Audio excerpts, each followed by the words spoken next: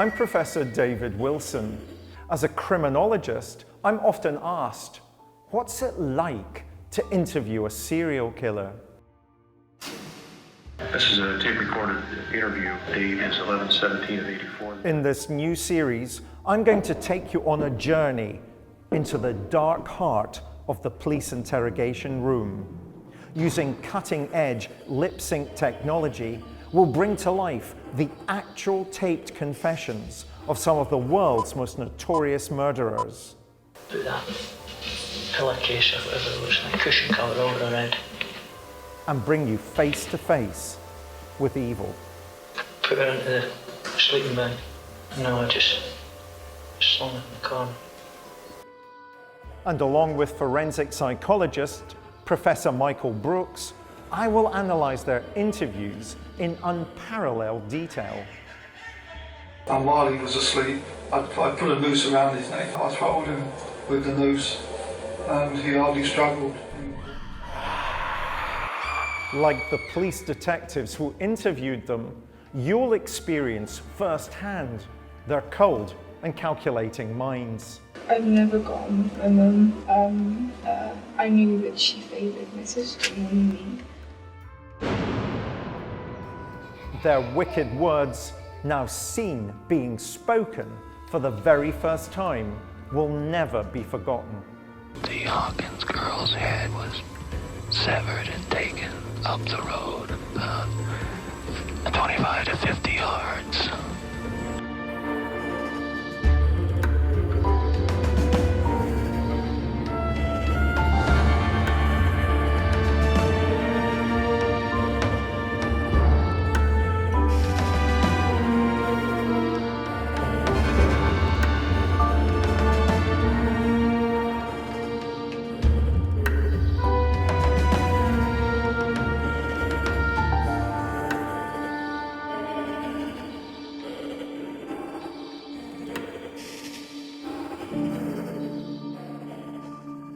The conversations between a doctor and a patient, or a lawyer and a client, are confidential. But therein can lie a very challenging dilemma. What would happen if, for example, during a counselling session, a person seeking help confessed to a murder? In today's episode, we listen to the confession of a Canadian nurse, a self-styled angel of death, who used insulin to kill 8 elderly patients in Ontario care homes. A woman described by the judge in her trial not as an angel, but as a shadow of death, a shadow that passed over her victims. While still working as a nurse, she entered a drug rehabilitation program at a psychiatric hospital in Toronto after becoming hooked on painkillers stolen from pharmacies at the nursing homes where she worked. Whilst in counselling, she confessed to staff about killing and attempting to kill her patients. When the police were notified, she voluntarily agreed to be interviewed. With little prompting, she described the murders in detail, whilst claiming she was only doing God's bidding in ending these elderly lives. Who is this angel of death? Elizabeth Wettlaufer.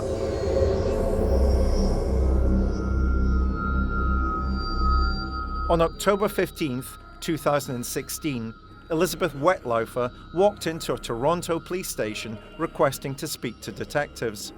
Escorted to her seat by a police officer, she sat and waited quietly. No one would have expected that this mild-mannered nurse, a pillar of her local community, was about to reveal herself as being the most deadly female serial killer in Canadian criminal history. It would appear that the burden of her crimes and the fear that she would kill and kill again had become too much for her to bear. Maybe somewhere there was a spark of conscience and she suddenly realised, I cannot go on doing this, and the only way I can absolve myself of any of these crimes is to come clean. And I think probably It became too much for her, and she had to tell somebody. She had to get it off her chest, and this is what she did, and this is what resulted in her obviously being questioned by the police and arrested. As the tape recorder rolled, the church-going caregiver set the scene for detectives, describing a history of drug addiction and despair that had driven her to a dark and ultimately deadly place. I told them that I had been killing people to do an insulin overdose. And they all said, yes, you better go get help. So off I went.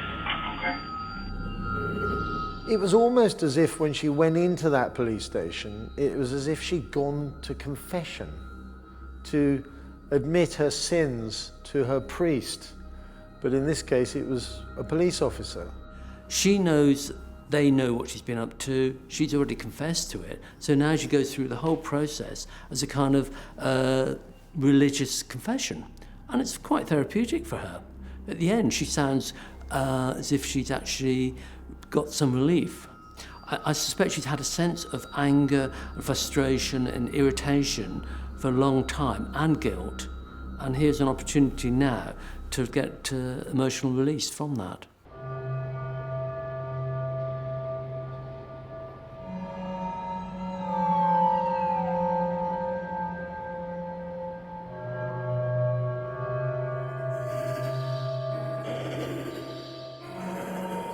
You could have been in this situation and taken this to your grave. Yes. And who would have known?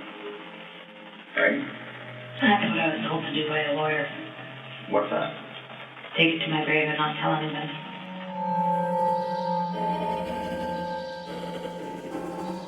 In the most matter-of-fact voice, she starts to explain how she came to kill her victims, why it happened, why she believed she was right to do what she was doing, and it started to seem to the officers present that she didn't even see herself as having done anything that bad.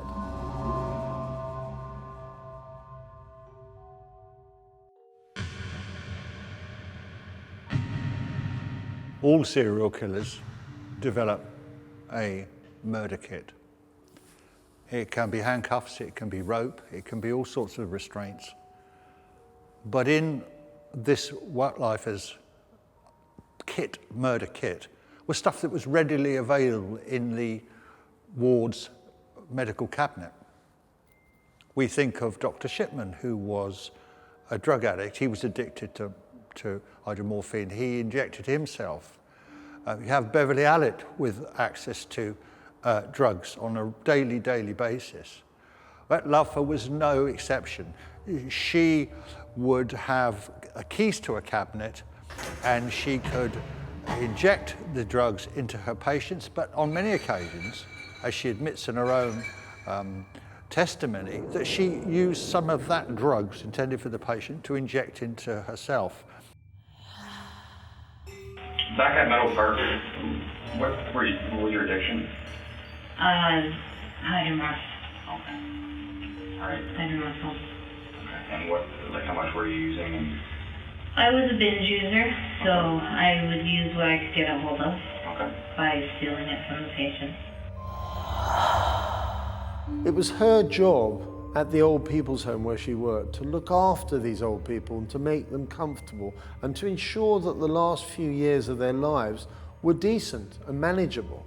She would spend most of her duties looking after the infirm and the very ill, giving them medication, and caring to their general day-to-day needs.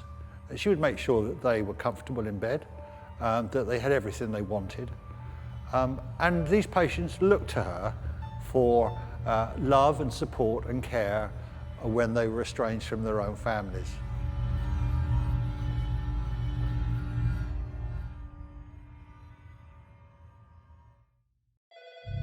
Wetlifer had been a nurse for over 25 years and was well respected.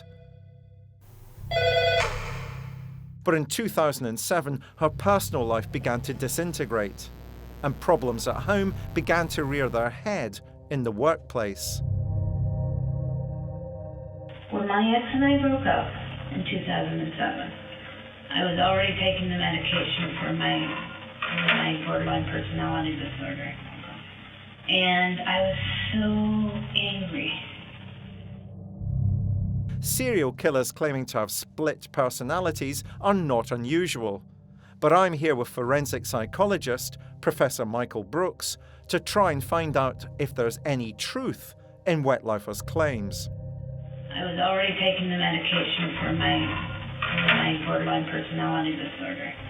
Okay, Michael. Elizabeth Wettlaufer, a Canadian so-called angel of death. Let's deal with one of the things that crops up there immediately. She's described as having borderline personality disorder. What does that mean? Very, very simply, it's the inability to control emotions.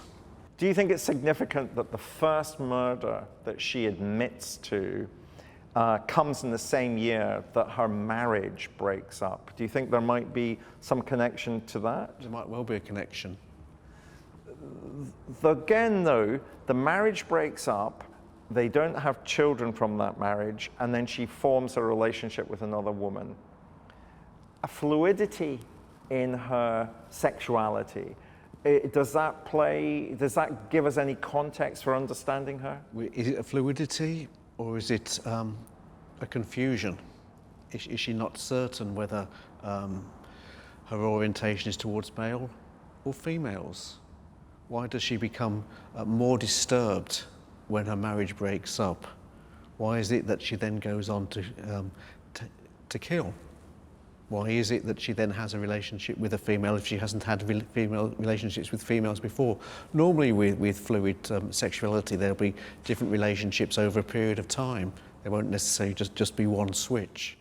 Even though I walk through the valley of the shadow of death, I will fear no evil, for you are with me, your rod. Wetlifer has it that God was instructing her to kill these elderly people. And this is a sort of bull, if you like, that so many killers come up with. Peter Sutcliffe came up with the same thing. He said he was visited by God when he was digging a grave in a cemetery. He had him in his cell, Harvey the Hammer Carrington. He said, God, it told me to kill people. Arthur Shawcross said God told him to kill prostitutes. Religiosity is an aspect often of some serial killers. Being almost a religious fanatic, finding a deep faith, and that reference to God's voice can either be a genuine attempt of her to minimize her personal culpability, or something that she really doesn't believe but is in her psyche. But I think it's probably more the former. So I'm not entirely convinced about that as a kind of active contributory factor, but she certainly refers to it and repeats it and believes it to herself, and that makes it real in that sense. And it was like a voice said inside me, I'll use you, don't worry about it. And the different times that I have caused people's deaths or caused them discomfort through the insulin, I believe it was the influence of that voice or whatever it was. It wasn't a voice in my head, it was a voice in here. And when I would do it, afterwards I would hear like a laughter in my chest.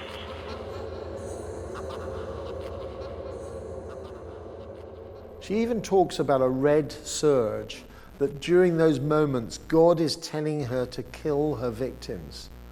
And again, she makes it sound completely plausible.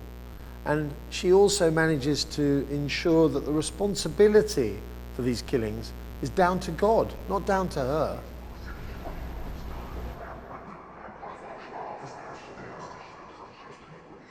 Well, we don't know whether she was high on the medication or whether she was suffering delusions. I mean, she talks about a red surge.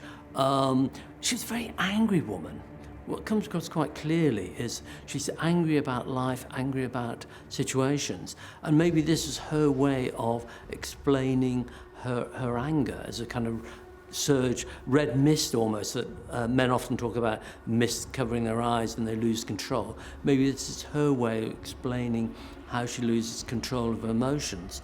But then she switches into this very controlling, very clear goal of killing people. I think the most striking thing about the narrative that I've seen was that there are some pretty straightforward forms of defense mechanisms of rationalization and minimization and an attempt to place herself almost from a victim's perspective. It could be suggested that she took her anger out on her victims. I'm not sure that that is completely true. I think it's more possible that she just enjoyed doing it for the fun of it. And she did it in a very cunning way because she injected these drugs in a manner that would let them die slowly. So she was out of the hospital, out of the premises quite often, and the patient would die 2 or 3 days later. So she was injecting these drugs in a way that was almost covering her tracks. So when the patient died, perhaps another nurse was on duty and she thought the responsibility would go to her. So she was injecting these drugs in a very, very careful and cunning way. But I don't know that I could say that she was angry to kill. She just wanted to kill.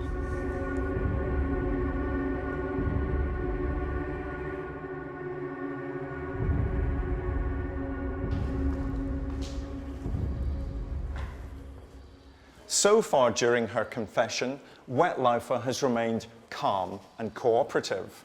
But already she's shoring up the fact that she wants the police to know she's a prescription drug addict. This is a classic ploy to start building up sympathy for herself and to lay the foundations that her addiction is a root cause behind her crime. And as the interview proceeds, while she maintains her outwardly demure composure, her facade begins to crack.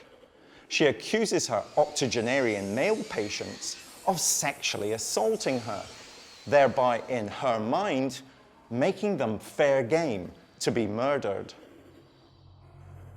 So tell me a little bit about Maurice. He was another one who liked to grab breasts and asses. He was sometimes a patient of mine. See, at that time, I didn't have a set floor that I worked on. I worked on all the different floors of the nurse, kind of filling in. Okay. So,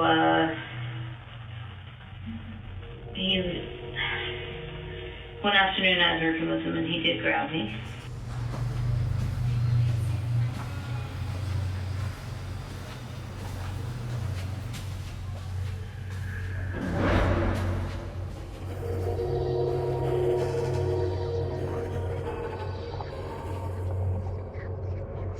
And again, I got that feeling inside that this is his time to go.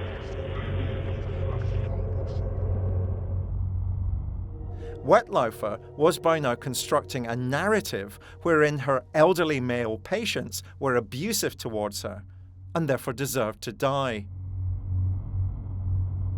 Yet, before long, it wouldn't just be Wettlaufer's male patients who were at risk.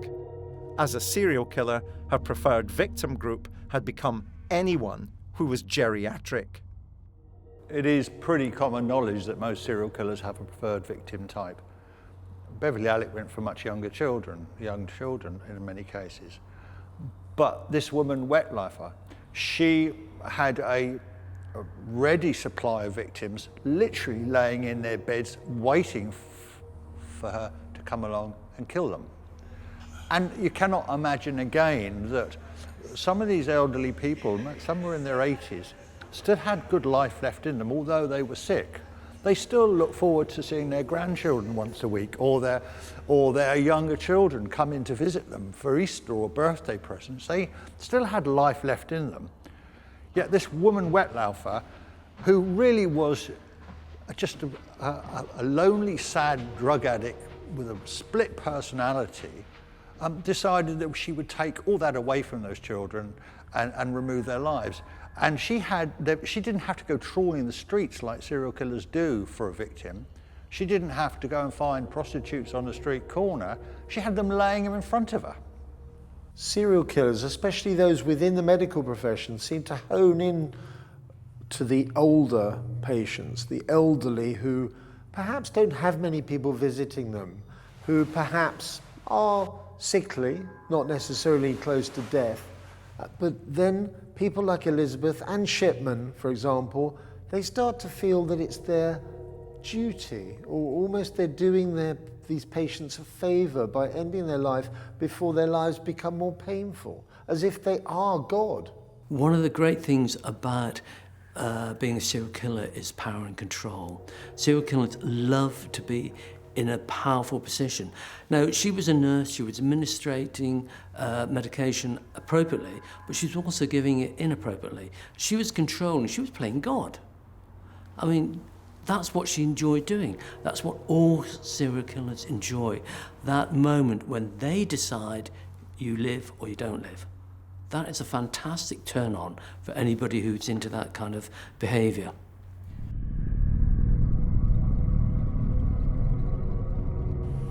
We can't ignore, Michael, the reality that a surprising proportion of serial killers in the world have a healthcare background. What is it about that context of working in hospitals or nursing homes, or indeed as a GP in the community, that affords serial killers the opportunities? In many situations, you have to ask, why is somebody applying for a particular post? What's their attraction? So if you look at teaching as a profession, it will draw in those who are attracted to children. And usually they're those who will go out of the way. Everybody will think they're an excellent teacher. They will volunteer for additional activities. That then gives them the opportunity to offend, because they will have children by themselves with very little other adults around. You have to ask, why do these individuals go into healthcare? Is the healthcare environment providing them with the victims that they're seeking? And of course, there's access to drugs. That access to drugs, people die, sadly people die in the hospitals, so therefore it's not commented upon. So there might be a variety of things within a healthcare setting that serial killers could use to their own advantage. To cover up their offences, to cover up their crimes. The one thing about the medical setup is that you do often have access to drugs, so you can kill people quite easily. You have people who actually adore you. You have patients who actually think the nurses are wonderful and the doctors are wonderful. And we actually have a situation where in one case, the family actually thanked her for looking after the patient. And that reminded me very much of Beverly Arlett, where she was actually made a godmother to one of the surviving twins, having killed the other twin. So patients have this idea that nurses are wonderful and can't do any harm. She would not have been a serial killer if she had not been in that position, that place of trust, that place of opportunity, and that place of the vulnerability of the victims that allowed her, and her knowledge, her professional knowledge as well.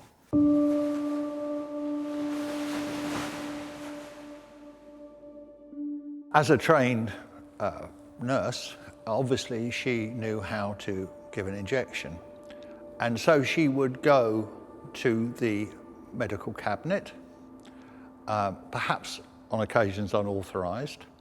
She would fill her syringe with more than the correct dose and inject it into the patient. And that person, when they closed their eyes and went to sleep, the last thing they would see were the loving, caring eyes of Wettlaufer looking down on them and fluffing up their pillows before they went to bed.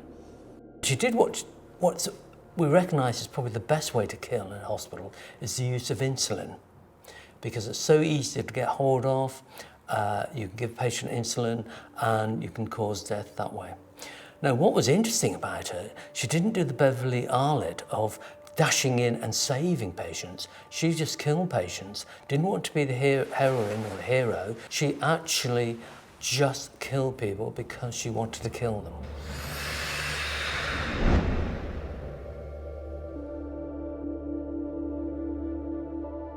So tell me a little bit about Maurice. He was another one who liked to grab breasts and asses. One afternoon I was working with him and he did grab me. And again, I got that feeling inside that this is his time to go. So I gave him an overdose of insulin after supper. And I believe he died the next day. And how did it make you feel when Reese passed away? Not good. Once they commit the crime, they may find that, and this is probably crucial, that it was a pleasurable experience, however perverse that might sound, that there was some pleasure derived from it, whether it was the power element or whether it was a release of stress element or any kind of vindictive justification. But there's another element to it as well, which I think is they get away with it. And that is a huge relief, and also kind of unlocks the key, and I can do this again. I may even be able to do it with impunity. If, I will hone these skills on a rational level. So I think it's those two things fundamentally. It's kind of the pleasure response. We're more likely to do something again if we enjoyed it. It's as simple as that. One afternoon I was working with him and he did grab me.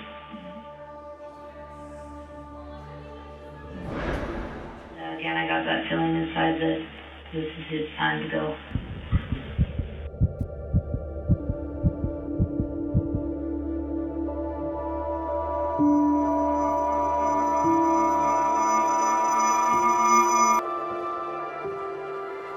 As the interview progresses, it becomes clear that Wettlaufer views her male and female patients differently.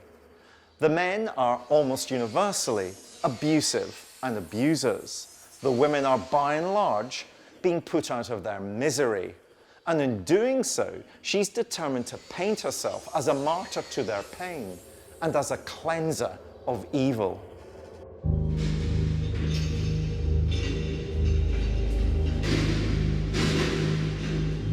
Helen was miserable.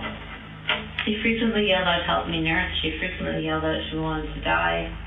She just was not happy with her life. She would wheel around in her wheelchair saying, "Help me, nurse, help me, nurse, help me, nurse, help me, nurse."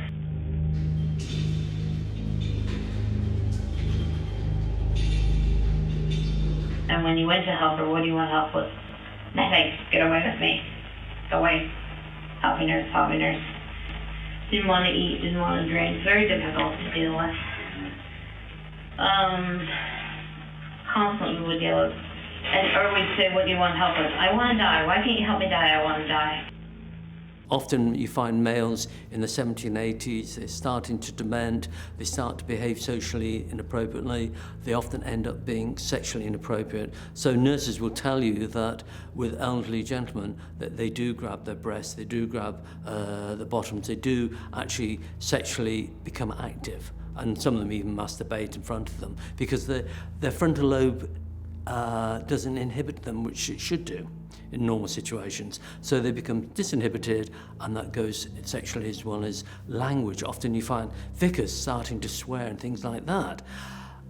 Now, with our ladies, they tend to be more respectful of nurses, and in this case, quite clearly, she saw them as being on their way to heaven. She wanted them to go quietly and peacefully. She actually saw herself, in some sense, of actually helping them on their way to death. And one night, it was like something snapped inside, and that red surge came back, and I thought, okay, you will die.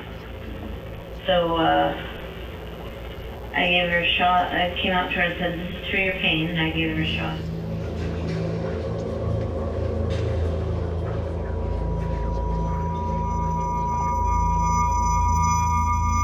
Wettlaufer's admissions to police are multifaceted and multi-leveled, and I think we have to look again behind the words and read between the lines of what she's saying.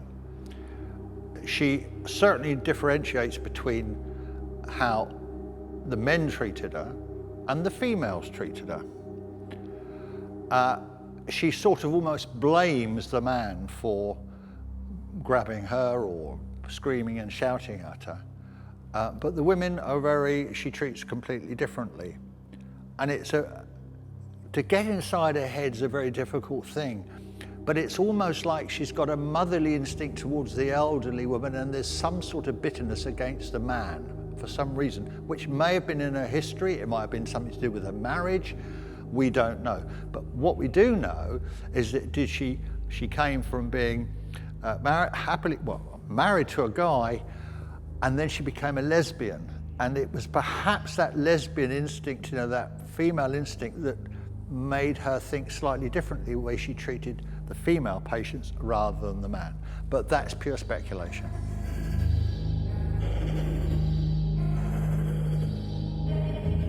One afternoon I was working with him and he did grab me. And again, I got that feeling inside that this is his time to go. Do you think the fact that she has a rationale for herself as to why she's killing her male patients, and that rationale is different to the rationale she has for herself in relation to killing her female patients, has any sense whatsoever? Or is this simply a construction that she gives post-arrest? See, I wouldn't use the word rationale, I'd use the word justification. Why? So she provides a justification to herself for why she's killing male patients, which she couldn't apply to female patients. So she needs another justification for killing female patients, and the justification is to ease the pain. I think for me it's helpful to say that there are two aspects of a conscience. There's a personal conscience, that one that you acquire, which is basically saying, I'm a good person, and this is something I wouldn't do, there are boundaries to my behavior. And then there's a social conscience as well, which is the one where you're the public voice. What would people think of me if I did this? And I think when she tries to do this process is one of trying to salve both aspects of that conscience. She's probably rehearsing what the public would think of her. She doesn't want to be thought of as a monster. One night she said, I'm going to die tonight. Mary said that? Yeah. And I said, oh. And she said, yeah, why don't you get me into the deathbed so I can die? And I said, are you sure? And she said, yeah, put me to bed, I'm going to die. So I said, okay, and I went to the other nurse that was working with me. And she said, oh, okay, well, let's put her inside the scare room if that's what you want. So we did, and then I thought, well, she must be the next one. I had a feeling inside of me she must be the next one. Because she was saying she was going to die, but there's no signs she was going to die. So I gave her an overdose of insulin. And she became palliative and she died. I think it's been a couple of days. It's a rather frightening conclusion that she is not that exceptional, and that there are many other people with similar profiles. And what she did is understandable. It's not excusable, but what she did is understandable in terms of that kind of almost mercy-killing aspect for her. The different times that I have caused people's deaths or caused them discomfort through the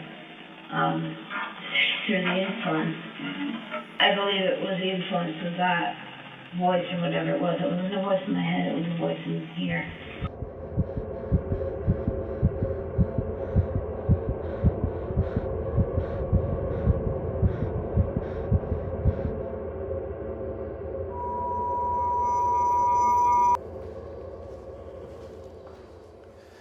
In my experience of working with violent men and women, those that choose to end the lives of the sick and the vulnerable in care homes and hospitals often do it because it allows them to play God, to decide who should live and who should die. There's rarely any sexual motive. It's merely the ultimate display of power to end a life when they choose. Had Elizabeth Wettlaufer not turned herself into the authorities, it's almost certain she would have continued to kill undetected for a long, long time. The trust patients place in those who care for them remains amongst the greatest acts of faith known. And so it's this betrayal that makes this one of our worst crimes.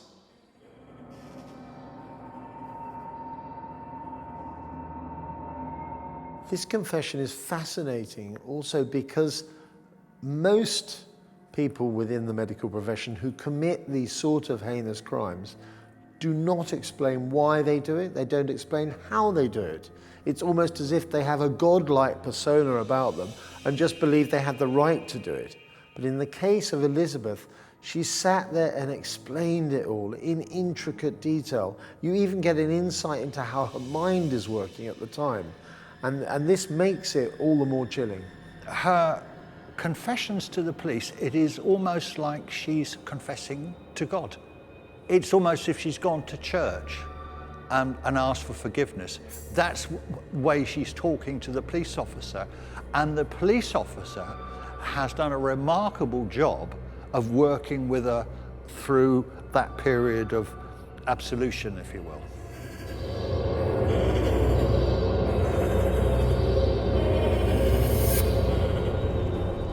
If I think about serial killers falling into two distinct groups, the ones who are garrulous and talkative, but the vast majority of whom are silent and uncommunicative.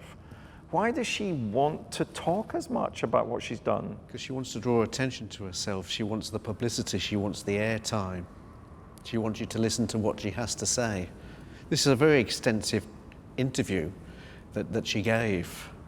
So she likes sort of the sound of her own voice. She likes to dominate proceedings. She likes to be able to share with others her thoughts and her views and her experiences.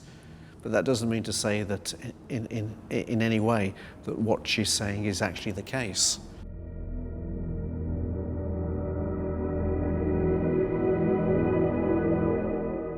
It is said that most serial killers are psychopaths. And a psychopath has no conscience. In fact, where there should be a conscience, there's a black hole. And it is very difficult for the viewer or anybody else to understand what that means, what it means you have no empathy towards anybody else at all. It is almost impossible for the normal person in the street to understand how cold-blooded these people are. So when they start confessing to their crimes, they do so because it's a normal thing to do. It means nothing to them. They're not feeling any empathy towards their victims whatsoever. They will sit and talk to you about it as if they were just playing a game of bowls. It does not matter to them. It doesn't matter that they cause suffering and pain. If they cry, they're crying for themselves, their own predicament they're in. This nurse went through her confession in a calm, peaceful, logical way. And this is why she's quite interesting, because if she was a true-blooded psychopath who didn't care, why did she turn herself in? A psychopath, a serial killer, doesn't do that. He's got no conscience, he doesn't care. So maybe somewhere in this woman, although she killed these people with the thought of putting them out of their misery perhaps, or ending their days peacefully with no suffering, perhaps she's a bit of an enigma. Perhaps she's not a psychopath after all. How did your emotions start to feel as it kept continuing? I kept having a lot of guilt. A lot of guilt. In another twist to the killer nurse's story, she would claim to be overwhelmed by guilt for her crimes, not an emotion commonly found in serial killers. I felt horrible. I felt angry at myself. I felt like I had failed myself. I felt like God had failed me. Did you continue to practice in the church? I continued going to church, yes. I was trying very, very hard to get close to God, to make sure that this wasn't Him, and to just live my life, read the Bible, go to church, and not do that because I didn't want to do it anymore. So I tried very hard. I'm still using a little bit.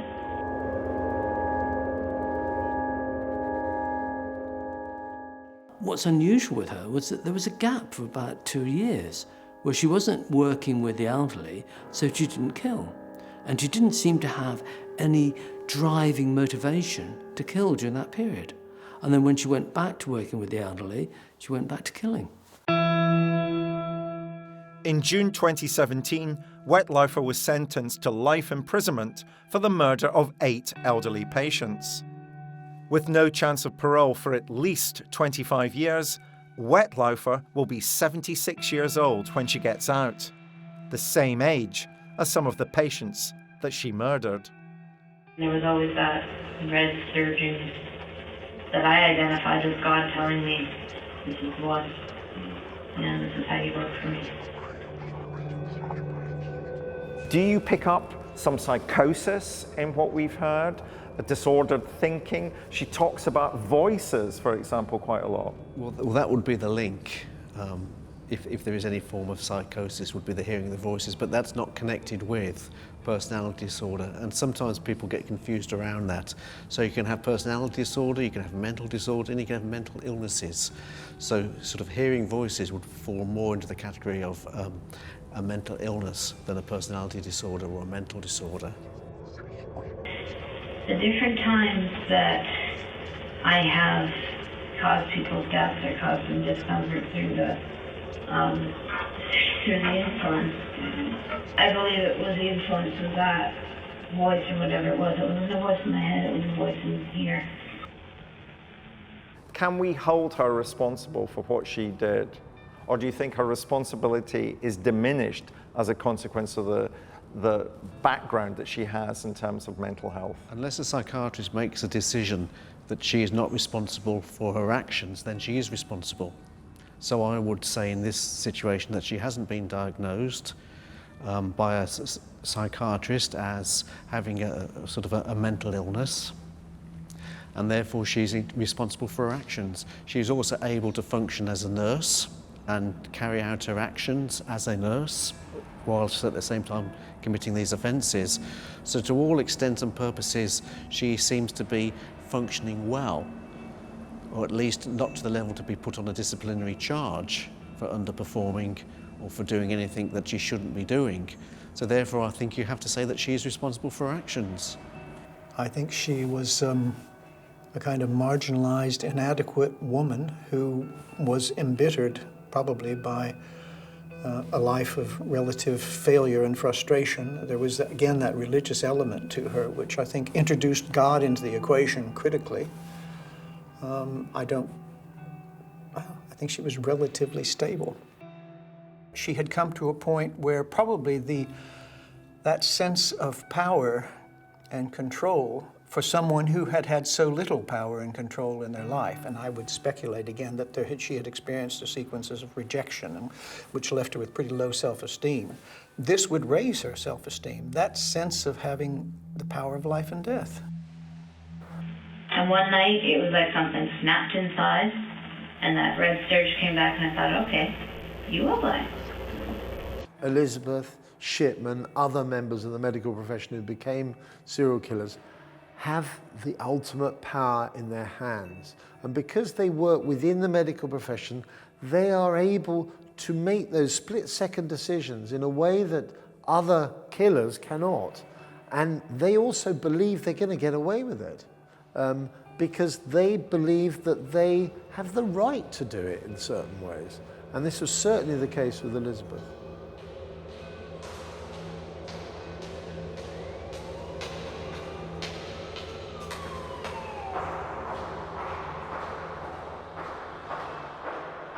These interviews offer an extraordinary insight into the mechanisms of how a member of the medical profession can murder with ease.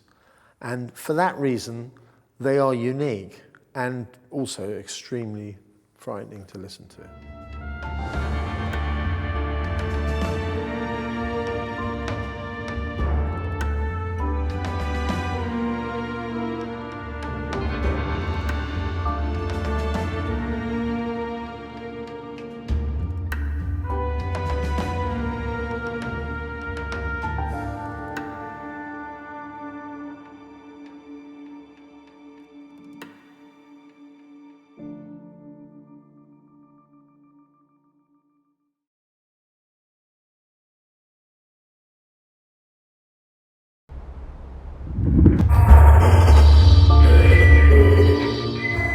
I'm Professor David Wilson, As a criminologist, I'm often asked, what's it like to interview a serial killer?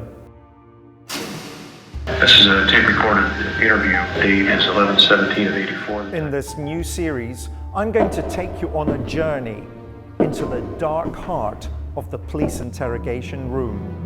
Using cutting-edge lip-sync technology, we'll bring to life the actual taped confessions of some of the world's most notorious murderers. Put that pillowcase or whatever it was, like cushion cover over around. And bring you face to face with evil. Put her into the sleeping bag. No, I just slung it in the corner. And along with forensic psychologist Professor Michael Brooks, I will analyse their interviews in unparalleled detail. And while he was asleep, I put a noose around his neck. I throttled him with the noose and he hardly struggled. Like the police detectives who interviewed them, you'll experience firsthand their cold and calculating minds. I've never got on with my mum. I knew that she favoured my sister more than me. Their wicked words, now seen being spoken for the very first time, will never be forgotten. The Hawkins girl's head was severed and taken up the road about 25 to 50 yards.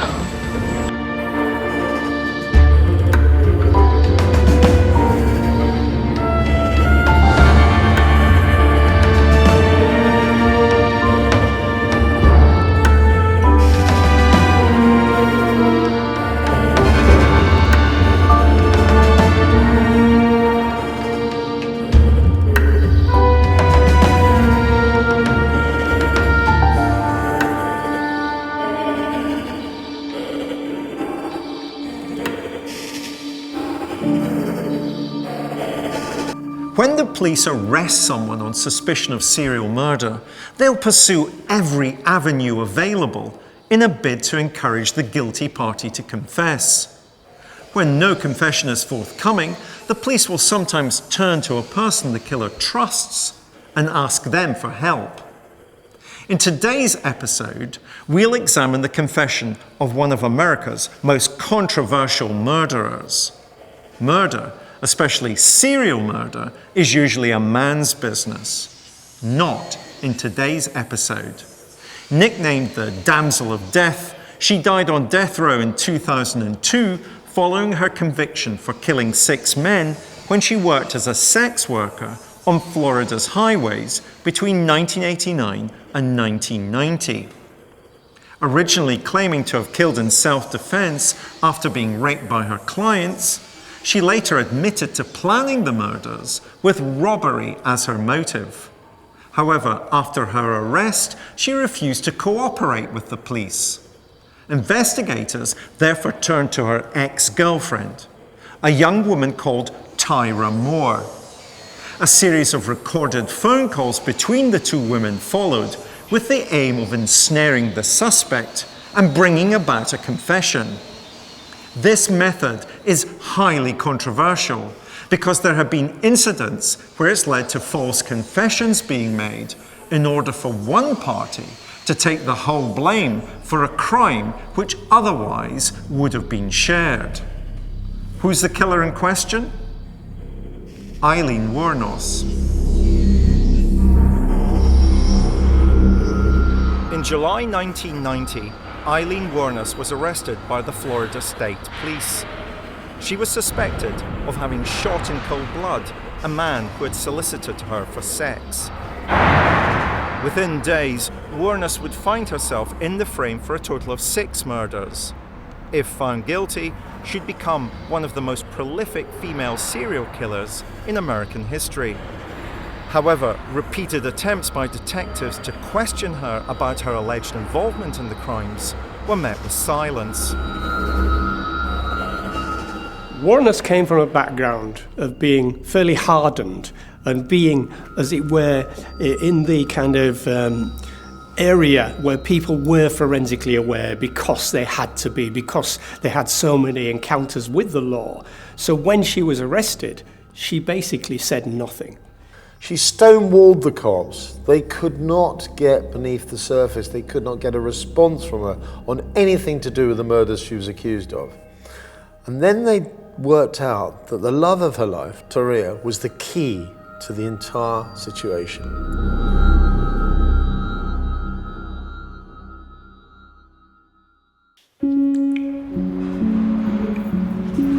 Tyria Moore was a young woman who'd been in a relationship with Wuornos for some time. Witnesses had seen Moore with Wuornos in the vicinity of at least one of the murders. Hey, Ty? Yeah. What are you doing? Nothing. What the hell are you doing? Nothing. I'm sitting here in jail. Yeah, it's what I heard. There's been officials up at my parents' house asking some questions. Uh-oh. And I'm getting scared. I think what happened, there was pictures in the newspaper. Mm-hmm. And it was a case of mistaken identity. In the days that followed, the calls between the two women continued, with Moore sounding increasingly desperate, and Aileen Wuornos pushed ever closer to the cliff edge of confession. I don't know whether I should keep on living or if I should... No, Ty. What? You go ahead and let us know what you need to know. You want to know that you're innocent. Listen, if I have to confess, I will. This was more than Wuornos could actually stand. And Wuornos suddenly was ready to actually spill the beans to protect the love of her life.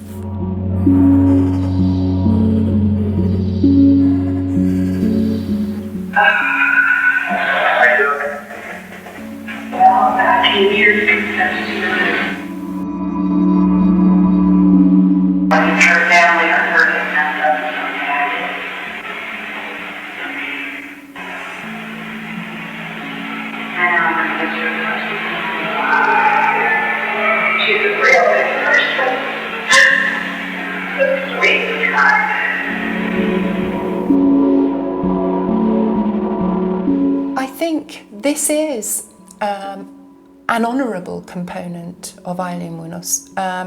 This feeling and this desire to defend Ty, as she calls it, is actually an honourable component of her. And within the confession, she's very keen to emphasise that. She realises, this is a killer who does realise that this is it, that her life is going to change from this point, that it's all over. This is a person who is aware of that in the confession scenario, and therefore she's drawing upon that which is good within her, that which is honourable within her, and her feelings and her relationship with Ty, I think, are that. Aileen Wuornos is perhaps known as one of America's worst female serial killers. I mean, I've interviewed quite a few of them in the United States, but she's notorious. Aileen, I call her Lee, was literally born on the wrong side of the tracks. Her father was a child molester who'd spent a lot of time in prison. The mother, she was an unwanted child. And Lee was passed on at a very early age, around about the age of 9 or 10.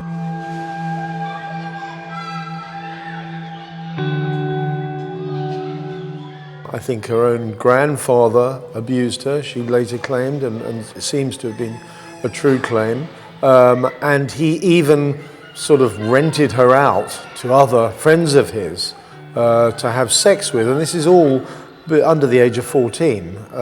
It's horrific stuff and very disturbing for a child, and without doubt it warped her mentality. It made her lose track with any moral compass whatsoever, and possibly with reality, because her life was horrendous.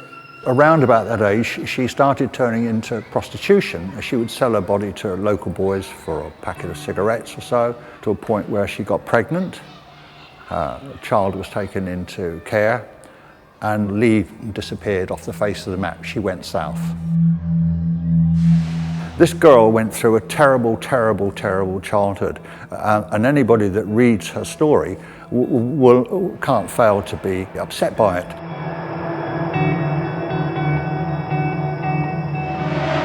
When Lee effectively left home, she was streetwise. I mean, she'd go and play pool. She was known to drink. Some of her story is quite funny. You know, she married an 80-year-old man when she was about 17, took him to the cleaners, and she slowly drifted south, where she met a woman called Taria Moore, a young woman, and they fell in love. And they ended up somewhere around about Daytona Beach renting an apartment. She was someone who became the love of Wuornos' life, someone who would almost save her from a lifetime of turmoil and prostitution, someone who would make her feel that there was something good within her.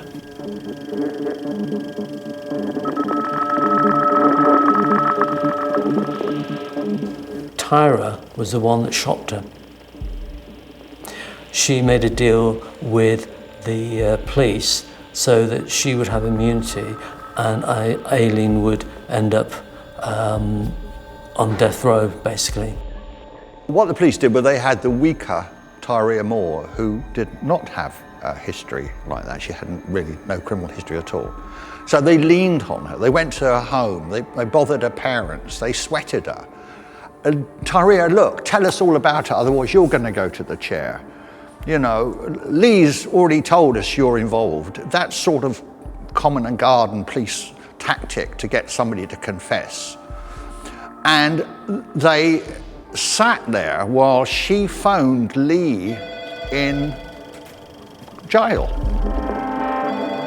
Hey, Ty? Yeah. What are you doing? Nothing. What the hell are you doing? Nothing. I'm sitting here in jail. Yeah, it's what I heard. Listen, I gotta ask you something. Is there anybody in that room? No, just me. What? What? Is there anybody in your room? No. Here we have a situation where a woman who is the lover of Aileen is encouraged to talk to her on the phone, and Aileen is even given that phone number where she can contact her lover, and during those conversations she starts to admit the murders she refused to admit before this moment. And that in itself seems manipulative. It feels that the police and law enforcement were pushing a situation into an unnatural set of circumstances during which the suspect finally admits the crimes they've committed. And I'm not sure, and a lot of people are not sure, whether this is the right way to go about law enforcement. There is obviously more than a suggestion of entrapment. The police knew that Taria Moore was the weak link. They used that against Wuornos, even when they had plenty of evidence to convict her for at least 6 of the homicides. And they used Taria Moore as a tool when they had no need to. They knew that Lee would protect her, being the more dominant of the couple. Lee would have given her life for Taria Moore.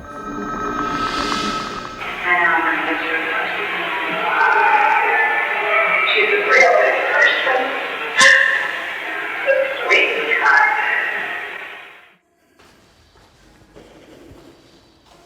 The secretly recorded conversations with her lover Moore were the catalyst for Wuornos opening up to her interrogators. She demanded to speak to detectives. What followed was a rambling, disconnected, disordered dissertation that revealed little about the crimes, but acted as a sterling defense of her lover and as an admission of her own guilt. I wish I never got that gun. I wish the guy never was in my hooker. I just wish I never would have done what I did. There was a gush, if you like, of confused and jumbled information, the kind of information that would be produced by an ordinary person who'd been through the mill, been through hell, and was kind of confused and putting things together. And this was not the words of a calculating, cold-blooded, psychopathic killer who would have been much more organised in their story, less emotionally disturbed, and very clear and succinct in what they were saying. I think she's quite clearly making a statement that her lover had nothing to do with it, that her lover was totally innocent and knew nothing about it, even though there's a lot of evidence to suggest that her lover knew a lot more that was going on. She is basically saying, my lover's innocent, I'm the guilty one, I'll take the rap, and that's what she does. I have spent months and months working on this case, and I gained access to material that the public have never seen. I know for a fact that Tyria Moore was present when at least at least one of those murders was committed. Absolutely present.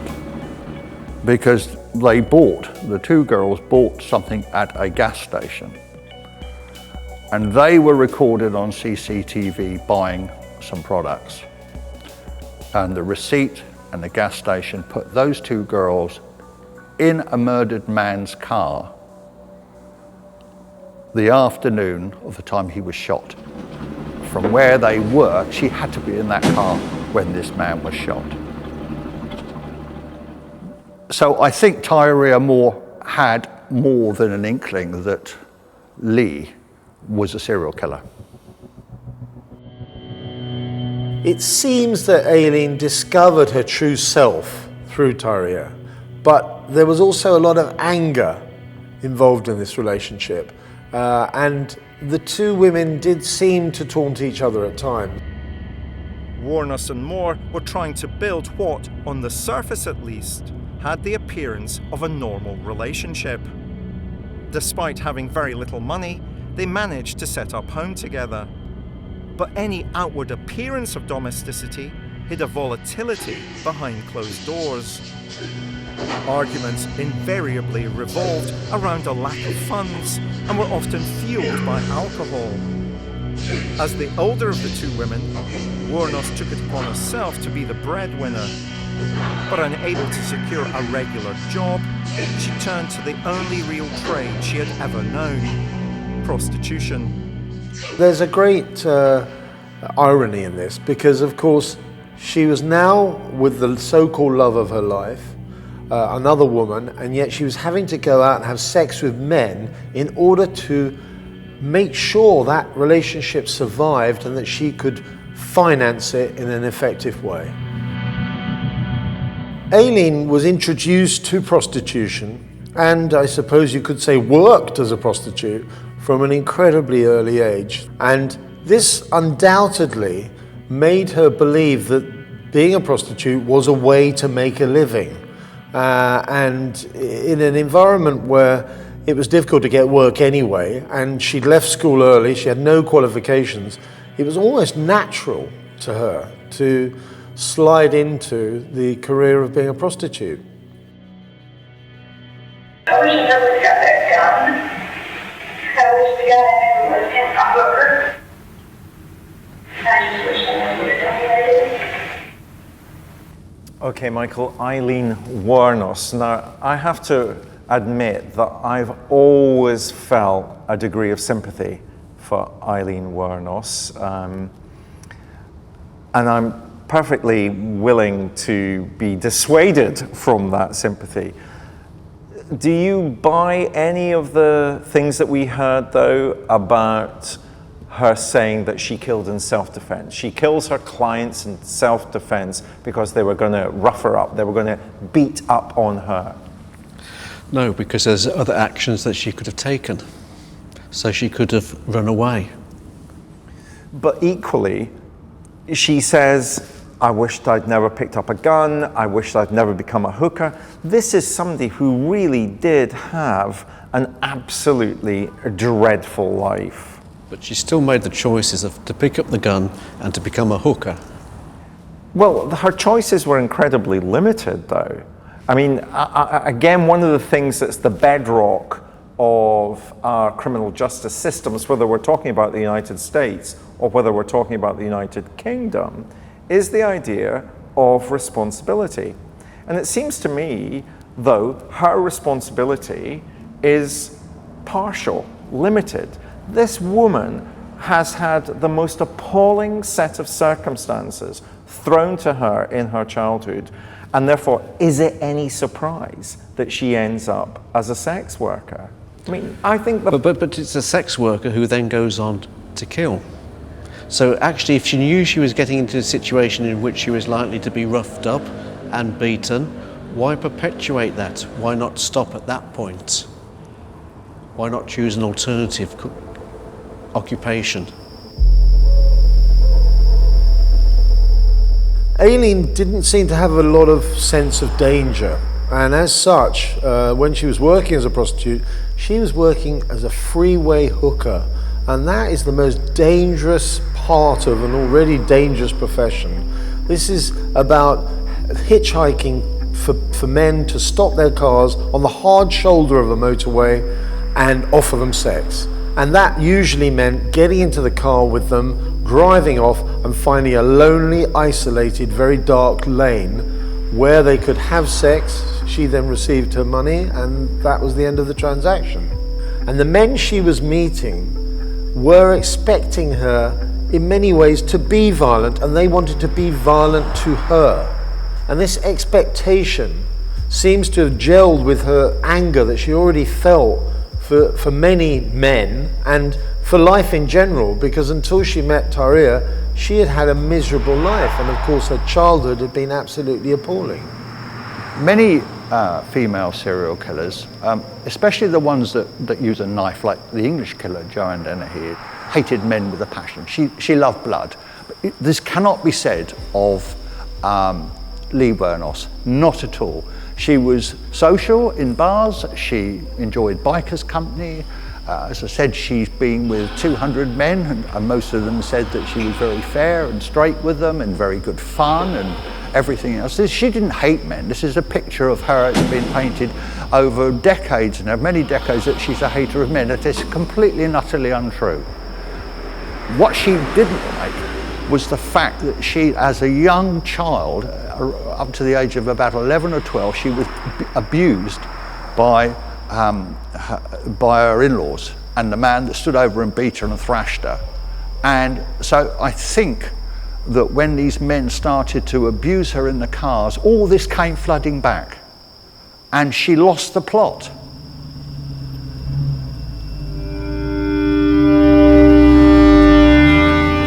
I still say to myself, I still say that this is self-defense, because most of them either were going to start to beat me up or were going to screw me down.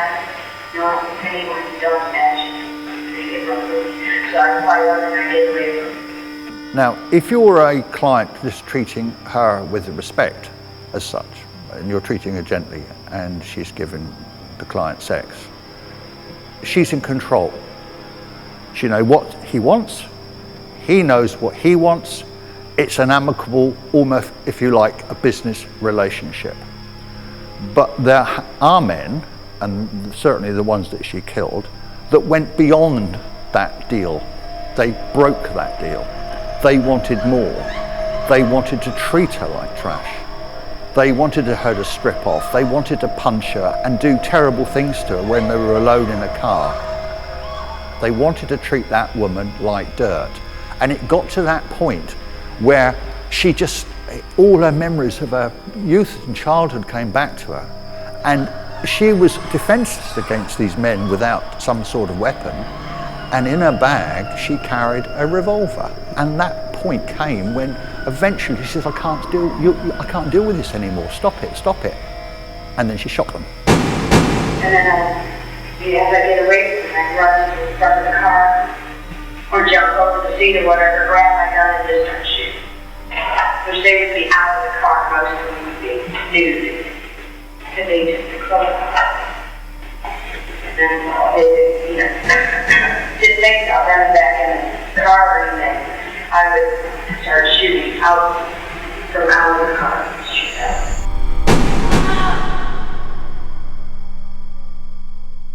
One of the reasons that people confess is to try and, in some way or another, justify their actions. Whether or not they are admitting that directly or not, that's what it's about. Almost always, that's what a confession is about. And we see that very readily in the case of Aileen Wuornos. We see her talking about how she had to do what she did because otherwise she was going to get beaten up. We see her talking about how it just happened as she was trying to defend herself. So a very clear psychological purpose, somebody trying to justify what they've done. My impression of the woman is an enormous degree of bitter alienation. And I think it's extraordinary that a woman who seems to me to have been a promiscuous lesbian prostitute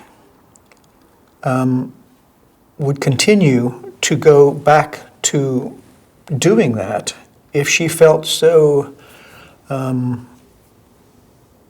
abused in that scenario. So it's fascinating in the confession when she talks about her victims. And ultimately, it seems to me that she is a predator. She becomes a predator, and that liberates her to do what she did.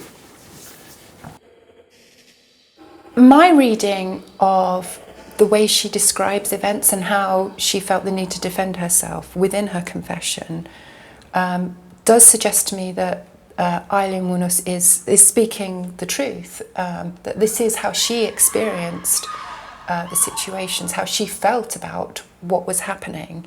Now, whether or not that's reality, or whether that's all distorted by her own perception of what she was doing, her own understanding of what she was doing, I'm not sure.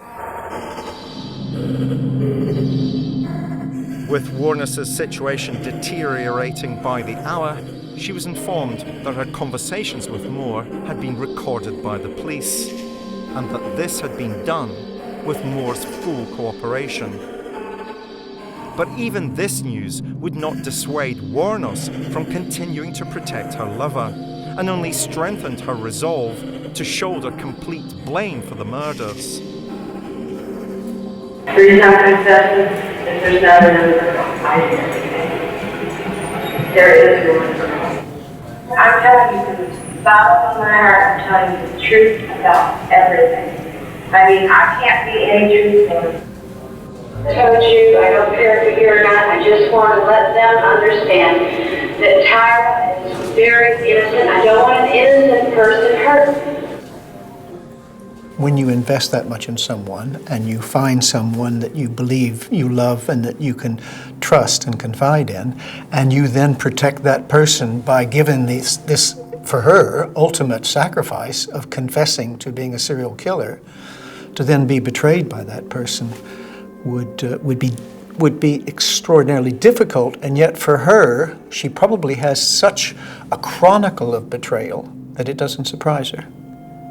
Your average psychopathic serial killer is unlikely to sacrifice themselves in order to save someone else grief. In the case of Wuornos, she clearly put herself into the firing line in order to spare Taria Moore any kind of intervention by the police. In fact, she kind of released this information to them on the understanding that they would not actually pursue the love of her life. After the first chaotic interview, Wuornos returned to her jail cell with police officers little wiser as to what had motivated her. However, now realizing that the murders were now firmly pinned upon her, she did what so many serial killers before her have done. She made a confession that tried to rationalize her crimes and paint herself as the victim. She did not particularly want to take the full blame. She didn't particularly at this point in time want to go to the death chambers. What she actually came up with was a kind of compromise. She would just present this as, yes, I actually did kill these people, but it was all in self-defense. She extrapolated from the very first time when she was raped and she retaliated with a gun, and just made it seem as if that scenario had been repeated, albeit a lot of times. There are so many grey areas with Aileen Wuornos. For example, she claimed during her confession to these murders that some of the men, if not all of them, had tried to assault her, and this had hastened her decision to kill them. There's no doubt that there was a certain element of violence on their part towards her, and obviously ultimately from her to them. But where is this line? Where do we draw this line where it becomes cold-blooded murder and it becomes murder or a killing carried out partly in defense of your own life? They got violent with me and I decided to be done with them.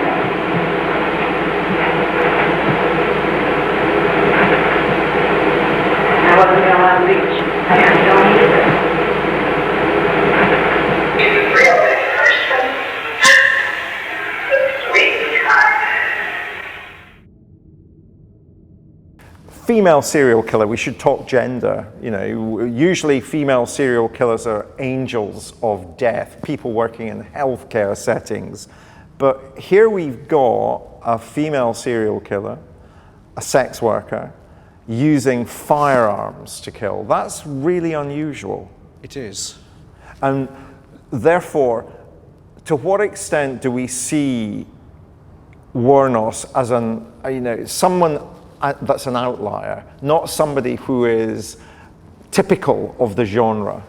Well, female offending is typically for minor offences and not for acts of violence, although that's increasingly the case amongst younger women, and certainly sort of homicide is extremely rare. One of the problems with her lifestyle was that she was likely to be robbed, she was likely to be beaten up by truckers and by people that picked her up. So in a sense, it made sense for her to be armed.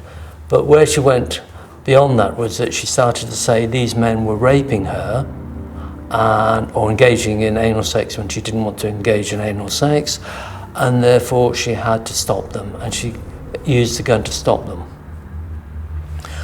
And she killed 6 or 7 men by shooting them. And that sounds very plausible until you look at the post-mortem and you find that instead of just one shot, she was shooting 6 or 7 shots at a time, basically emptying the gun on the victim. Overkill. And in many ways that was indicative of the anger that she felt when she'd been abused by yet another male. And it was very much a male abuse that she was suffering from. She saw her sexual work as a means of supporting her and her lover, but she also was getting abused by these men. Now, whether they actually did abuse her or whether that was her perception of abuse is uncertain, but clearly she went overboard and shooting these men 6, 7 times, way beyond any self-defense.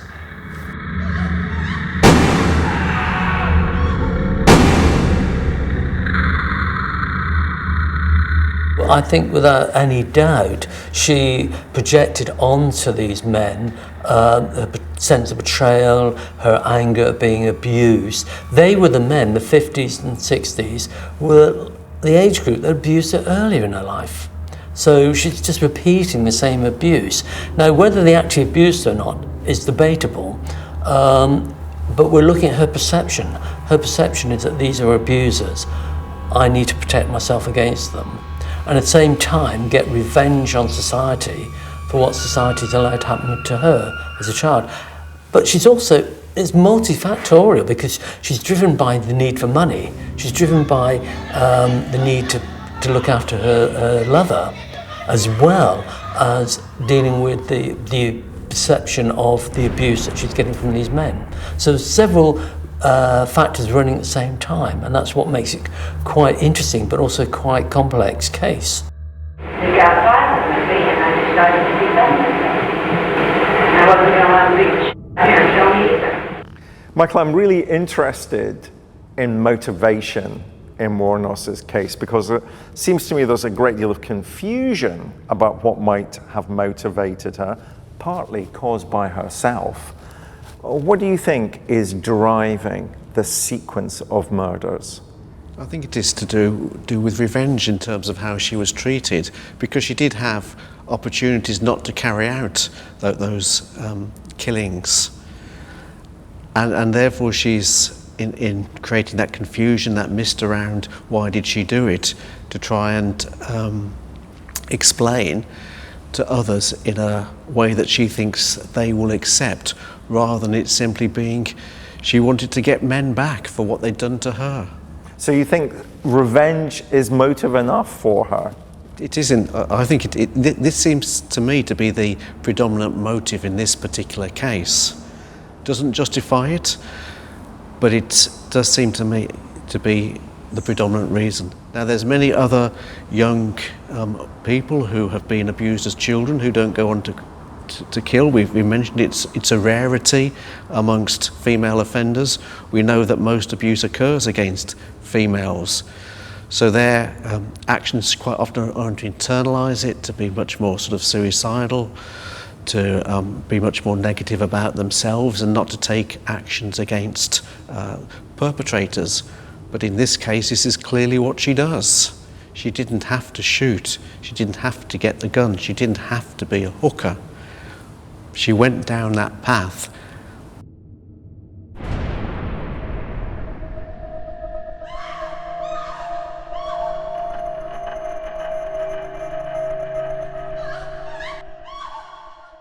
I think the apparent inconsistencies in the explanations are fitting with what we know about human beings and the psychology of all human beings, which is actually that we don't have a single motivation for anything that we do, and that we're not always clear on what our motivations are.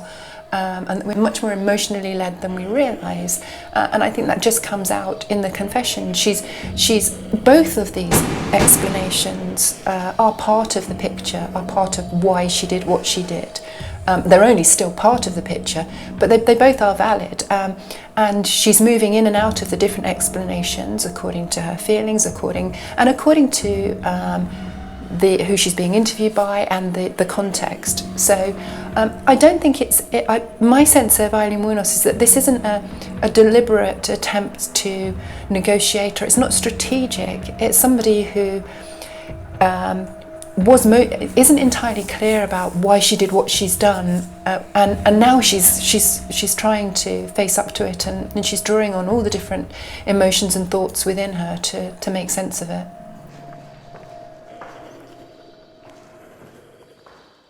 Wuornos' confessions clearly demonstrate that she was a complex personality who was ultimately driven to confess out of love and loyalty to her ex-lover Moore.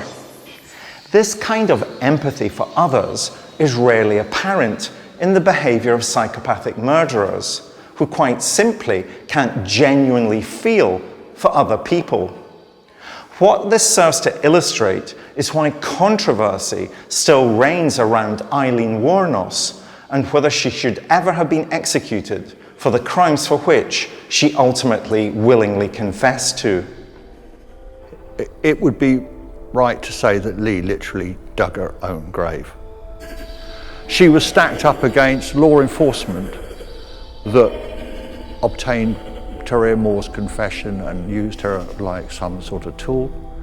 Corrupt police officers that were offered bribes and money from film companies. And you have the Florida Department of Law Enforcement, the FDLE, have got a coup. They've caught a serial killer, a female serial killer of everything that's gone around shooting people. Her reputation with her criminal record, which wasn't up to much, and the fact that she was a hooker, everything was stacked against her. right from day one. As for executing Aileen Wuornos, I can't see what purpose that served at all. It seems that Aileen Wuornos was a victim to a certain degree. I mean, she did commit the murders, let's not pretend otherwise, but it feels as if because her victims were white middle-class men and her pursuers, the police, were, most of them, similar profiles, that they, in a sense, decided that she was a heartless, cold-blooded person. And yet, when you look at what she did by confessing these murders, she protected Tyria and at the same time literally sentenced herself to death. It is interesting to note that Wuornos was clearly not entirely psychopathic. She was borderline. She was explosive as a character. She was a little bit crazy and paranoid. However, she possibly didn't actually show that she was an ongoing danger to others. She clearly had killed people, but under great duress and under circumstances where most rules and regulations had gone out the window. Yet she was still put to death by the state.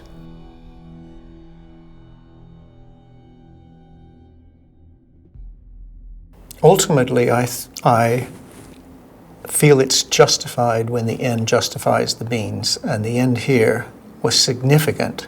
If you're talking about preventing someone from killing other people, I think extreme measures can be justified. Ethically, I think there's a point beyond which the argument for rehabilitation doesn't hold. I think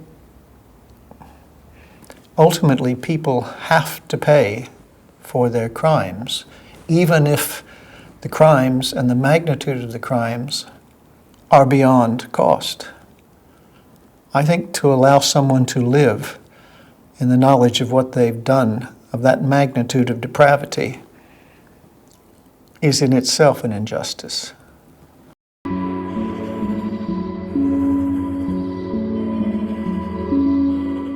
Despite confessing to her crimes, Aileen Wuornos was executed in October 2002. It's just a very sad case. It really was a sad case. You feel that in many ways it was almost inevitable. She was a very, very unstable character, but that was because of the very nature of her background. She'd been so abused for so often by so many different people. She had no real concept of what a normal relationship was. She had no real concept of what life is like for most people. She had a very bizarre perception of life from her background. And in many ways, she was very angry. In one of her last confessions, she blamed society and the community for her problems. And in many ways, they were. Society let her down over a long period of time. The life and death of Aileen Wuornos is a tragedy in every respect. From her own childhood to the American justice system, it all seems warped, it all seems a failure. It seems that the system or systems did not work in either respect. In some ways it's a more upsetting confession for me psychologically, because you can see the way in which events have unfolded for somebody who is basically fairly human, but has been caught up and carried along in a chain of events that has led to her being where she is now.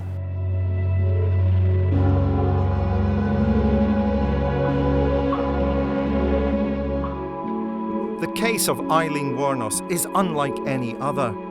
Everyone in the story is a victim, from Wuornos herself to the men that she murdered.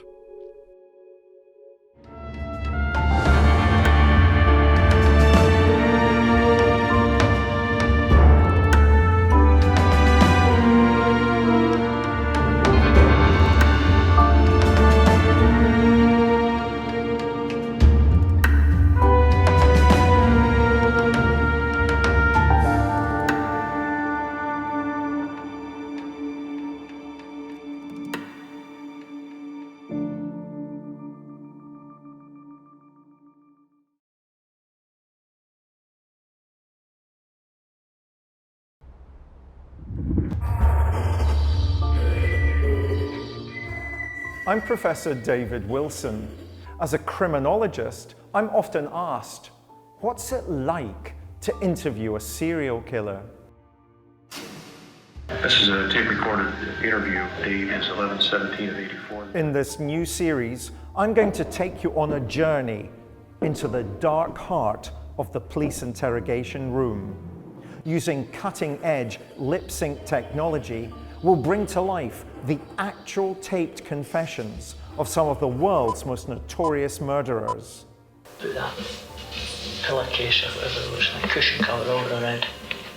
And bring you face to face with evil. Put her into the sleeping bag. No, I just slung her in the corner. And along with forensic psychologist Professor Michael Brooks, I will analyse their interviews in unparalleled detail. And while he was asleep, I put a noose around his neck. I throttled him with the noose, and he hardly struggled.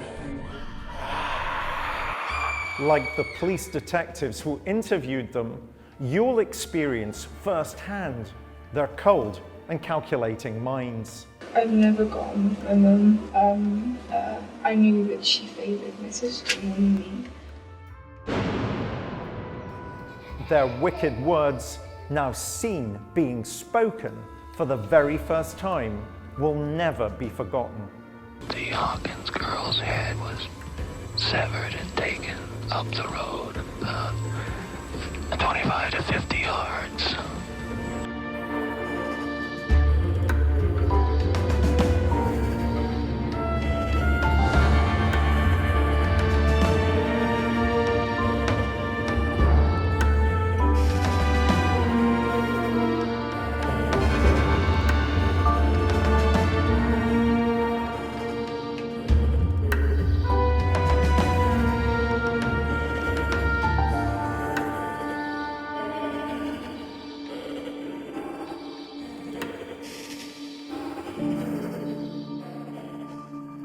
A deathbed confession is an admittance to a crime or crimes from someone who is nearing death.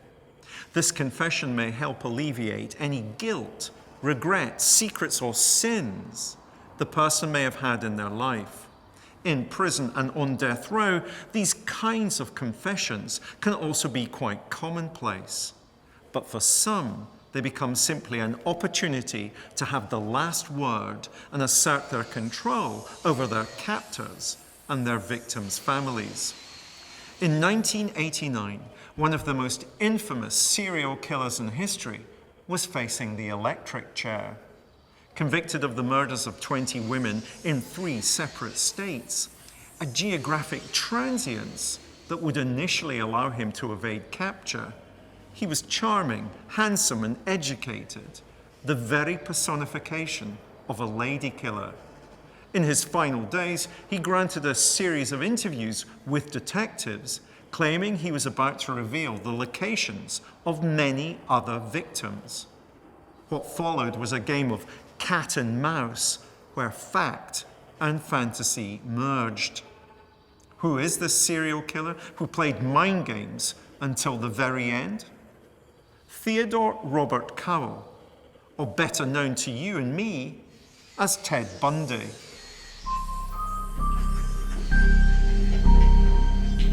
In 1978, Ted Bundy was awaiting trial on the suspicion of having murdered over 30 women, all young college girls just starting to make their way in the world.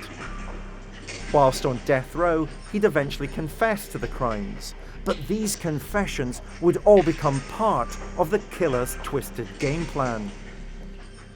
He's what you find when you travel out to the edge of human depravity. He's frightening in so many ways because he is out of the mold of so many other inadequate serial killers. He was charming, glib, persuasive, intelligent, articulate, successful. None of those things fit the mold. I can't understand how he came to be so monstrous. The others I can. This one I can't. I don't understand how you can become that detached and cruel and hideously arrogant. Make no bones about it. I am looking for an opportunity to tell the story as best I can in the way that makes sense to me and the way that'll help. He did not look like a serial killer, and he did not speak like a serial killer. He had a very direct but manipulative honesty about the way he spoke to other people that made them believe that what he was saying was in fact the truth. A media frenzy surrounded Bundy on his arrest, and he was determined that media frenzy wouldn't fade once he was incarcerated. While sat in prison, Bundy plotted to become the curator of his own legend, and he was helped by the TV cameras. Bundy's sinister celebrity status was achieved by becoming one of the first murderers to get global airtime when the court trials became televised in the United States. Electing to defend himself, he turned the courtroom into a stage. His quick mind and good looks made him the first superstar serial killer. However, Bundy's court antics failed to win the jury over, and he was sentenced to death by electrocution. In representing himself at his murder trials, Ted Bundy is the star of the show. Center stage. Everybody else is nothing. He's on television. World news are watching him. He is famous. He became very skilled at arguing his case, and he argued in court, and in one case the judge actually commended him on his performance. He actually put up very good arguments, but he wanted to be in control.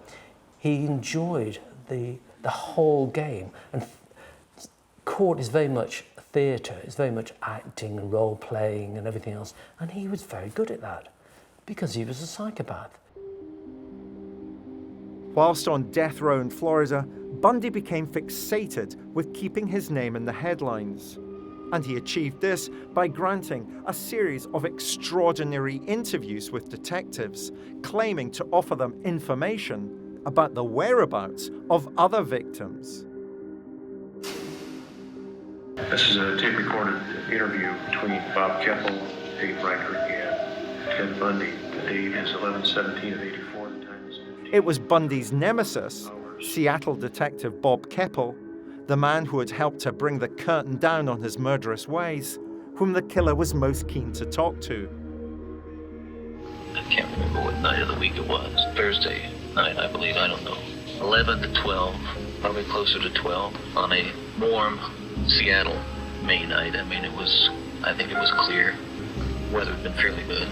I was moving up the alley using a briefcase and some crutches, and a young woman walked down.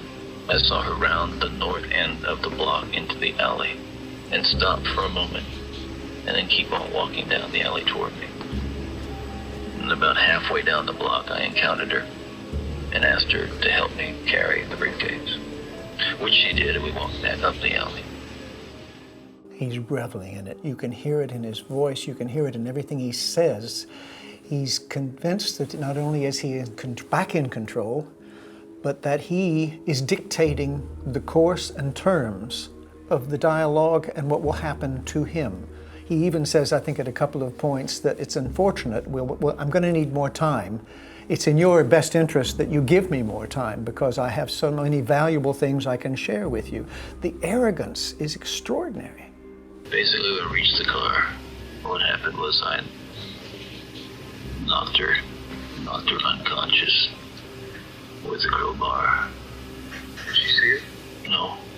There was some handcuffs there, along with the crowbar, and they handcuffed her and put her in the passenger side of the car and drove away. Was she alive or dead? Oh, no, she was unconscious, but she was very much alive.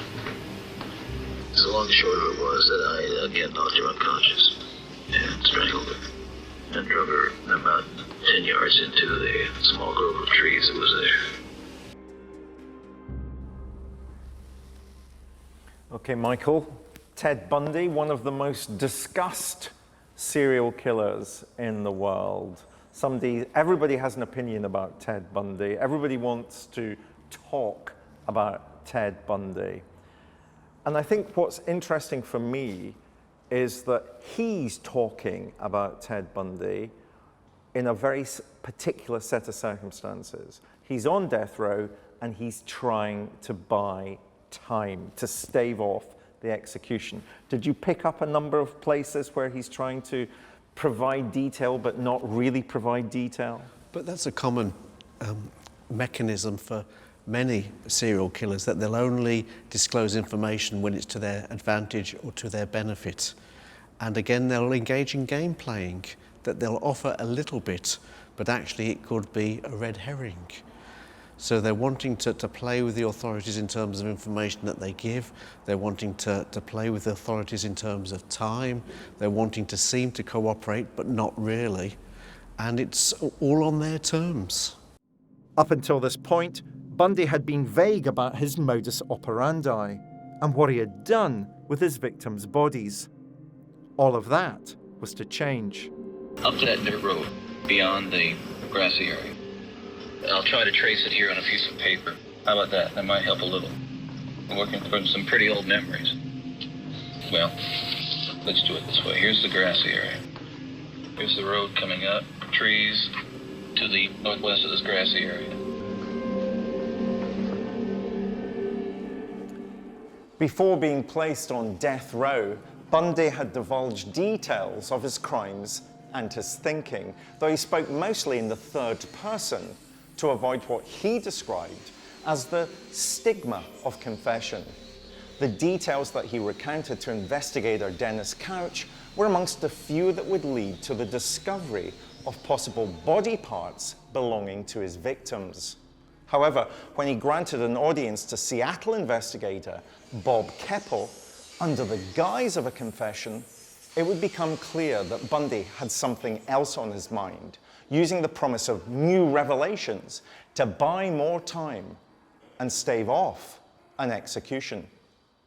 What happened was I knocked her unconscious with a crowbar. There were some handcuffs there, along with the crowbar, and I handcuffed her and put her in the passenger side of the car and drove away. Classic signs of psychopathy are a lack of any empathy, a lack of any guilt. He never expressed any guilt for his crime. You find that they role play emotions, they act out emotions, but they don't really feel the emotions. They know how to get other people to respond to them. They're often very socially skilled, often quite bright, so they're intellectually able to argue, they're able to convince people what they want to do, quite simply by not having any involvement in their emotional level. It's purely goal-orientated. I want this, this and this, that's what I'm going to do. Ted Bundy created an image that was the very opposite of what people would imagine a serial killer to be. Stalking college campuses and student hangouts in his Volkswagen Beetle, the handsome, charming Bundy fitted in effortlessly. Every woman loves a bug, a Beetle, especially co-eds. It's an iconic motor car, a bit like the British Mini, and it wouldn't draw attention to anybody. You know, there are hundreds of them all around where he was living in Seattle at the time. And again, it was very convenient for him. It was cheap to run. If it broke down, it was easy to fix. It could go off-road, on-road, everywhere you like. The whole thing about the Beetle is it's innocent. He had a VW Beetle, and it became his most important prop, because not only did that car look modest and laid back, and of course reminded people of the film Herbie, and he used this Beetle to give the impression he was a very laid-back, relaxed sort of character. Students loved it. It was appealing. If he turned up in a Rolls Royce, nobody would have trusted him an inch. But this was a guy turning up in a car like a lot of students drove themselves. Bundy's MO always centred on presenting himself as being wounded and vulnerable. One favoured scenario would see him pose on crutches, arm in a cast, desperate for some help with his broken down beetle. But more important than it just reminding people of the film Herbie, the trunk, the front trunk that you opened up, and if you took the wheel out and you left it like that, you could push a woman into there in one movement. And chillingly, that's exactly what he did.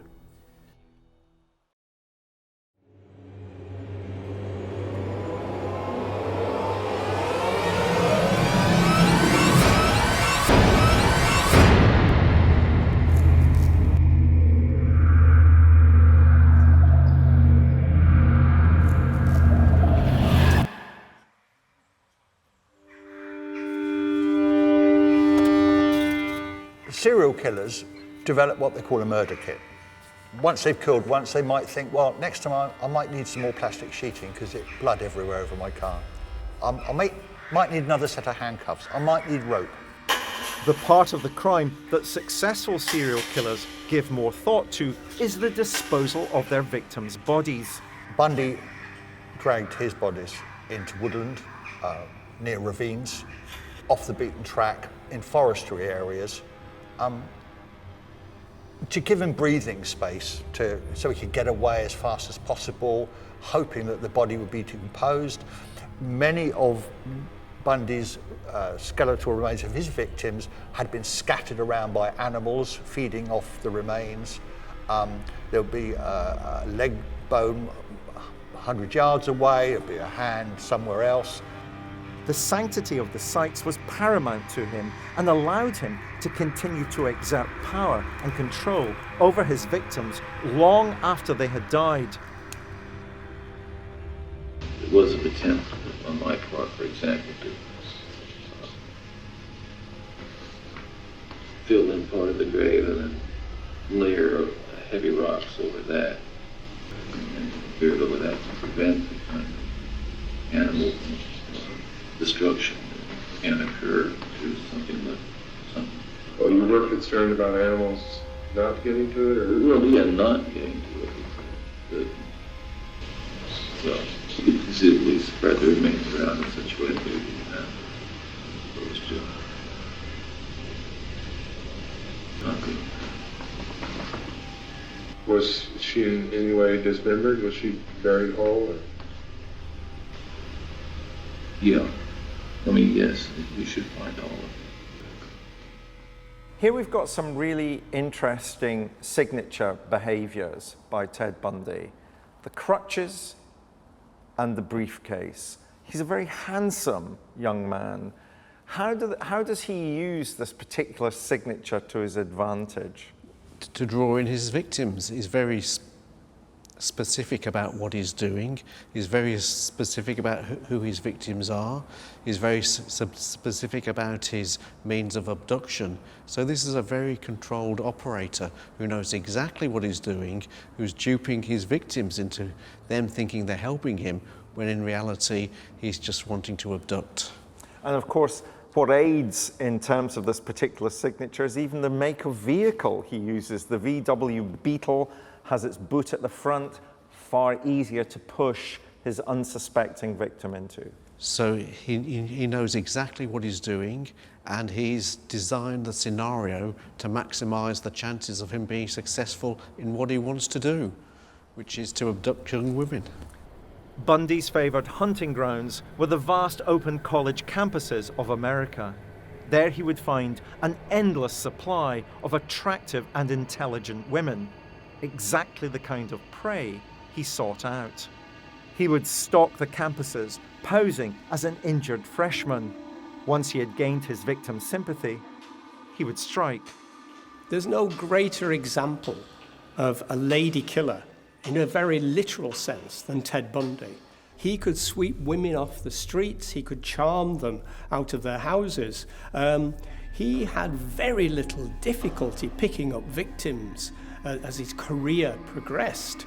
And he was ultimately so horrifically vicious towards females.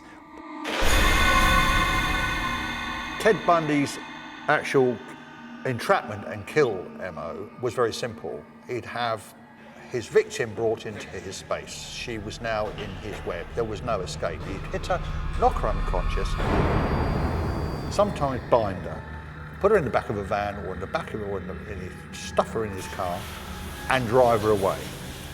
I mean, he's not going to kill her where there are thousands of people sunbathing. He needs her out of there now. She's totally under his control, and he will take her to a location that he knows is safe, away from prying eyes. She'll come round, or he'll wake her up, and then he will start using her and abusing her and raping her. Possibly telling her at the same time that if she behaves and doesn't kick up a fuss, I'll let you go home, because she's never going to go home. Then when he's sexually satisfied himself, and we're talking about a very sadistic man who would probably torture and cut and strangle and let off again and strangle, let off again, then he would kill her. And he would kill her by bludgeoning with a rock or a tree limb and smash the skull. Okay, I just said that the Hawkins girl's head was severed and taken up the road, 25 to 50 yards, and buried in a location about 10 yards west of the road on a rocky hillside. I've noticed with a lot of serial killers where the skull is very, very seriously damaged, it shows a hatred for women, an underlying hatred. It is smashing the part of the body up which has caused the problem. The mind, the head has caused the problem. It's a dark place to go, but that's what happened. He is smashing this up. Did you hear that? Probably you found the damage to the head, the jaw in particular, probably broken. But if you'd found that, you would have known who it was. However he may have presented it as a considered rational decision, the decision of an intelligent man, psychologically, it's actually very basic. It's actually about all the standard reasons for confessing.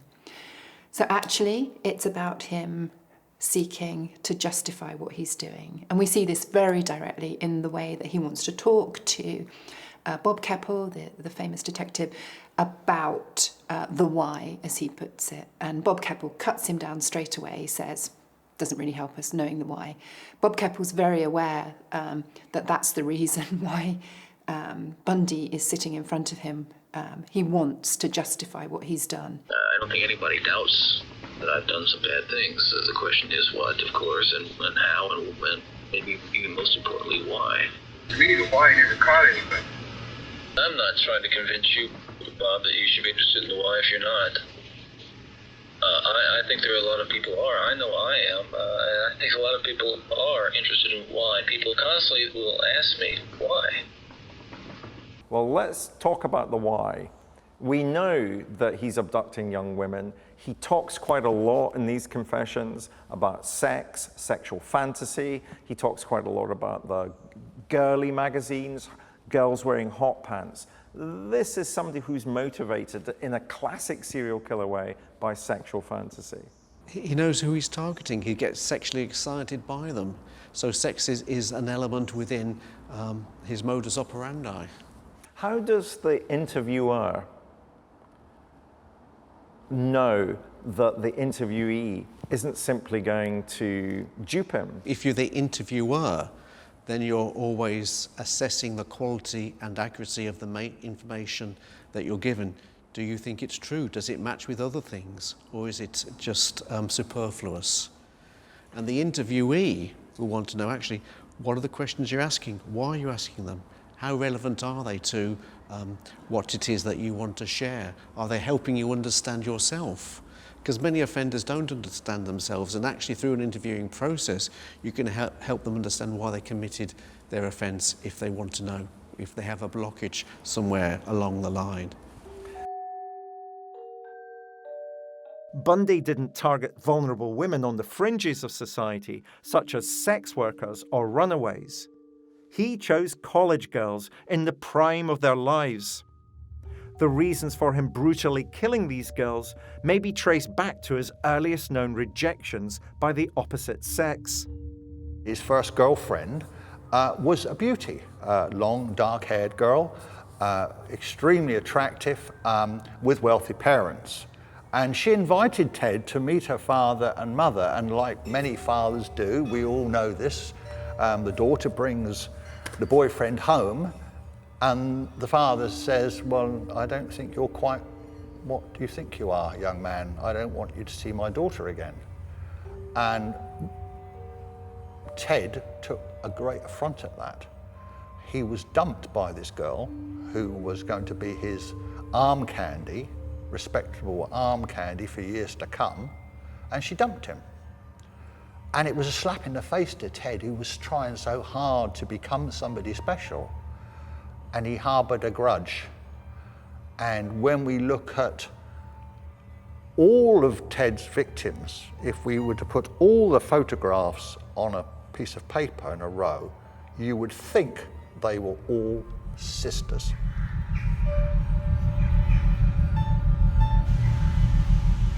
Bundy eluded capture for so long because he was a transitory killer who murdered across the country and disposed of his victims far from the places where he'd abducted them.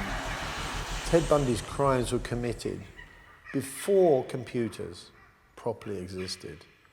And he killed his victims over a vast, wide area of America.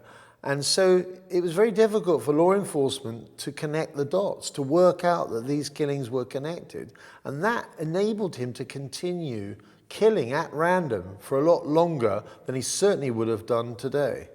One of the problems in America is, compared to Britain, it's extremely large. It's nearly 40 times the size of the UK, with thousands of police forces. And what happens is, if you commit a murder in one state, you can travel, like in California, 2,000 miles to another part of the state, and the police forces will not communicate to each other. In those days, they didn't have the internet like we have today. So you could quite easily kill somebody, move the body to a different part of the state, and the police would never link the murders together. During a 10-year killing cycle, Bundy had murdered close to 30 women. The sheer number of victims and their visual similarities convinced the police they were dealing with a serial killer. And over time, Bundy's name would repeatedly be presented to the police as being a possible suspect. What's interesting is one of his girlfriends, when he was at Washington, she actually reported him to the police as a suspect. Also, his university professor reported him to the police because the police had reports of a man in a beetle, brown beetle, with some form of injury and possibly the name Ted as the killer. So they knew about him in the early 1970s. His girlfriend reported him, the professors reported him, but the police didn't have enough evidence to push the case. Plus, he was one of many other suspects. Bundy was arrested on suspicion of the murder of a sophomore student. Whilst at the police station, he escaped and immediately made his way to the Florida State University campus.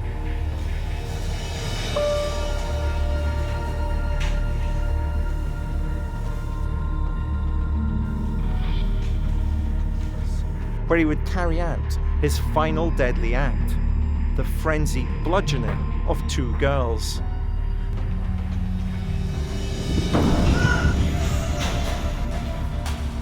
As well as beating the girls to death, he'd bite one of them. The cruel irony being, it was teeth marks from his dazzling smile that would be amongst the most compelling physical evidence to hold up in court. Bob Keppel was a highly experienced investigator. Realizing that time with Bundy was running out, he used every weapon in his arsenal to try and turn the tables on the serial killer. The scenes that followed wouldn't have looked out of place in the movie The Silence of the Lambs. In a bid to appeal to Bundy's vanity and narcissism, Keppel asked Bundy to offer his own unique insight into the Green River murders, another serial killer case that Keppel was working on back home in Washington State. Asking Bundy for his professional advice would years later look like a master stroke, as he provided a chillingly accurate assessment for how the killer, who would much later be revealed as Gary Ridgway, was operating and how he could be caught. Well, first of all, he's trying to dispose of the bodies where they won't be found. This guy doesn't want to get caught. I think it's clear that over time you can see him, at least it would appear, that over time he's trying to improve his dump sites. He's trying to get better at disposing of his bodies. Bundy was killing in the same area, the Pacific Northwest. He had enough knowledge about the areas to give advice, and he actually did give sensible advice because he knew the kind of framework that Gary Ridgway was working in. It takes one to know one almost, and he was very good at doing that. What he's doing to Bob Keppel and the investigators is he's trying again to be this authority figure. Only I know what a man like that could do. I would think he would do this and he would do that because, I'm an expert on this thing. I'm a sort of a student, if you will, on these sort of things. And he's watching the police lean towards him and listening and writing notes. And he's, again, like in court, the star of the show. Let's say he's continuing to kill. Still in the Seattle area. We found these locations out here. What would his next step be? Who knows? This guy is learning. He's trying to find the best way to dispose of his bodies he can think of. Bundy is able to help Keppel in identifying what the Green River killer, Gary Ridgway, may do, identifying correctly that he may be going back to the bodies. And this will have played absolutely perfectly into his self-conceptualization as the expert, as an expert, albeit that expertise is in serial killing. Nonetheless, to Bundy, that's what's significant. That's what matters to him, to his ego, is the fact that he's the professional, he's the expert, so he would have loved being able to help in this way. We've accomplished something here, but I don't feel like we've really joined heads on this thing. I don't know what you want to do. I know you've been on this case, so to speak, the Bundy case, for a long time.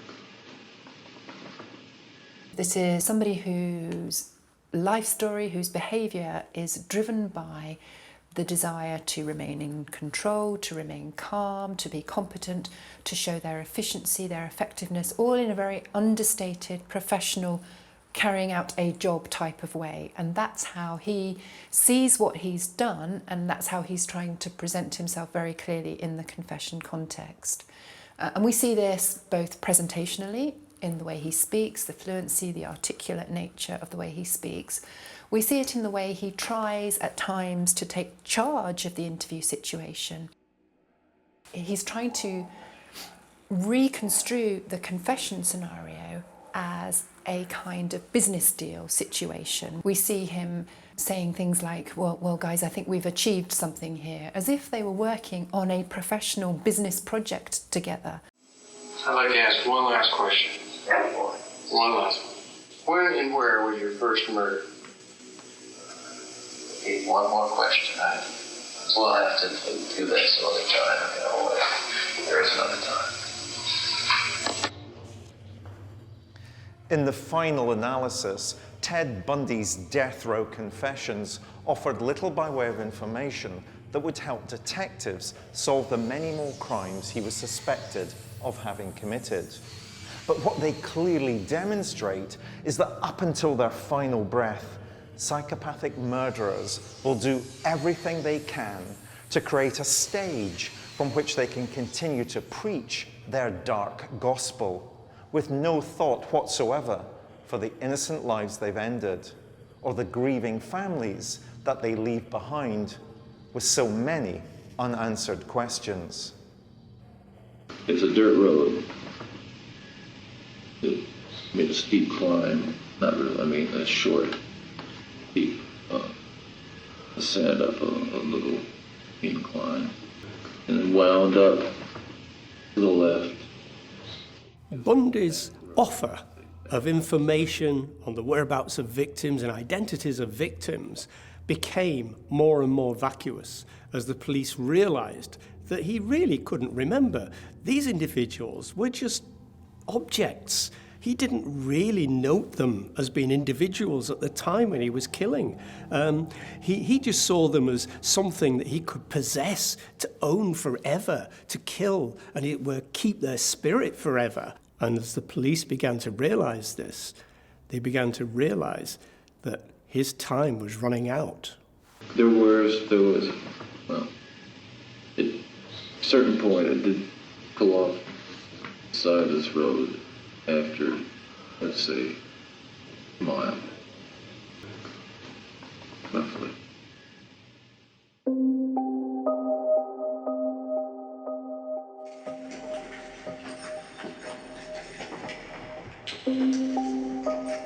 Bundy's last night, late in the evening, he was interviewed by Dr. Dobson. You'll notice that there might be a bang behind the door, and you see him jump. Because he knows he's going to be dead in the morning, but he thinks they're coming from him already, so there's a terror there. Quite frankly, the police are not interested anymore. They want a little bit of information. They want him sitting in that chair as fast as possible, and so do the victims next to kin. And at the very end, when Bundy was executed, they shaved him, they put a sanitary towel in his anus, and they tied an elastic band around his penis, and they shaved his head. And you've got to remember that his human dignity is gone when he's shaved and he's prepared for execution. And that's when his whole psychopathology, his ego just collapses. And there he is, taken, staggering, and strapped down into an electric chair, terrified, because within minutes, he's going to be burned to death.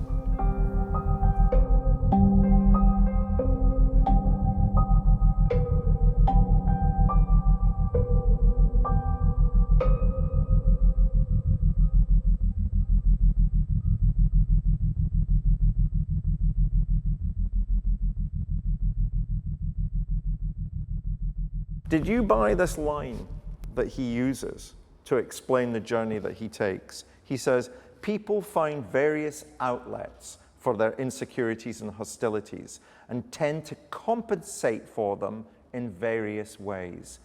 Is he compensating for his insecurities and hostilities by killing young women?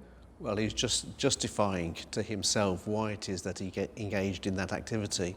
When by that question, he's acknowledging actually there's other routes, there's other paths he could have taken, but he chose not to. I got the impression that Bundy won the interview war, but ultimately lost because he was executed. As he was always going to do. So it was always just delaying the process and actually getting the maximum benefit that he could seek and obtain from being interviewed by the authorities and game playing with them. So in a sense, he extended his life, and in that he had the mental chess with the authorities.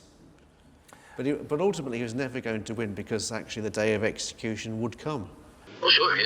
I threw away the briefcase and the crutches and all that stuff. Yeah. And the crowbar, everything. Handcuffs, everything. I get mad at myself a few weeks later because I'd have to go out and buy another pair. I mean, it's not comical, but that's what would happen. One of the things that made Bundy so compelling to listen to was the fact that he was a natural-born storyteller. His way with words created a self-perpetuating myth that survives even to this day. It feels with Ted Bundy, when he's talking towards just before his execution, that he's living vicariously through an extraordinary story. A story that he almost feels he's invented. And he's certainly the ultimate creative force in this story. And he drives it forward. And as he talks about what has happened, it's almost like he's making sure all the boxes are ticked, that dramatically he's got the right high points, the right low points. I just said that the Hawkins girl's head was severed and taken up the road about 25 to 50 yards. That quiet voice he uses during a lot of the interviews, that's part of his performance. This is a guy who's found himself at the center of a drama of horrendous proportions, and he's milking every minute of that drama by showing himself to be this almost Oscar-winning actor, because some of his performances during these interviews are like that.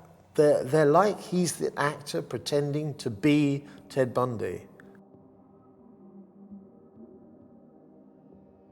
He is the poster boy for American psychopathy.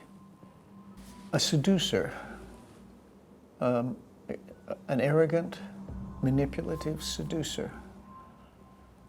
Charming. Even when he's talking about the most dreadful things, he does it in a kind of soothing, detached manner. Frightening. I've got the mileage left in me tonight, and I want to give it a best shot. Give it your best, the one that's most likely to produce something for somebody. Bundy's death row confessions totaled some 30 hours. But instead of being the proposed exercise of helping the police to resolve unsolved crimes, they were instead a masterclass in how a serial killer will try to assert power and control over everyone they encounter. It's almost spider-like. One of the things that this also most disturbs me is the kind of fan club that he seems to have generated amongst other women who had nothing to do with this case whatsoever. And that the sexual attraction from them is extremely disconcerting. And again, I struggle to understand. In terms of a kind of cultural subgroup, how extensive is it? How many women are there that are attracted to this kind of person? Extraordinary.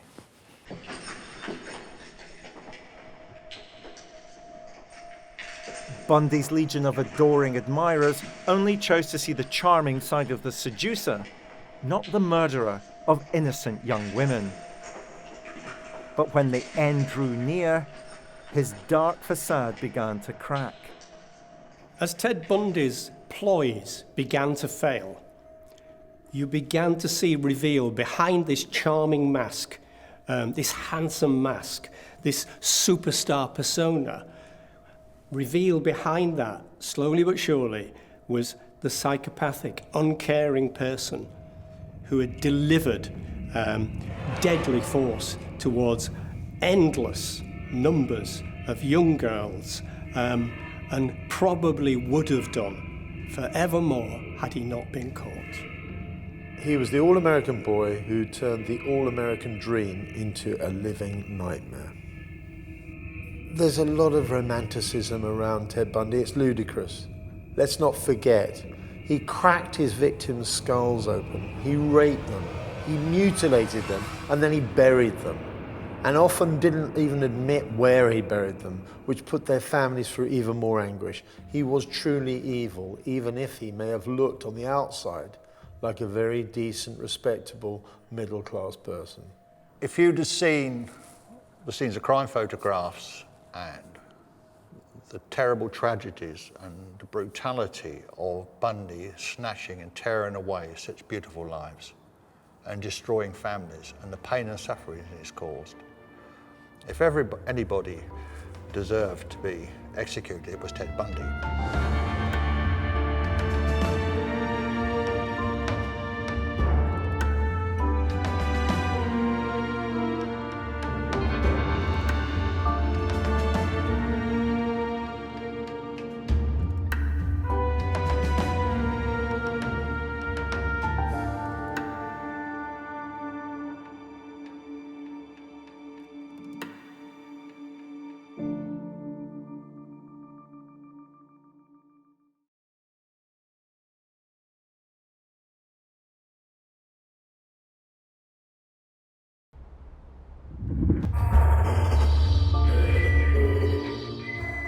I'm Professor David Wilson.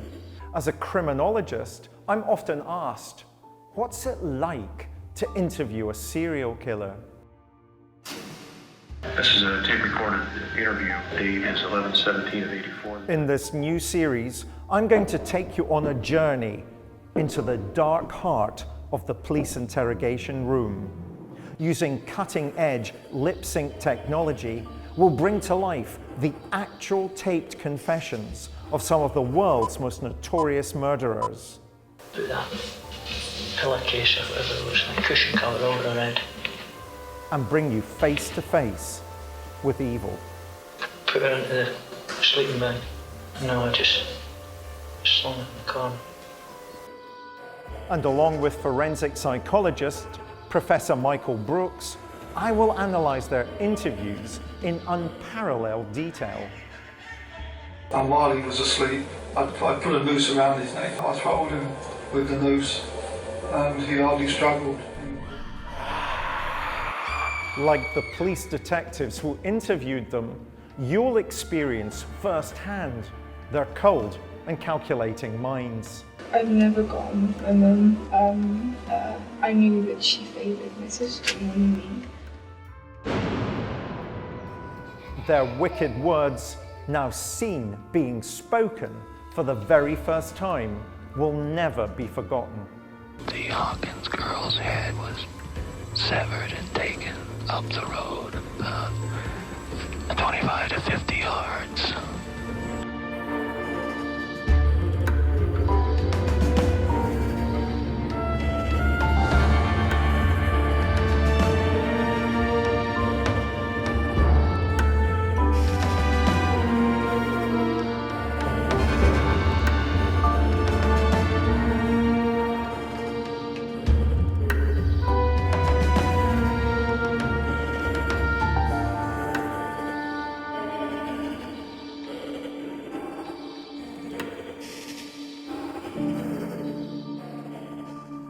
The British serial killer whose confession we examine in this episode frankly needs little introduction.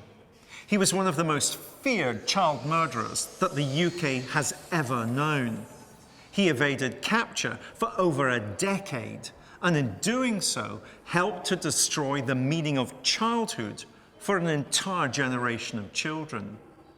His modus operandi, the specific manner that he had of committing his crimes, was finely honed after years of abusing children, creating what criminologists call his signature. And he was literally caught in the act, but not before 4 young lives had been ended to satisfy his own sexual urges. But when he was initially arrested, he refused to confess to the police and was instead found guilty on the basis of an overwhelming array of evidence that was stacked against him.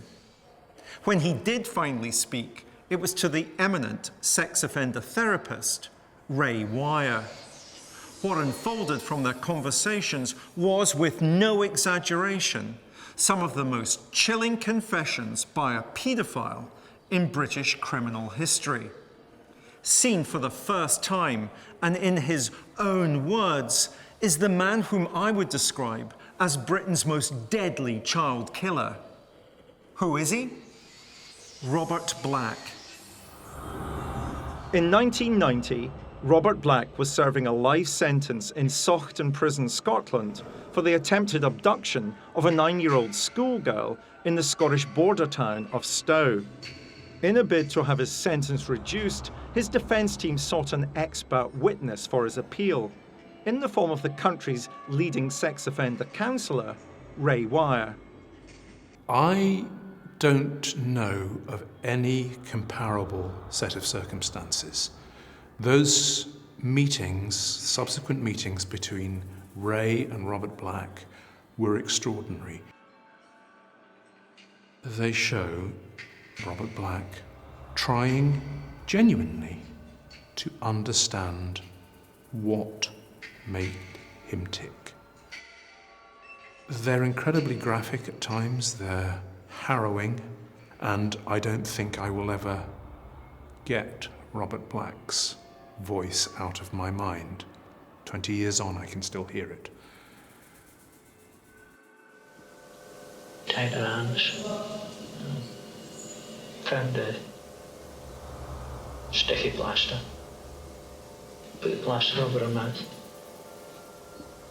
Put that pillowcase or whatever it looks like, cushion cover over her head. Put her into the sleeping bag. No, I just slung it in the corner. Black was taking a huge gamble in offering Wire an insight into the mechanisms of his mind. But it was a calculated one that he believed may be his only route to freedom. There is always a case for trying to get to the bottom of the reasons for some horrific acts, and few could be more horrific than Black's. And one of the things that people ask time after time is, no, I understand what he did, but why? Why on earth did he do it? And one of the things that Black says in the Wire interviews is, I don't really know. I don't understand myself. If you ask myself, why? I got this fascination or weakness or whatever I want to call it. When Black and Wire first met, the paedophile had only been charged with kidnapping and sexual assault on a minor.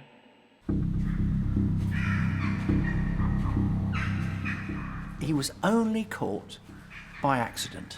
He abducted a girl in broad daylight in a little street in which opposite was a retired postmaster mowing his lawn.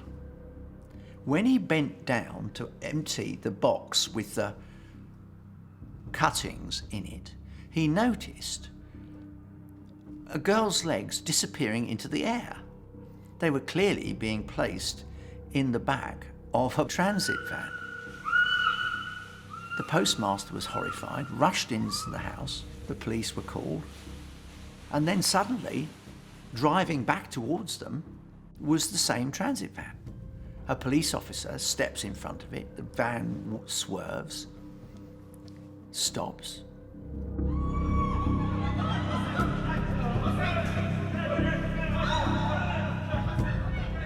Black is taken out of the van, and one of the officers discovers the girl hidden in a sleeping bag, tied, gagged, with a bag over her head. And the extraordinary coincidence is that the officer who discovered her discovered his own daughter. It was his daughter that had been abducted by Black. And the tragedy, of course, was that Black had already assaulted her.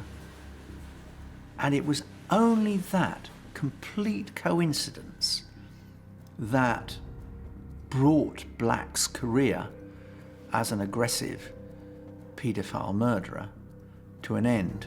But it was to be some time before he was actually convicted of any murder. There was a growing suspicion that he was the culprit of a number of unsolved child murders that had puzzled police for over a decade. Ray went up to Saughton Prison in Edinburgh and spent a total of 11 hours assessing Black in that initial session.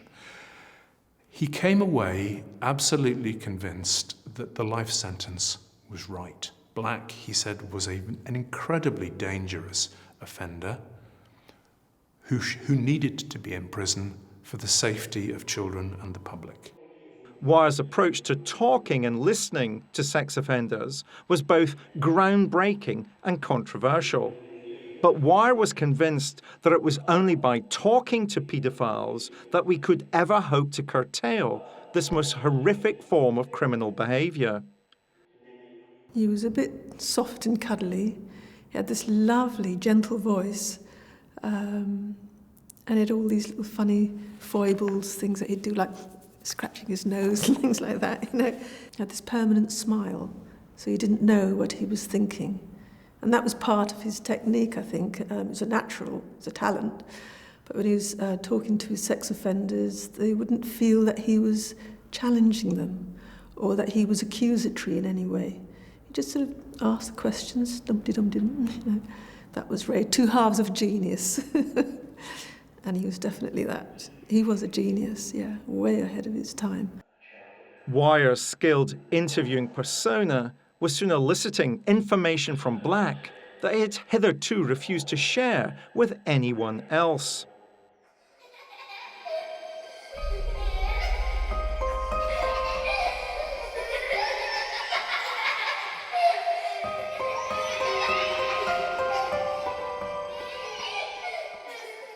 Unwanted by his own family, Wire learned how Black was shunted from care home to care home until he ended up being fostered by the Tulip family.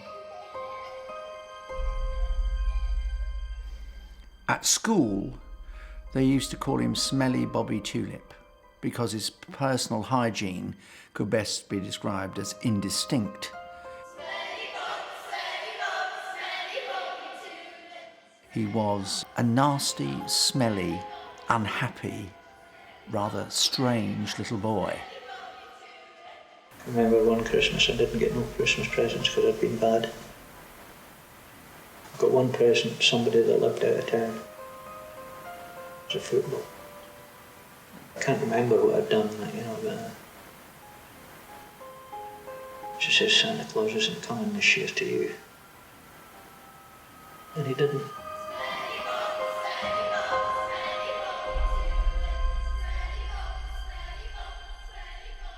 He developed very, very quickly, at a very early age, a fascination not only with his own genitalia, but also with the genitalia of girls.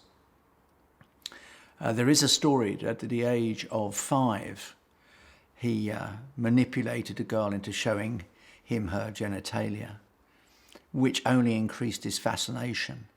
And one of the fascinations, and one of the most chilling aspects of Black, was that he very quickly, and this is a very young age, between 5 and 8, he very quickly developed a habit of inserting things into himself, into his own anus, and into the vaginas of small girls he came in touch with.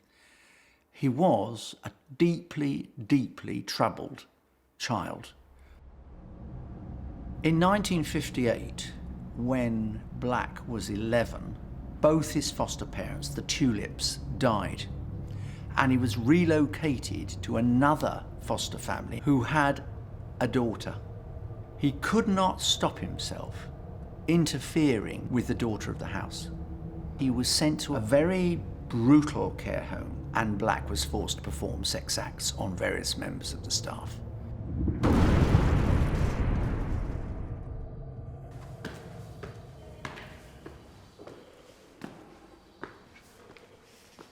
The pattern of child abuse that Black described to Wire in the first interview suggested a precedent had been set.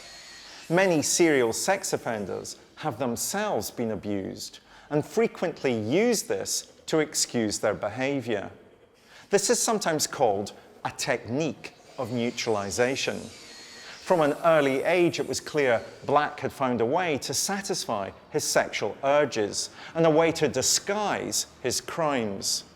With the trusting relationship between Wire and Black intensifying, he began to open up about how these early experiences of molestation would escalate into abduction and then ultimately murder.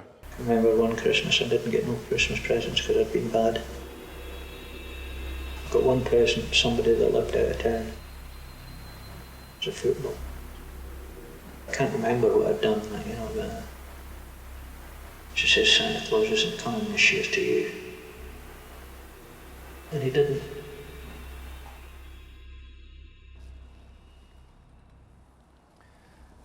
Michael, Robert Black talking to the sex therapist Ray Wire. Again, one of the things that Black reveals to Ray Wire is that Black himself was abused as a child.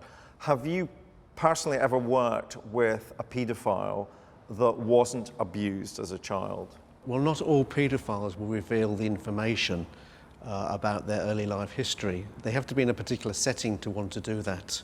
So if they're in a therapeutic setting, they're much more likely to disclose their sort of early life experiences. Don't you feel that sometimes, again, what we're hearing from Black is Black trying to create in the listener sympathy for Black? I'm not sure that that's his motive. I think he's much more controlling around that. He's much more controlling in the information that he gives, and therefore it's to satisfy his own needs. Even this idea that he didn't get any Christmas presents, Santa Claus isn't going to come to him this year, all those kinds of things that he reveals about his own childhood, which seem to me to be real techniques of neutralization. You know, these are permissions he's granting himself because of the trauma that he had as a child. Sure, and so he's providing a rationale for why he's done what he's done, but that doesn't necessarily mean that he wants to elicit sympathy from the interviewer.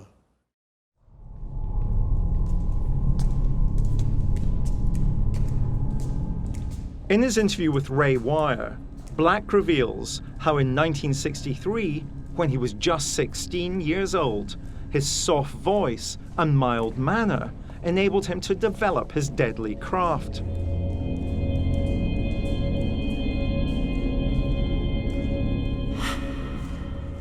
It's in the park in Greenock, at the swings. And all the other kids had gone except for the one little girl. And I asked her if she wanted to see, let's say, kitten. I knew where there was kittens. The voice of Robert Black could be, in fact, the voice of a child entertainer, of a child storyteller. It was a voice that probably had evolved and developed in talking, charming children, in engaging children, in not frightening off children. It's probably why his voice sends a chill down the back of most people. She came with me. And so we were going into it was an air raid shelter. She said it was dark. She wanted to get out again. She started to cry. Because of the way Black described things, for Ray it felt like he was there with him in that air raid shelter or wherever he was, and Ray, that was a unique experience, not pleasant, but a unique experience in which he could be with Robert Black as he's, squeezing this child's throat. I think I clapped my hand over her mouth, held her down on the ground, with my hand round her throat, and holding her down. And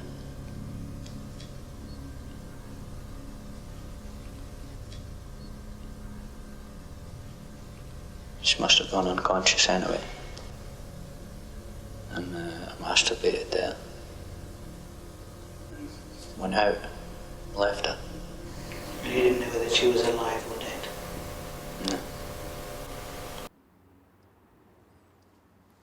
He fondled her, which was the phrase used at that time, but he was not prosecuted. He was, in the phrase, admonished. All that did was give Black an excuse. No one really minded what he did. No one was too concerned. Well, I can get away with it. Black moved to London to find work as a van driver.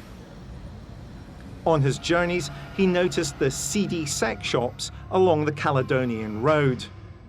In the pre-internet age, they would become his portal to the evil world he would come to completely inhabit. There was a place where I used to go to get, where I first discovered the chapel, a shop down near King's Cross in London. Didn't have a name, it was just like a shop front, and you went in and there was like old books lined up, but you wanted to get something else. You went in the back. He would go to the sex shop and there was always something more. He would ask, "Do you have anything about teenagers?"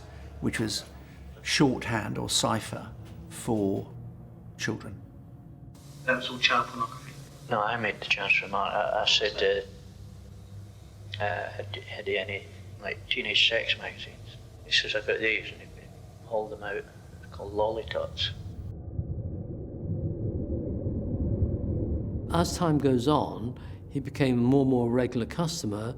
The shop owner would allow him to move further and further into the shop. And as you go into the back of these shops, that's where the hardcore child porn and things like that were kept. But it was kind of a process where you had to be accepted, you had to be talking the right language to be moved up to a higher level of porn. In my mind, the ideal situation would be a child that was completely willing and eager. Oh. Somebody once said to me that their motto was, when they're big enough, they're old enough. I tended to agree with that. Somebody once said to me that their motto was, when they're big enough, they're old enough. I tended to agree with that. An impossible question for you to answer, Michael, but I'm asking you nonetheless. Why do people become sexually attracted to children? What is it that attracts them to children? What is it that attracts anybody to anybody else? It's some of the things that it just happens. You were attracted to your wife, I was attracted to my wife. Other people are attracted to individuals of the same gender. Some individuals are attracted to older individuals, others are attracted to younger individuals. What's important in those contexts is to be able to control your sexual impulses and behaviour in cases where it's clearly not appropriate to engage in that sort of relationship. The word paedophile is incredibly totalising, though, isn't it? And yet Black has a particular type that he's interested in. I mean, generally, sort of paedophilia refers to a sexual attraction to young individuals, be it boys or be it girls. But with Robert Black, it was young girls. And not only young girls, but young girls who were willing. He has this idea that his preferred victim would actually be almost complicit. Well, that may have been a desire, but actually he abducted girls who weren't willing. So the motivation was to abduct and to have a sexual relationship with, or at least a sexual activity with, a young girl. I'd be driving along, I'd see a young girl, I'd get out and talk to her and try to persuade her to get into the van and take her somewhere quiet.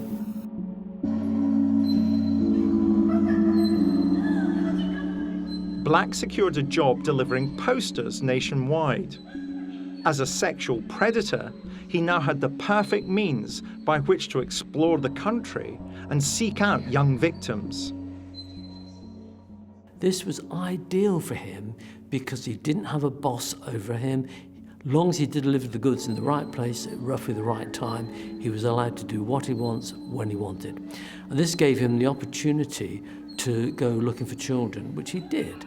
He would go to parks, he would observe children, try and see the ones that were on their own so that he could make contact with them. As the interviews progressed, Wire's laid-back approach was eliciting ever-increasing detail from Black about his M.O.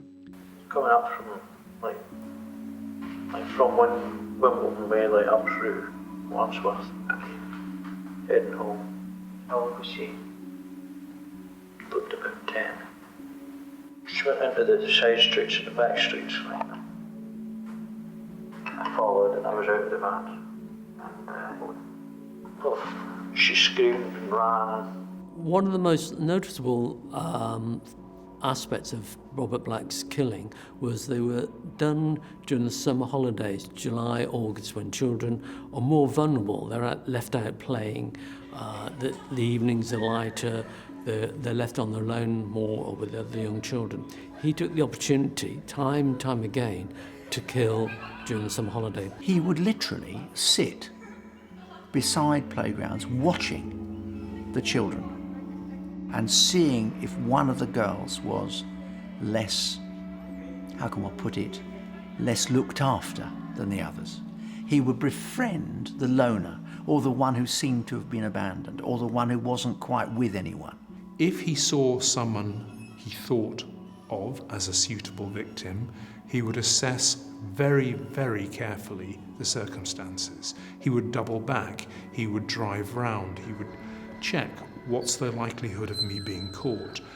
And if it was clear to him that he could do this and not be caught, he would grab the child, bundle her into the back of a van and take her away to abuse and ultimately to kill her. It was a tactic that he used with, in the end, devastating effect.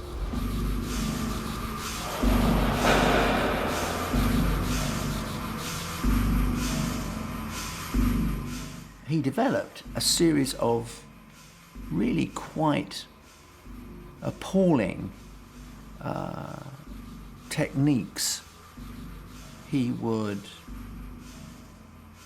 put elastoplast or sicking plaster over the child's mouth after having put his hand across it. He would tie her up.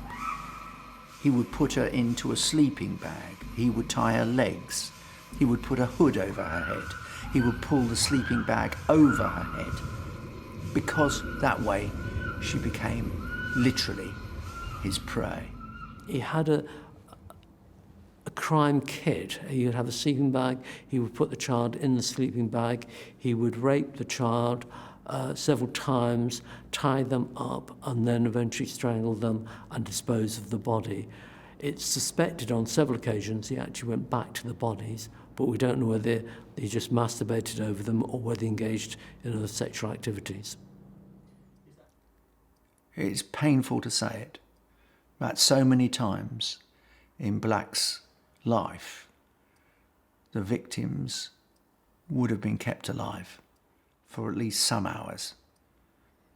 It is horrific even to consider what they may have suffered at his hands.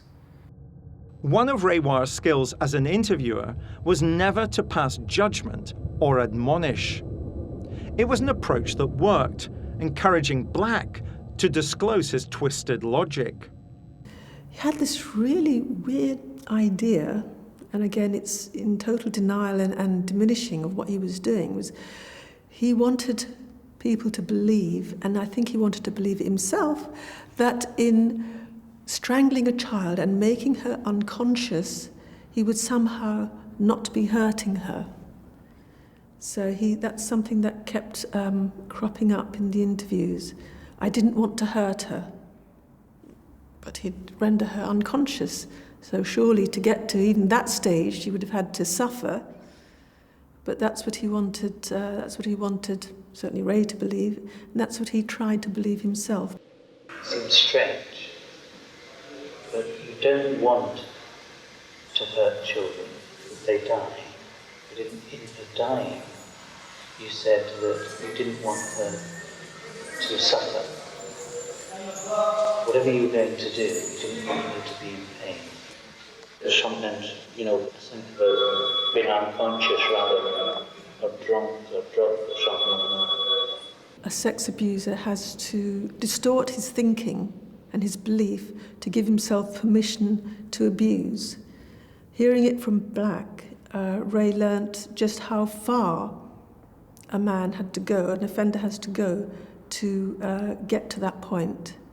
I think he always knew just how offenders could distort their thinking, but I don't think he'd ever seen it used quite so horrifically. I think it's an insight into how they think, the language they use in order to justify, to minimise, to deny. We need to get hold of that language. One of the reasons Black evaded capture for so long was that the children he abducted and murdered were often dumped hundreds of miles from their homes. Most killers dispose of the body as quickly as possible to create a larger window between when they dispose of the body and then when they're investigated by the police. But he didn't dispose of the body near the site where he found the victim. He would often drive 200-300 miles away and then dispose of the body. And he had favourite stops on his routes from London to Northern Ireland to Scotland where he would have a break. Taking a body hundreds of miles is a very unusual activity. It also shows that he wanted to be connected with the child. He'd obviously sexually assaulted them, killed the child, but he still wanted to have that connection with the child. Black's confessions to Wire were about to take another deadly turn. Because of his MO, and especially because of his signature, he'd long been suspected of murdering other children. And shortly before he died, he was to be charged with the death of Devonshire schoolgirl Jeanette Tate. Wire and others had long suspected Black of being involved in Jeanette's abduction, and he invited him to offer any insight he might have about her disappearance.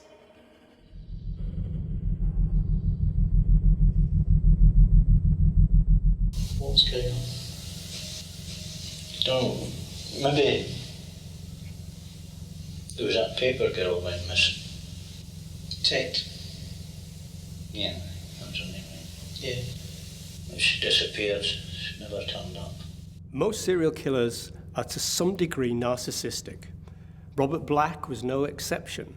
He could be lured, as it were, into revealing information by, as it were, appealing to his ego and to actually ask his opinion of this girl and how he would treat her.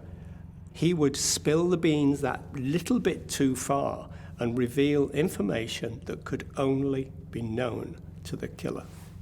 And how did you think he did it? Well, they found her bike, didn't they? Yeah. Which obviously either persuaded her to get off her bike or grabbed her off the bike, one of the two. Got her into a vehicle and took her away. Why do you believe that? It seemed obvious, didn't it? Yeah. By now, Wire was convinced Black was a multiple murderer, but knowing he was not about to make a full confession, he tried a different tactic. Ray was, one of his techniques was assumption making. So he would interview, but he'd make an assumption of what happened next. And so the person being interviewed would just assume he knew and respond accordingly. Because at that point he wouldn't be able to say, he was no longer in control in the sense of the interview. That's what Ray did. When you thought about Tate, what feelings did it give you when you thought about him doing it?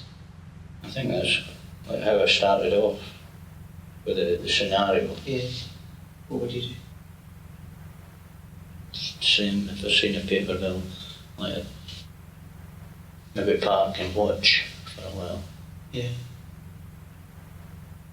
See what sort of route. Getting myself in a position where it would be possible to take somebody. There was that paper girl went missing. Tate? Yeah, that was her name. Yeah. She disappeared. She never turned up. I was intrigued by Ray Wire questioning Black about the abduction of Jeanette Tate. And Black's widely suspected of having abducted that little girl. Were you surprised by how Black responds to the kinds of questions Wire puts to him? No, because most serial offenders will want to hold back information. They will want to be in control of certain elements. Now, if it is clear that they've been convicted, perhaps, or if it's very apparent that who it was that they killed, then actually they know that they can talk around that. But if there is confusion or uncertainty, then they can hold that back and be in control of that information, knowing that others want it and being able to almost have it as part of a ransom, really. But isn't it interesting that Ray Wire uses Jeanette Tate's name? Black depersonalizes everything that he says, whilst nonetheless revealing his MO. He reveals how it is that he carries out certain attacks, and that's very explicit, and that gives us that understanding of his modus operandi, of his reason for operating. But he doesn't want to confess to the killing of Tate. He wants to hold that back. He wants it, in case he wants to use it at a later stage for his own purposes. However, despite discussing aspects of his crimes, Black wasn't revealing the full extent of them. I think I clapped my hand over her mouth and held her down on the ground with my hand round her throat and holding her down. She must have gone unconscious anyway. And I masturbated there. Went out, left her. Until his final days, Black tried to explain away his crimes. When killers choose to confess, they can often be candid, but their aim is to generate our sympathy for them. They, of course, feel none for their victims. They have no genuine empathy. Robert Black's confessions provide a chilling insight into the mind of a murderer and a reminder of how serial murderers follow patterns that allow every killer to create their own deadly and unmistakable signature. This pattern of behavior is based on the idea that the sexual interest objects are literally objects, not human beings, and that this carves a way of dealing with other people whereby their own sexual satisfaction is the major thing in their lives and the major important thing in achieving these engagements with children. They're not, as it were, charming a child, taking them away to actually engage them in some kind of relationship. They are just simply objects to be what they want them to be so that they can gain sexual satisfaction, not with that person, but using that person. There was a girl on her own in the flats when I was delivering. I might sit down and talk to her for a few minutes later.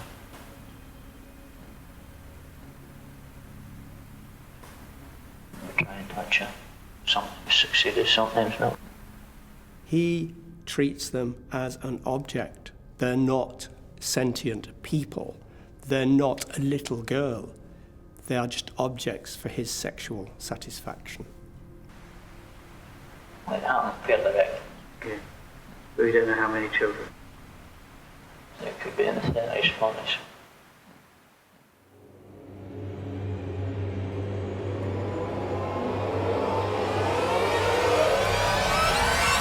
In the case of Jeanette Tate, he would begin to talk about it, and then that would be dropped. And that might be dropped for 1 or 2 sessions, and then picked up again in the next one, and then again the one after. And it's only when you assemble the tiny fragments of what he said about Jeanette Tate that you begin to understand what Black was trying to hint at, but was never, ever going to confess to.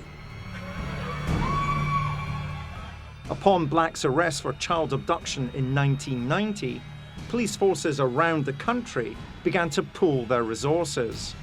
Before long, he became the prime suspect in a series of unsolved child murders that had spanned over a decade. Robert Black, in common with many serial killers, realizes that at the point where you're arrested and you are not likely to be let go, you are now powerless. You are going to be told what to do with the rest of your life. And therefore, any piece of power, any kind of sense of control over others is absolutely vital to them. And they will almost always withhold some information. Providing that information is of value to someone else, they can feel that they are in a position of power and will sometimes take that information to the grave. They then got in the van. Yeah, but they were in the front, sitting up on the seat. You've got to be honest with me, Robert. Got to be. What year is this? Say 85, 86. One of the things you do is you try and work out what their style is. Some people, you appeal to their intelligence. Some people, you appeal to their humanity. Sometimes you have to be a father confessor and play the role of just almost listening and letting somebody tell their story slowly, and just every now and then put in a question to check the information and allow them to talk. And it's played by different people at different levels at different times. But the aim is to get as much of the truth as possible. We never get the whole truth, partly because the killer doesn't know the whole truth themselves. They haven't come to reality of what they've done.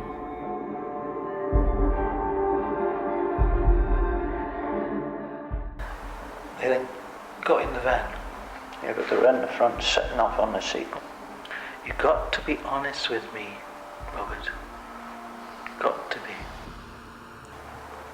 What year is this? Say 85, 86. One of the things that interests me in those tapes is the sense in which Wire doesn't judge Black. People hearing that tape, and you and I have interviewed many, many paedophiles, why don't we react to some of the things they tell us? Because if we did, then there's a likelihood that they will stop disclosing. Michael, both you and I are very publicly identified with the cause of offender prison rehabilitation. Robert Black, could he have been rehabilitated? I think it's highly unlikely. I think we have to recognise that for certain individuals, rehabilitation is probably not a possibility, and therefore it's a question of how best do you look after them. Robert Black died in prison in 2016, just days before he was to be charged with the abduction and murder of Jeanette Tate from some 30 years previously. That final charge laid against him was foreshadowed some 20 years earlier during Ray Wire's ingenious questioning of Black about the schoolgirl's disappearance. I suppose the only way a parent could prevent something like that happening is keep the child tied to the apron string all the time, like, you know, virtually put them on a lead, never let them out of their sight. It wasn't their fault, like they couldn't have done nothing about it. Even to this day, Ray Wire's remarkable interviews with Black continue to fuel debate, not least of all as to the question, was redemption ever possible? He thought Black wasn't redeemable. Yeah. It was too well practiced, too well rehearsed. It was part of who he was. Yeah, he was unloved, you know. He was pushed from pillar to post. He was rejected. There was no role model for him. So, and there were lots of missed opportunities to salvage him when he was salvageable. So he just went on and on and on and on until, you know, this was going to happen. He was going to live this life. So could he be redeemed after having murdered so many little girls? No, I don't think so. Those tapes, those sessions showed how, if you're prepared to spend the time and effort, you can understand, we can understand why a man like Black develops into a serial child sex killer.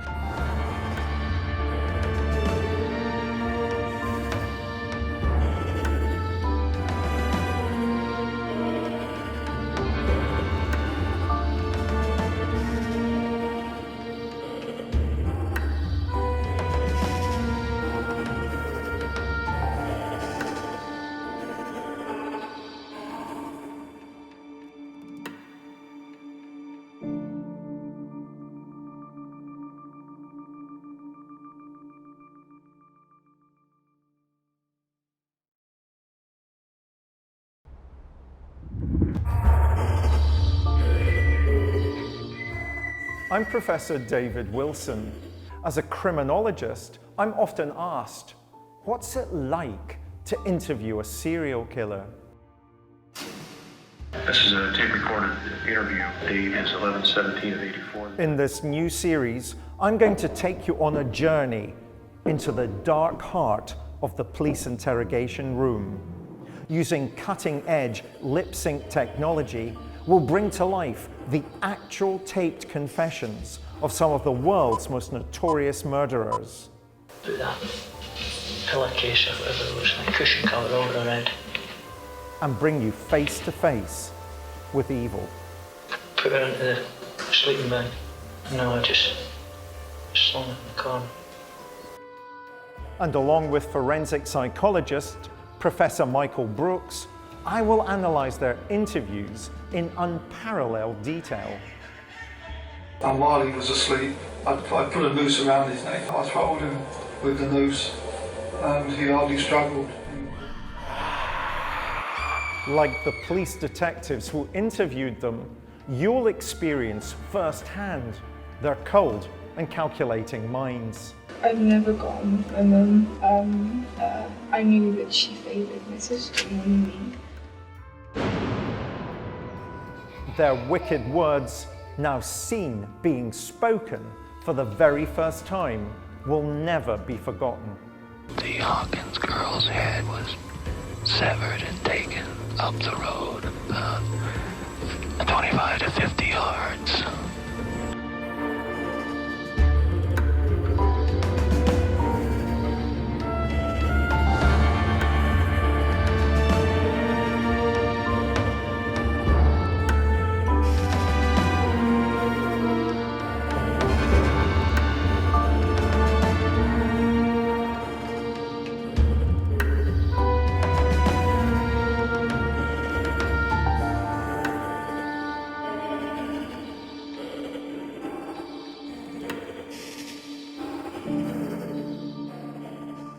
The use of undercover police officers to help gain a confession is both controversial and complicated.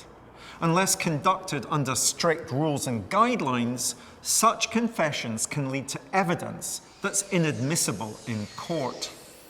However, in 2007, such a ploy was successfully used to help convict Canada's most prolific serial killer. A pig farmer by trade, he lured women who worked as sex workers in Vancouver's red light district to his farm. There he imprisoned them, tortured them, and ultimately murdered them. Their bodies were either fed to his pigs or put through an industrial meat grinder. A search of his property found an asthma inhaler belonging to one of the missing victims and led to him being arrested on suspicion of murder. But he refused to cooperate at all with the police. As a result, an undercover Mountie posed as a fellow cellmate, and as they spoke, the suspect began to brag about the full extent of his crimes. Who is this killer who confessed after being caught in a trap? Robert Pickton. On February 2nd, 2002, Canadian police arrested Vancouver farmer Robert Pickton on suspicion of murder. For years, rumours had circulated about strange comings and goings on Pickton's pig farm. But as he was led away in handcuffs, few would have expected that those rumours would lead to something far more grave. The eccentric, scruffy farmer being labelled as one of the deadliest serial killers in history, and that the pigs would prove to have been his unwitting accomplices.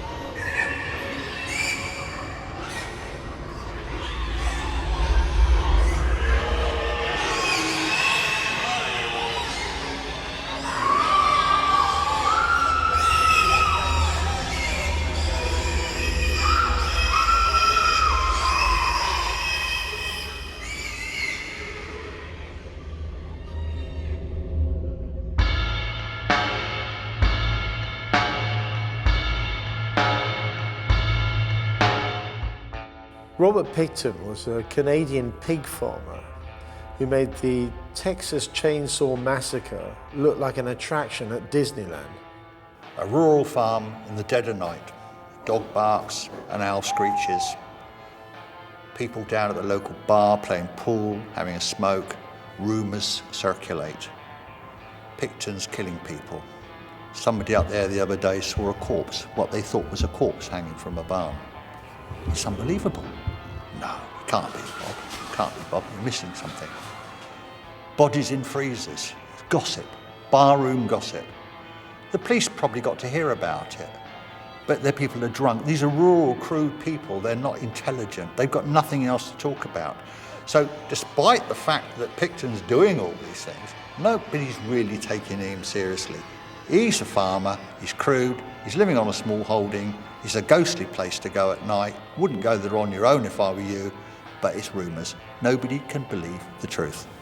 A hedonistic, degenerate, a lacking in conscience predator.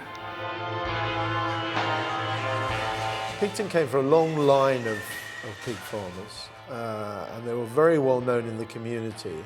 And as such, they had a lot of influence with everyone from public officials, including the police, right across to local politicians.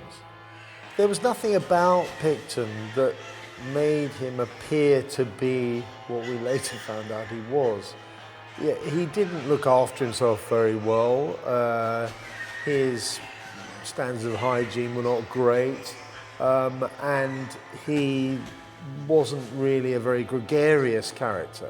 But people looked on him as an eccentric. I mean, he was a pig farmer. He was out in a big isolated plot, working away and working very long hours every day. People respected that. He wasn't a very bright lad. So he had problems with people, he had problems with women particularly. But what was interesting was that his family sold off quite a lot of the land in Vancouver that they owned for building houses. So the family became very wealthy by farming standards. And he was quite wealthy in his own rights. And this was a cause of many of his problems, because he then, once he became known to be wealthy, had lots and lots of hangers-on. People were starting to become friendly with him, they were tapping him up for money, and he was getting a lot of attention because he had money. There was another side to Pickton. Yeah, he had a gregarious, fun-loving side as well as the isolated one, and he would regularly hold barn dances, bikers, lots of women, lot of drink, and by all accounts they were quite rowdy events. He would almost turn it into some kind of club which would attract young people, which was kind of just really flies to a spider's web. Pickton was even known locally for using prostitutes, and he had a particular penchant for indigenous women who were prostitutes, and this was something he never hid from anyone. And these women, these indigenous prostitutes, were known to visit Pickton's farm in large numbers. And yet, when large numbers of these indigenous women started to go missing, and we're talking about 50 ultimately, the police didn't want to make any connection. Pickton had been on the police radar before. A few years prior to his arrest for murder, he'd been brought in for questioning on suspicion of assaulting a young woman, threatening and cutting her with a knife. I turned around, I didn't take the knife away from her. I did not take the knife away from her. I aimed it to her and I knifed her twice. I did that. I admit I did that. That's one thing I shouldn't have done. So you've never taken any of the prostitutes back to your trailer? Not since this incident, no. Hey. But before that incident? No. With no charges brought, Pickton was set free to kill and kill again. I'm here with Professor Michael Brooks to try and comprehend why so many opportunities to bring Pickton to justice were missed. For so many women in a relatively small area to continue to go missing, surely Why aren't questions being asked? But again, sex working, it's lone working. You're never quite sure who the last client was, perhaps, or where they are or where they've been. And so they're extremely vulnerable. And the more they stray away from a supportive group, the greater the risk to them. He would have known the law enforcement officers. They would have been his customers at the local butcher shop. He would have known them on a daily basis, waving to them in the street. Oh, there goes Mr. Pickton, covered in blood again, he's been slaughtering his pigs. And there were reports that he was up to no good. He reports that people were disappearing on his small holding. But when the police went there, what could they find? Pigs, meat, nothing. Until one small item, an inhaler from one of his victims was found, which linked that inhaler to one of the missing women. And that's when the police started to take him seriously. What was interesting about him was he had a friend who he asked this female friend to go with him while he went and picked up a prostitute. The prostitute wasn't very keen to get in the car and travel out to his farm, which was a fair way away. But when she said, "Oh, I'm with him," the prostitute was quite happy to get into the vehicle. He drove them back to the farm. The friend went off to her room. He took the prostitute into another room and then killed her.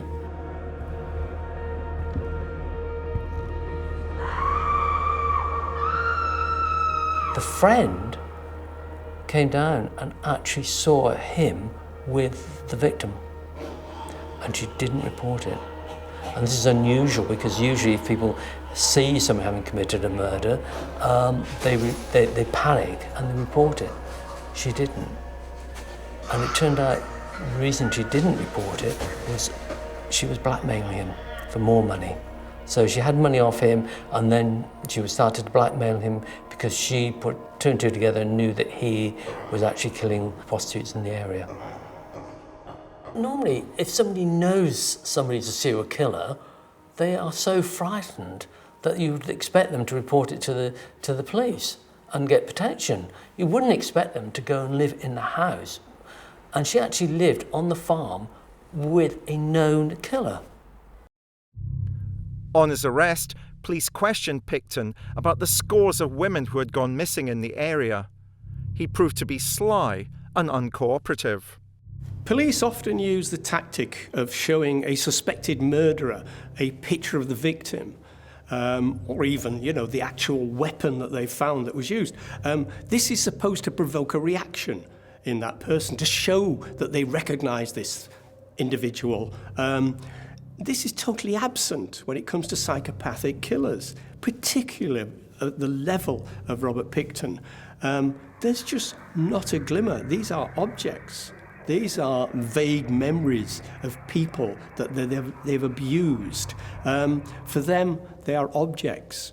It probably would be more likely that he'd recognise one of his pigs. What I want you to do, Rob, what girls that you remember have ever been up to your place? I don't know. There's so many people coming in and out of my place, I don't know. Has she ever been to your place? Her name's Mona. She's pretty, like I say. To me, it's totally revealing of the way in which this man views women, views his victims purely in objective terms. He's not actually trying to be clever. It's how that's an absolute classic statement from somebody who assigns this type of role to his victims, the victim as object role.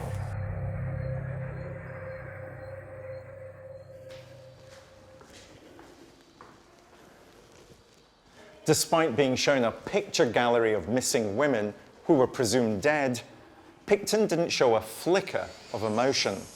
This lack of emotional response is one of the reasons psychopaths can beat the polygraph. His crass comment about one of the victims being pretty clearly demonstrates he was playing with the police, enjoying the power he held over them by refusing to confess. But sent back to his prison cell, Pickton must have known the game was up.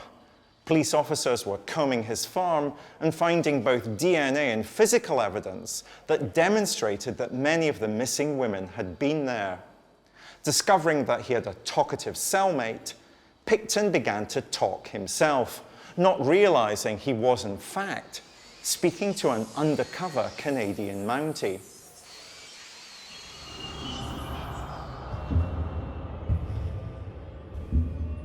As a measure of how concerned the police were when they finally arrested Pickton, that he might use his influence with certain officers to avoid prosecution, they put an undercover Mountie into the cell with him in order to try and draw out some sort of confession.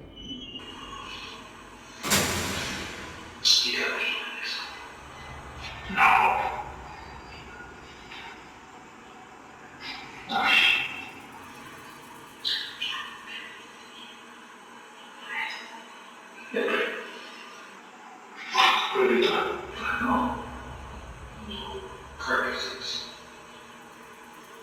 So what do you got?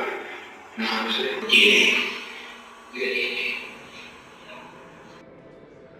The recorded interview still shows Pickton being very defensive, not revealing very much, but ultimately just revealing too much detail that would actually incriminate him. He's a depraved social isolate. He doesn't have the skill set to kind of have normal dialogue with someone else. You could see him struggling with that. And the things that he does say, which are that incriminate him, are fragmentary and reluctant, gained with reluctance. Incredibly, Pickton began admitting to his many crimes very quickly after this Mountie was put undercover in his cell. It sort of shows us that Pickton saw it as not even being important, that there were not just 5 women, not just 10 women, but 50 or even more women that he'd killed in cold blood, and yet he talked about it in a bragging way. It was almost like he was showing off about his life in some way, about his possessions. And in a way, those women were his possessions because he'd ended their lives, so they were his ultimate possessions.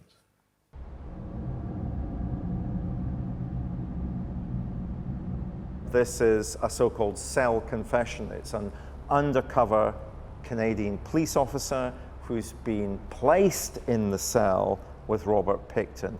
What are the dangers with this type of confession? Well, the dangers are, is this information admissible in court? And that will depend upon the legislation in different countries. The second one is an ethical one. Is it right to obtain information this way? And the mood matching of the Mountie, the police officer, he uses language, he uses slang, he swears a lot. Why is that mood matching important in relation to Pickton? Because he wants to gain the confidence of Pickton. He wants to say, I am the same as you. You can confide in me, you can share with me, I am like you. If you're interviewing somebody, you've got to use language they understand. If you're playing the role of a fellow convict, then you've got to talk about a convict in the language that the convict will understand. It's no good you being a police officer or an interviewer. You basically have to go undercover, actually adopt all the characteristics. And that's actually very hard to do, to actually go undercover and adopt that language and talk about sexual behaviour and deviations that the police officer may not agree with or may not like. And he's actually got to sell his soul and pretend to enjoy all the deviations and everything else. And in some ways, be more deviant than the suspect. So that in a way, it makes the suspect feel more likely to explain his behaviour, more likely to confess his behaviour, because the guy next to him is even weirder than he is. This very lengthy transcript of the conversation between the undercover officer and Pickton rambles on, but the officer does a very good job of taking the subservient role, allowing Pickton to brag, to encourage him. It was almost as if he was really a petty criminal who was in awe of this killer, and allowing Pickton to take that narcissistic role and reveal more than he should. The way that Pickton was drawn out into admitting these crimes was fascinating in itself. We have the Mountie, the undercover officer, challenging Pickton almost, saying, well, you know, if I was going to get rid of a body, I'd push it over the edge of a boat into the sea. And Pickton cuts in, no, I know much better ways of doing that. You wouldn't believe what I did. Bang, he's caught. Final game is away. I find the best way if I can dispose of something, so I can take it in the ocean. Oh, really? You know what the fucking ocean is, this? You must love it.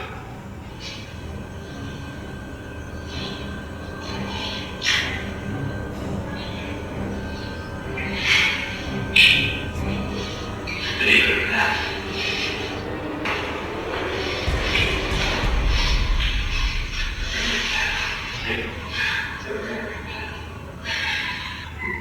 No shit.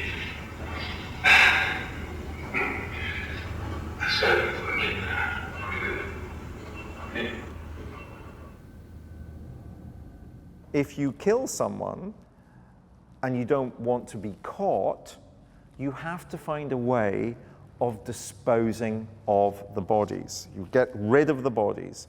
And Pickton's solution to that problem is quite extraordinary, isn't it? It is. It's about feeding them to his pigs.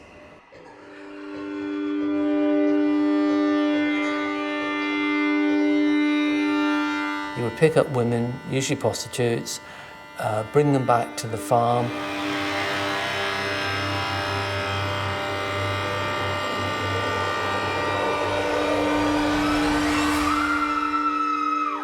He would kill them and then take them into the slaughterhouse and gut them.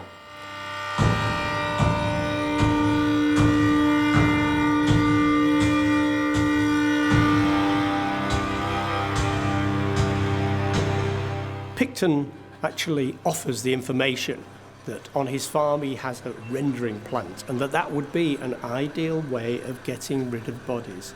It is quite clear that he used the rendering machine to reduce sentient females into offal, into basically pig food.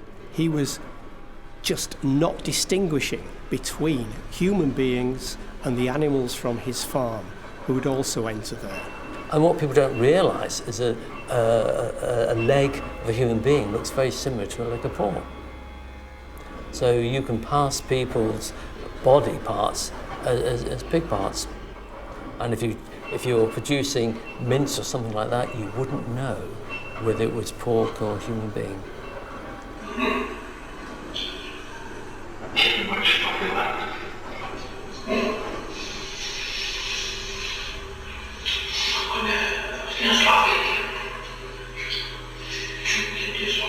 Really?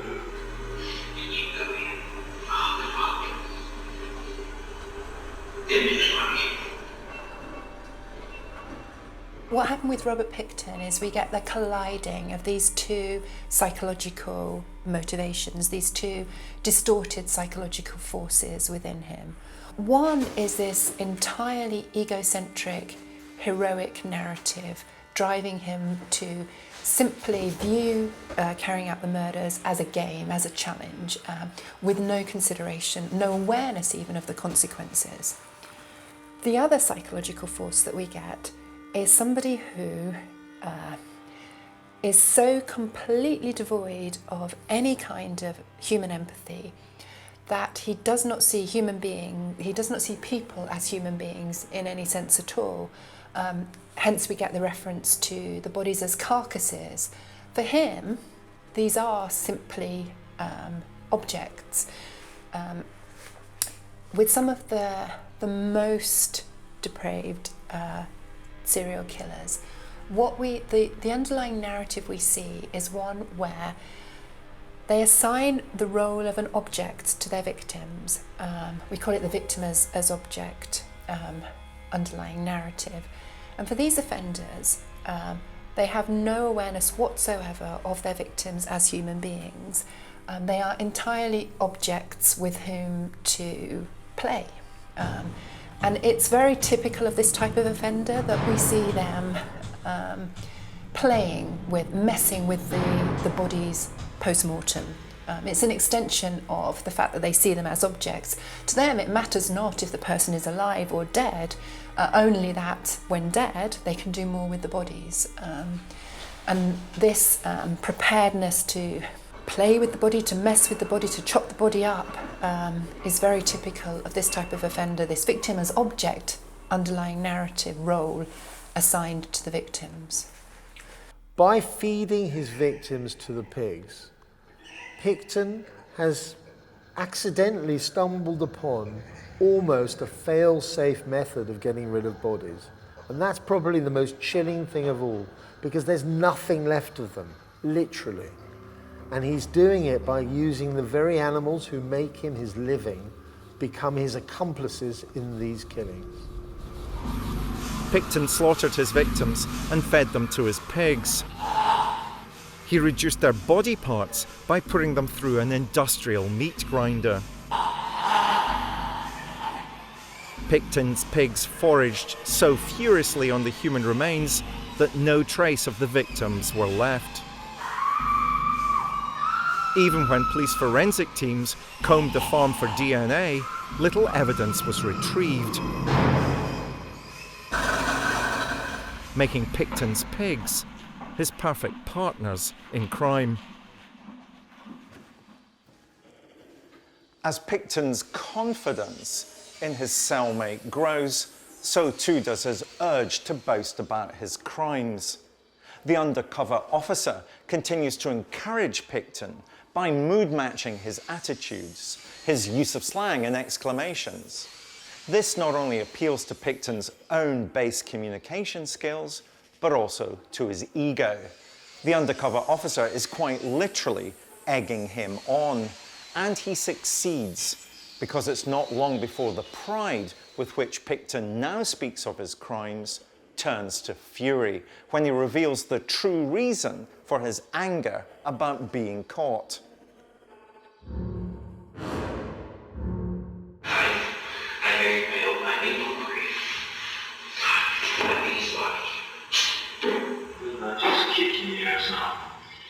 During the conversation with the undercover officer, one key element was where they touched on the idea that there were 49 victims, and 49 is kind of an awkward number.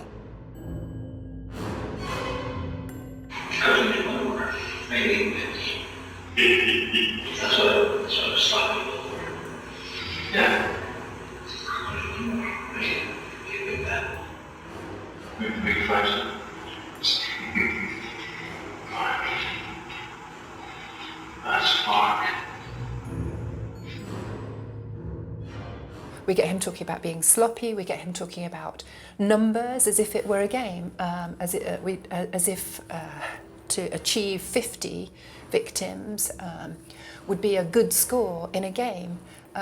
This all speaks to me of somebody for whom this is just a big heroic challenge, and he's showing that he can do it.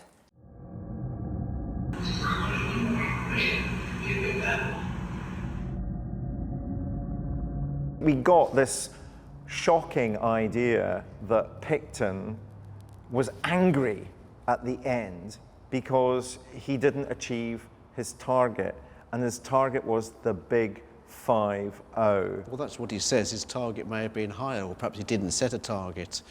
You know, 50 has a nice ring to it, but if he got to 50 and hadn't been caught, would he have then wanted to go on to 75? Would he want to go on to 100?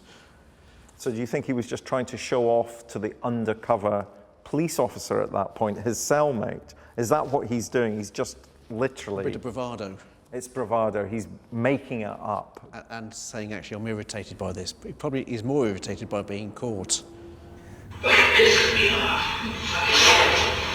You know, it pisses me right off. You're the promise. You're this, you know, nothing but nothing otherwise. I think he was generally annoyed that he didn't reach 50 because that's quite a big figure. But I don't think he would have stopped. Too much pleasure, too much fun, too much enjoyment. People don't realise that serial killers actually enjoy what they're doing.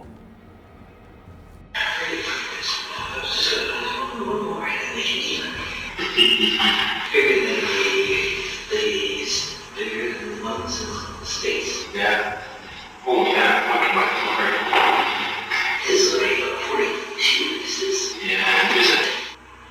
In America, serial killers almost subconsciously compete.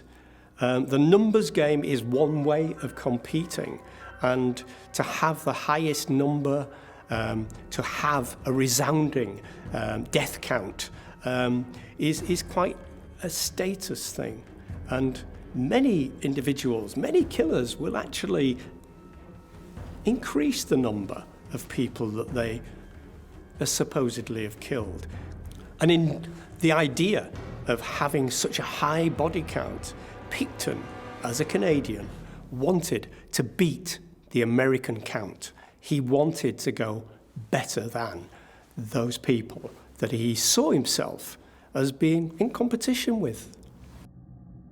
Often you can only tolerate for so long killing others, and then your cognitive processes, your decision-making abilities become more confused, more faulty, and mistakes are made. This is classic behaviour. Serial killers start off not very confident, and they have what we call behavioural trials. They try out things, then eventually get a situation where they actually kill somebody. Then they start getting quite good at it, and they improve the technique. But it's never quite 100% pleasure. So there's always that little bit more that you need to do to make it right. And that's why they carry on, and they also get faster between the periods when they're killing. But where at the beginning they may travel quite a distance and protect themselves, as they kill more people, they tend to move nearer to home. They're more confident, and often they're more competent as well. And they also know that the police aren't tracking them, so therefore they become more relaxed, and then they start to get sloppy. And it doesn't matter what kind of serial killer you look at, you can see quite clearly, as time goes on, they start getting overconfident, and that's when they make mistakes.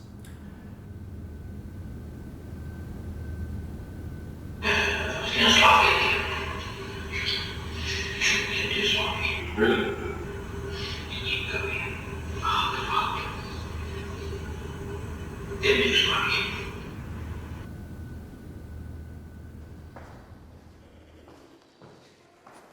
In 2007, a court found Pickton guilty of 6 counts of second-degree murder.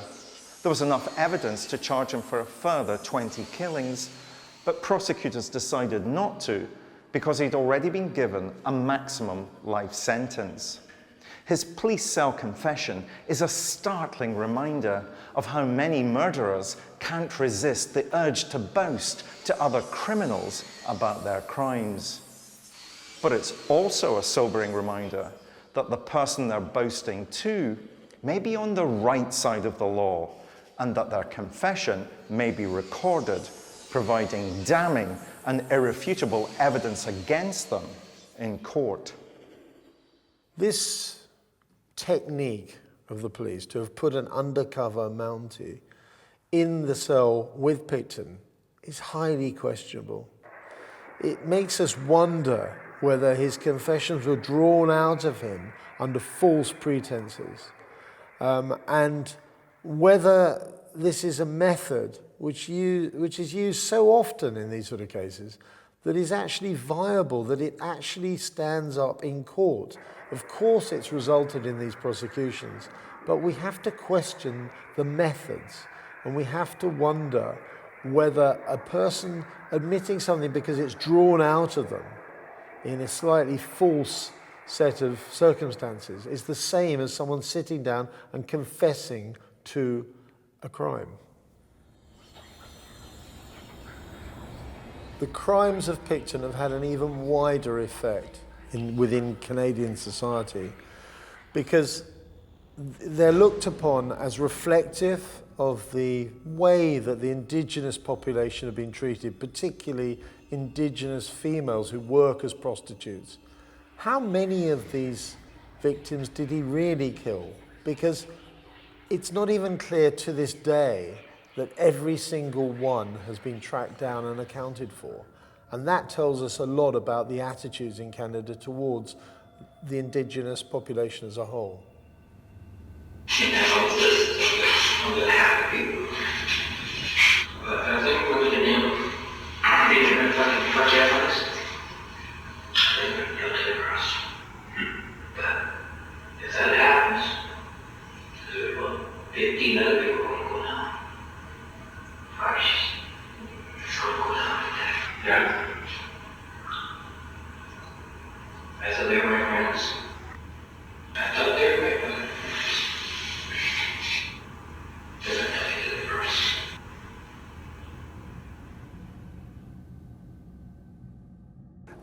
For you, Pickton, did we hear anything that could help us towards motivation? Do we understand what might have been driving Robert Pickton to behave in the way that he did? Not from that clip. No. I myself felt that we were simply dealing with a man in a particular set of circumstances describing to his supposed cellmate why what he had done. And perhaps that's the difficulty with undercover confessions. You'll get the confession, but you won't get the real reason. Because actually, if the undercover officer then starts to move into that territory, then actually the offender will become suspicious. Who's asking these questions and why? This is getting a bit too deep for just two mates having a conversation, because mates don't necessarily go into that level of depth. You need to be sort of a professional probation officer, psychologist, psychiatrist, police officer, prison officer, to begin to ask those sort of questions. And therefore the offender would immediately become suspicious, because that's not what normal mates do. For this type of offender, there's not necessarily any reason beyond his own entirely ego-driven need as part of this heroic narrative to show that he can do it, to show what he can do. For him, it's this is the purest, the rawest form of heroic narrative. It's not about anything other than Robert Pickton rising to this challenge, showing that he can do it. That's why, given the first opportunity, he will want to brag about it, he will want to talk about it. It's all about bravado, it's all about demonstrating his manliness, demonstrating his skill, demonstrating he can do it. There's no other reason for doing what he's done. There are three things really which I think psychologically are really interesting about Robert Pickton. One is the absolute assignment of the victim as object role to his victims, the way in which he does not in any way understand their humanity and is has an absolute empathy deficit in relation to other people. A second psychologically interesting facet of Robert Pickton is the way in which he has positioned what he's doing as this heroic adventure, him versus the cops, him showing that he can do it. And we get a number of statements within the discussions with the undercover officer which show us that this is how he's seeing what he's doing. We get him talking about being sloppy, we get him talking about whether or not he can beat the previous score of the victims in America.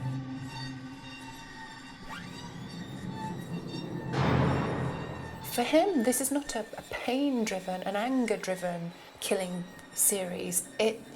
He's actually excited by what he's doing. He's excited by the possibility that in this him versus the cops battle of all battles, that the cops may have DNA. He's excited by that, actually. It ups the ante, it ups the stakes for him. And that's what he's all about, him showing that he can meet this challenge. It's one of the purest forms of disturbed, destructive heroic narratives that I've ever seen. I guess the final thing about Robert Pickton is his absolute egocentricity, and I think that's absolutely captured captured in the statement that he'll be nailed to the cross. I mean, what a remarkable thing for a serial killer to say, to in a sense, liken himself to Jesus. Maybe that's what I was stopping for. Yeah. Big fight.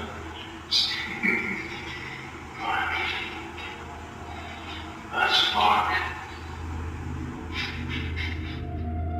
Murder on television and in the movies now is such a commonplace form of entertainment, of putting bums on seats, that we sometimes miss the whole point of homicide, brutal homicide, getting down and dirty with it.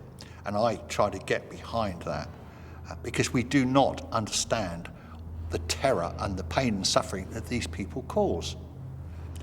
And I try to put myself in a bit closer than that, but what I try to think is, if it was my partner or my daughter had been invited to a party at Pickton's pig farm with a lot of other revelers and getting drunk and having a bit of a time, quite innocently having some fun, and then all of a sudden this man drags her into an outhouse, rapes her, and starts beating her and slashing her and torturing her, probably hanging her up half alive in a barn to die.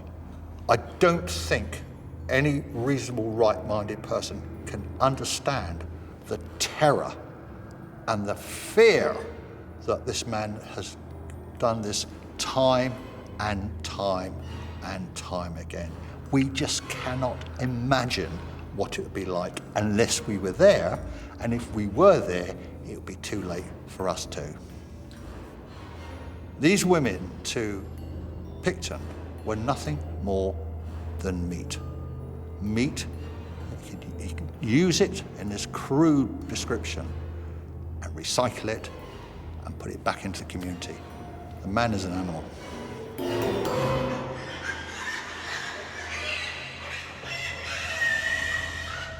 He had geographic isolation.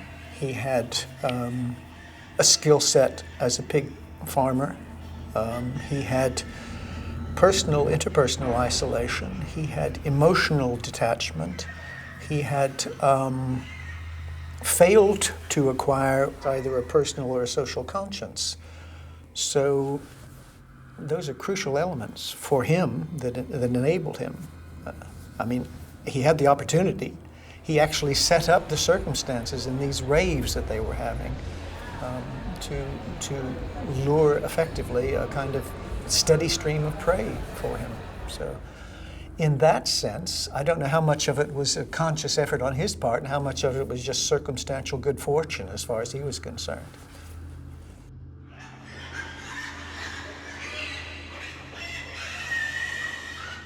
There's this twisted correlation, it seems, in Pickton's mind between his pigs and these poor women who suffered so badly. He talks at one stage about being sloppy about how he dealt with their deaths. And it sounds as if he's always talking about his pigs in the slaughterhouse. It's a cold-blooded reference that chills people to the bone. I don't know that he differentiated between pigs and women. A contemptible capacity to use, abuse, and destroy.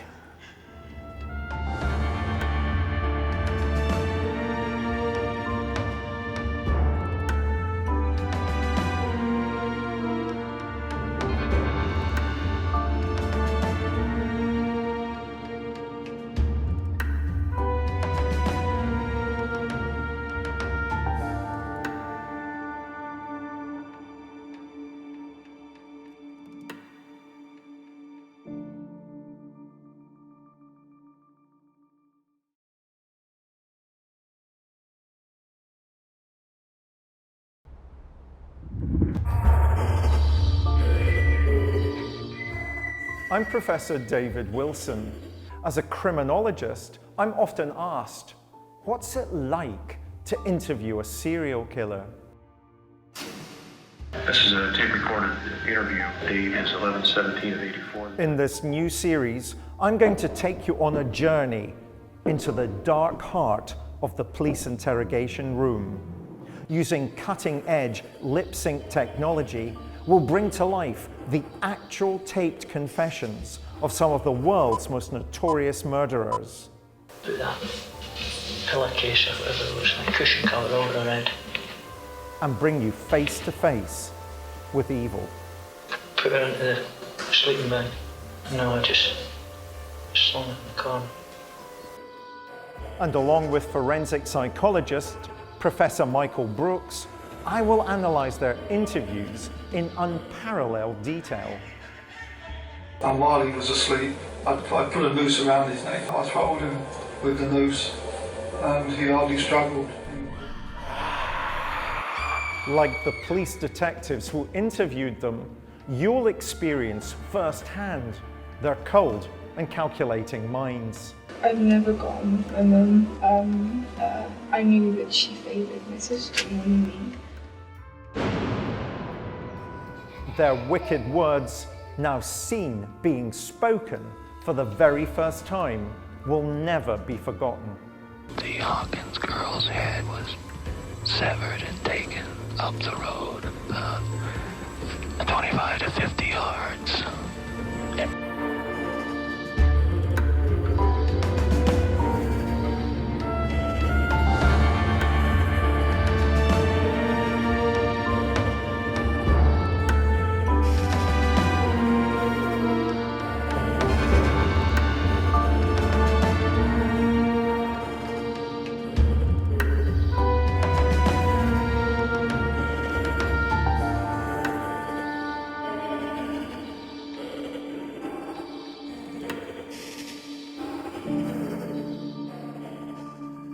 Many serial murderers refuse to confess to their crimes after they've been arrested, charged, and even convicted.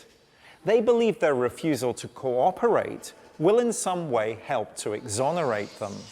Suffolk Strangler Steve Wright, for example, was the classic no-comment interviewee, and Dr. Harold Shipman turned his chair to face the wall when shown a photograph of one of his elderly victims.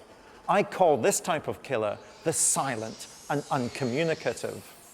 The serial killer whose confession we feature today originally behaved in this same way, claiming he was not guilty and offering no further information. He was a former soldier and then an unemployed drifter who tortured, robbed, and murdered 5 victims in Battersea, London. He was named the Gay Slayer by the press because of the sexual orientation of all of his victims. At the height of his killing spree, he killed 4 men in 15 days, and even the pet cat of one of his victims. But after a month of silence, he confessed to the police, recounting his crimes in great detail. He claimed he killed to become a serial killer, as if this was an aspiration in itself.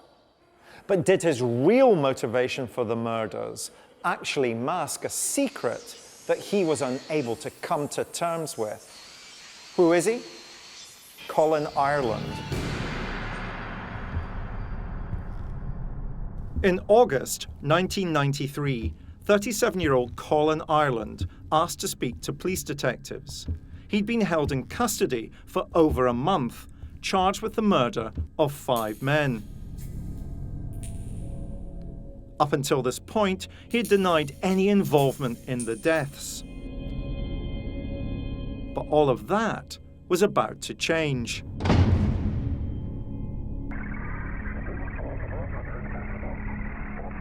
I wasn't forced to do this. In fact, when I was last interviewed by the police for 5 days, I said nothing on tape. I spent a month in prison considering my mental state, my outlook on what had happened, and I probably didn't come to a final decision until maybe yesterday. I wanted to create a situation where I couldn't really back out of my decision. So I deliberately spoke to the prison officers regarding this. I said I was intending to change my plea to a plea of guilty. I think I should be placed in a position where I can no longer inflict harm upon others. Ireland's previous stubborn denials were about to give way to one of the most cold and clinical descriptions of serial murder ever recorded by the British police. While he was asleep, I put a noose around his neck. He barely came to. It was quite quick. I throttled him with the noose and he hardly struggled.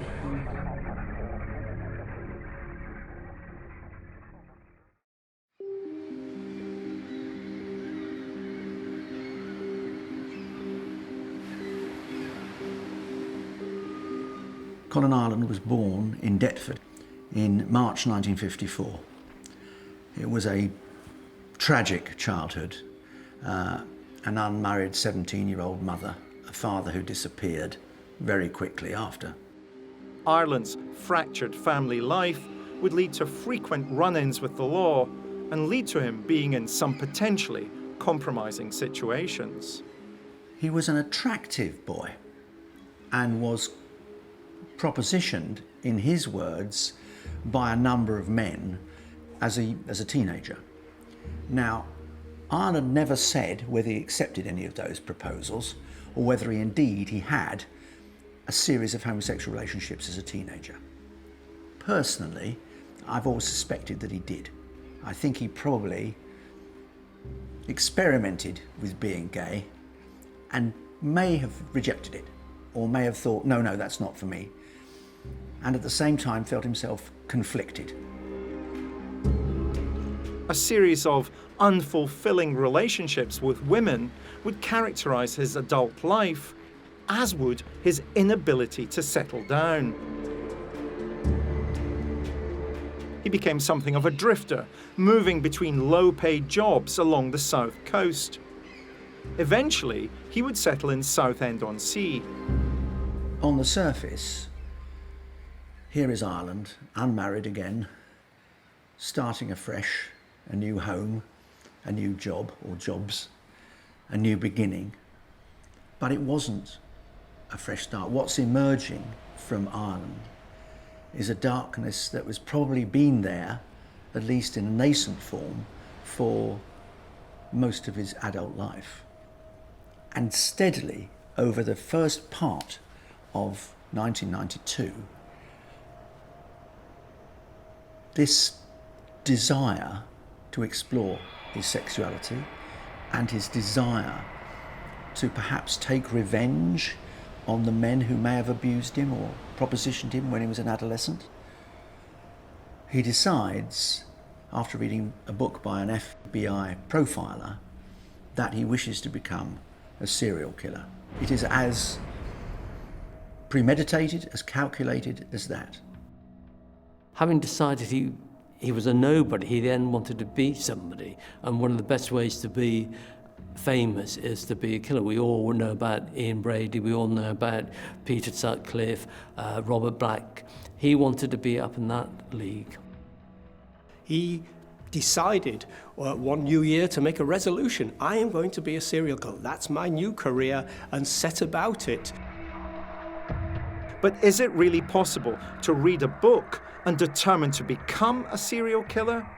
Or does Ireland's police confession really hold the key to why he commits the crimes? I'm here with Professor Michael Brooks, a forensic psychologist, to try and find out. I should be placed in a position where I can no longer inflict harm upon others. Do you buy this idea that the reason that he goes on this journey to become, as it were, a serial killer is because he reads a lot of books about serial killers and he wants to see if he can do it? The second element may be true. Just because you read books about serial killers doesn't necessarily mean that you have an interest in becoming a serial killer yourself. But if that is your motive, then actually reading books can give you an awareness of ways in which serial killers have acted in the past. But there has to be other motives as well. So why did he want to become a killer? Why target homosexuals? I think his targeting of gay men was Colin Aileen picking up on the particular vulnerability that gay men had at that point in time, which was that they felt that they needed to relate to others in a very particular way. They needed in some ways to relate slightly covertly when they were meeting new people. And in his intelligence and his ability to exploit other people, Colin Aileen recognised that very particular vulnerability of the gay community at this point in time, and he absolutely exploited it. He could actually pick up men, imply they were going to get into an S&M situation, and would take them back to their flat or house or whatever. As Ireland's police interview progressed, he began to justify his behaviour, a common ploy among serial killers. But was this just a mask to disguise his own feelings of self-loathing that he experienced about his conflicted sexuality? I think it's something that's been triggering me some time before. I felt if I was approached, I felt there was a likelihood that I would kill. I thought to myself, if I'm approached, something will happen. I'm not. It would have been quite likely I would have gone on my way and maybe nothing would have happened. For me, there's a lot of victim blaming. Ireland seems to suggest he'd let the people live. If they didn't approach him, he would only target those who approached him. To what extent is that nonsense, Michael? He would always set out to kill. He may have set out to kill, but who was he going to target? And what he does is he reduces the chance of choosing an inappropriate victim or somebody who wasn't going to respond by not selecting those who didn't approach him. So he selected those who approached him because he became aware that these are the individuals who wanted to have a sadomasochistic relationship with him. So they were selecting themselves by approaching him in terms of his frame of reference. I can never get to the sense with Colin Ireland, is he himself gay? Is his sexuality fluid? To what extent does sexuality play a part in all of this? Well, certainly he's had relationships with both genders. So to say that his sexuality is fluid would be accurate. Individuals engage in sexual acts, and if they're gaining some form of sexual pleasure from those acts, then sexuality is one of the primary drivers. Let's do COD psychology for a minute, Michael. Is he killing himself by targeting gay men? That's just conjecture, and we don't know. Other reasons for conjecture may be actually sort of the element of disgust around that behaviour, which may be feeding in from society's views around gay activities and a certain amount of homophobia. So why is he targeting homosexual men as opposed to heterosexual women or gay women when he's in fluid sexual relationships?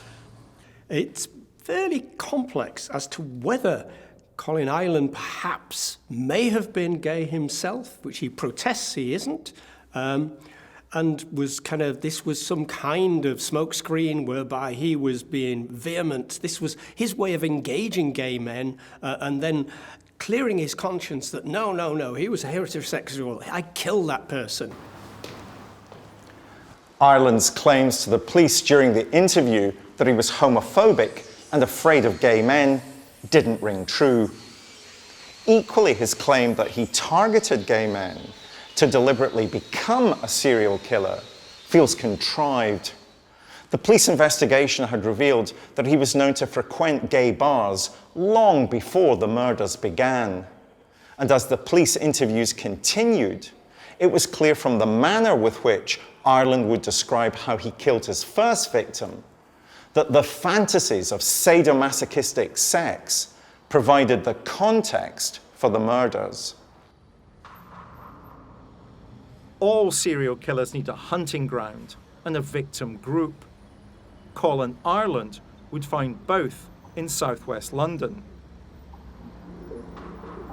He has to find a location which is bound to have a lot of gay men in it.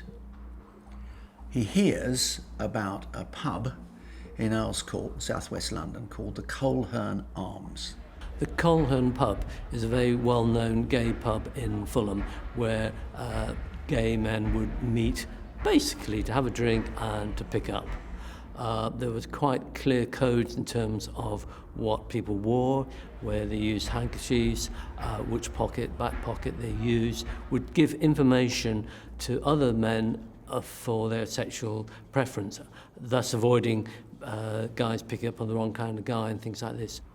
Ireland travels up from Southend-on-Sea, complete with a murder kit in his rucksack, including a duct tape, knife, rope.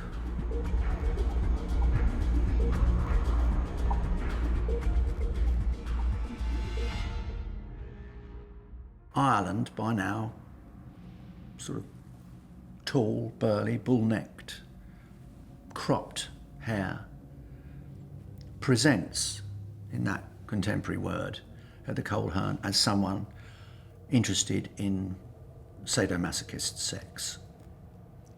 He's effectively pimping himself as available to gay men, particularly gay men who want to be dominated. As detectives quizzed Ireland about his MO, he openly set the scene for how he would carry out all of the murders. He was just in there, it was early evening, 5, 6 o'clock. And we got talking. I realised he was that type. On the night in question, Ireland entered the Colhern and cruised the venue in search of his first victim. Ireland soon identified Peter Walker, a successful choreographer.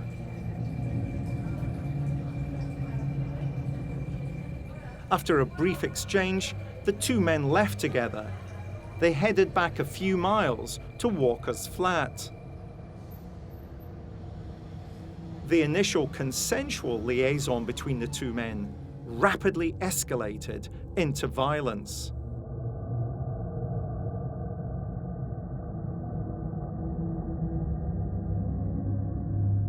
Ireland assaults Walker brutally, whips him with a dog lead, all manner of attack, which to some extent, it seems clear, Walker wanted.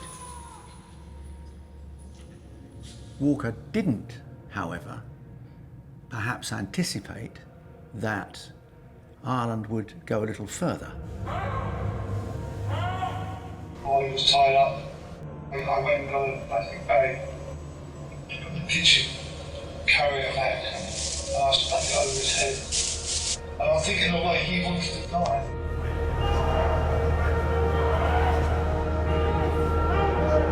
I mean, in a way, he probably didn't even realise it, but I detected in him it's this lack of desire to carry on. And I think he knew he was going to die, and he was quite controlled about it.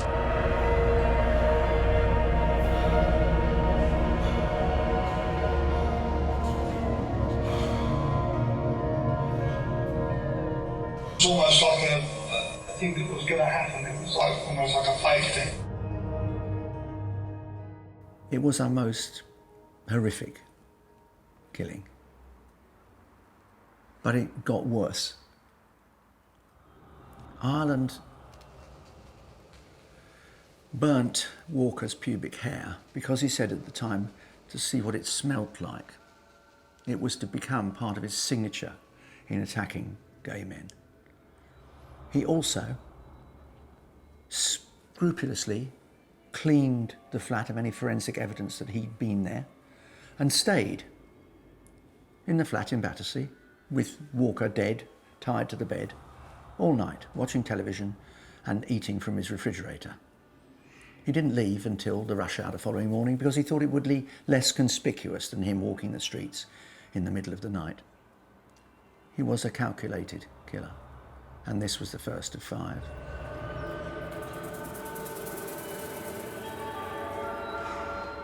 The day after he walks away from Peter Walker's flat in Battersea, he phones the Sun and confesses, I've murdered a man. But he's very worried, he says, about the dogs because they're trapped in the lounge of the flat, and that's not fair. It is one of the more bizarre elements of Ireland, but what it reflects most accurately is his intense desire for recognition.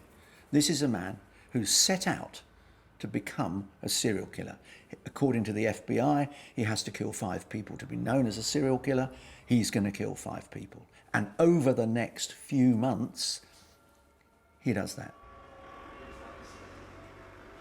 In May of the same year, 1993, a couple of months after the killing of Peter Walker, he goes back to the Coleherne pub, and this time collects a librarian called Christopher Dunn, who's 37. But by now, Ireland is just amending his technique slightly.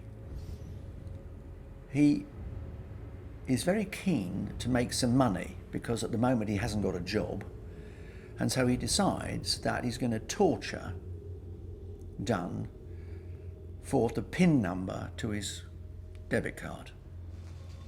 And he does so by effectively setting fire to his genitals. But despite statistically torturing his victim, Ireland was still unsatisfied, believing Dunn was lying to him. After his PIN number, and it was one that struck me to be totally ridiculous. You know, it was 3 digits in a row of the same. And I thought, well, that's not really a PIN number someone would choose personally. So I got a lighter and I stuck the flame to his testicles. With Dunn by now dead on the bed, Ireland spent all night with the corpse. Some killers stay with the body, some killers come back to interfere with the body, like we know with several have done that. But in this case, I think he sat there, enjoyed what he did, probably relived it, but careful not to masturbate or to leave any evidence of his sexuality there. He would sit there calmly, listening to the radio and enjoy what he'd done, and then think about his way home. He clearly took pleasure in his work. Yet despite having killed a man, Ireland was about to seek sympathy from detectives, and in doing so, displaying an extraordinary level of narcissism, even for a psychopath. I think that affected me mentally to quite a degree, sitting in with these bodies for sort of like 5 or 6 hours on some occasions, watching them gradually sort of move, get blotchy as they do and cold. It wasn't something that I don't think I could cope with, to be honest. I wasn't dealing with it too well. Despite many of the victims frequenting the same pub and dying in virtually identical circumstances, Ireland remained at large and free to kill. Might this have had something to do with homophobia? The police investigation seemed hampered by a lack of knowledge about the gay scene in London and the special subculture of sadomasochistic bondage. This widespread ignorance enabled him to go undetected. However, as is so often the case, CCTV footage would lead to a turning point in the investigation, as would the discovery of the identity of one of his final victims.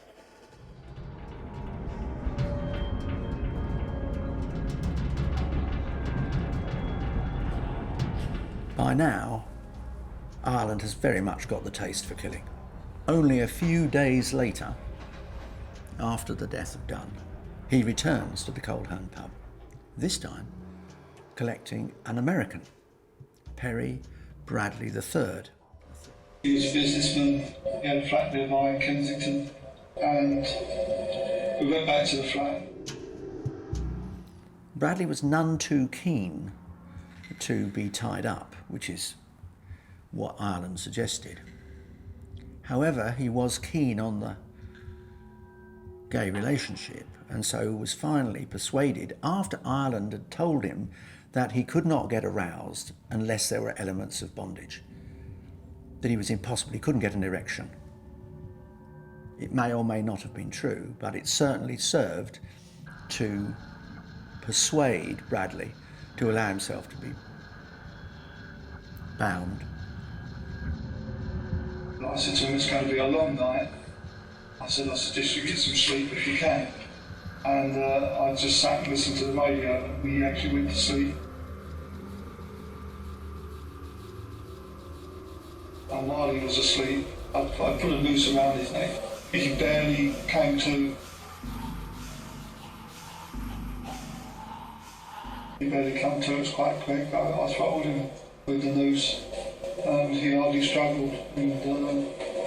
And some, for instance, Walker, it took longer.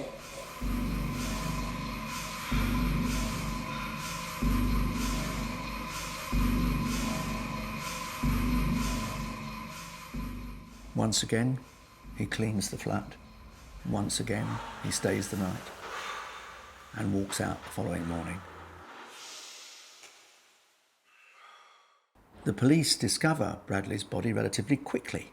He was the son of an American senator, and he was not known to be gay. He was a closet gay, using a pub to pick up, but playing the role of a straight guy in business. He wasn't suspected at all of being involved in the gay murders. In fact, the police originally thought it was to do with the mafia, and he'd been killed for some financial reason. By now, Ireland is well and truly escalating, as the profilers call it. His blood is rushing through his veins. He is clearly desperate to kill again. Must have got some kind of fierce sexual kick out of both the killing itself and the possession of the body. Being with the body. I have the power. I am in control of you to such an extent that I've extinguished your life. I throttled him with the noose, and he hardly struggled. Despite our very different backgrounds and training in working with these men, the elements of sadism were quite clear, were they not? Yeah, and two specific elements came out in sort of the interview. The one about the lighter and burning the testicles when Christopher Dunn didn't give what Colin Aileen thought was the correct PIN number. That's purely sadistic. I got a lighter and I stuck the flame to his testicles. But also watching someone with a noose round their neck for 5 to 6 hours, although he says it was disturbing afterwards and didn't cope too well. Well, he did nothing to stop it. So there's obviously an element within there that he was content to watch somebody take that long to die slowly and painfully. I said to him, it's going to be a long night. I suggest you get some sleep if you can.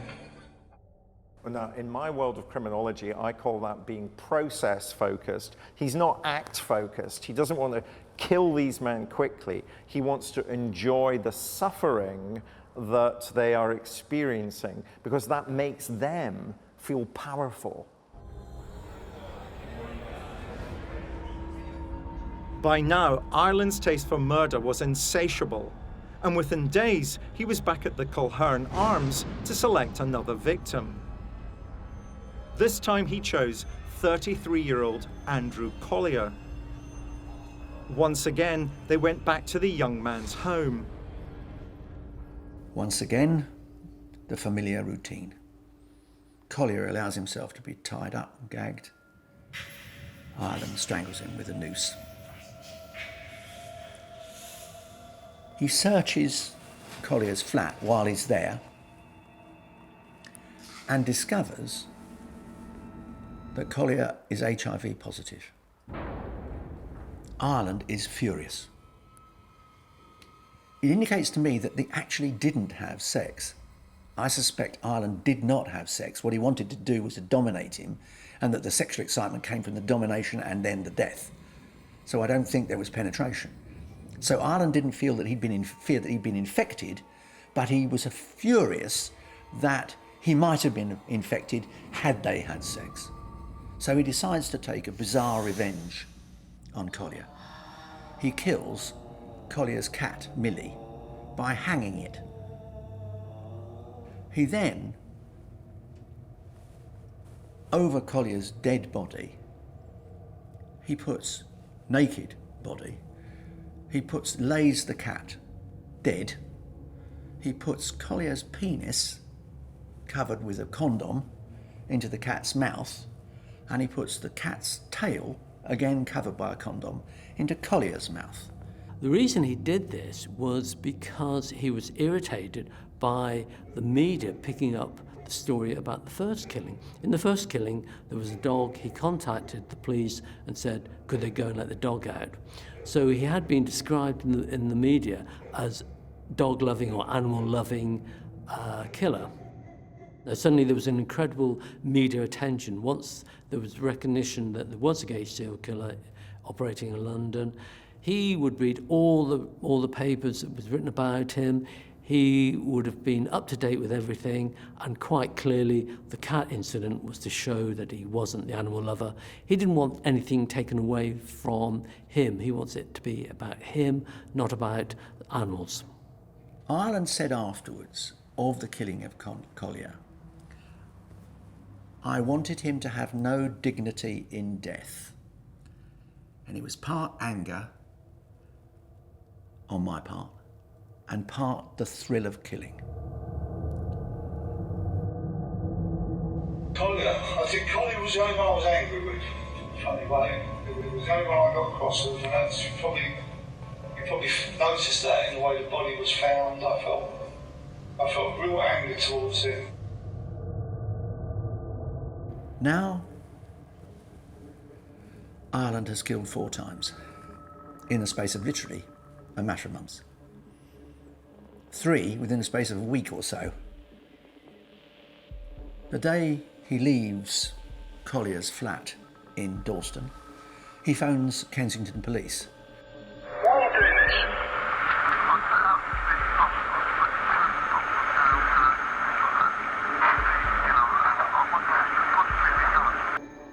He told the officer in Kensington that if you don't stop me, it'll be 1 a week. I suspect at that point, Collier had tipped the final scale in Ireland's mind. He was the 4th victim. Ireland was convinced that if he killed 5, 1 more victim, he would be acknowledged as a serial killer. And he was probably, by now, anxious to be stopped. One of the strange conflicts in Ireland is that there was a part of him that actually probably wanted to be stopped, but a part of him that couldn't stop.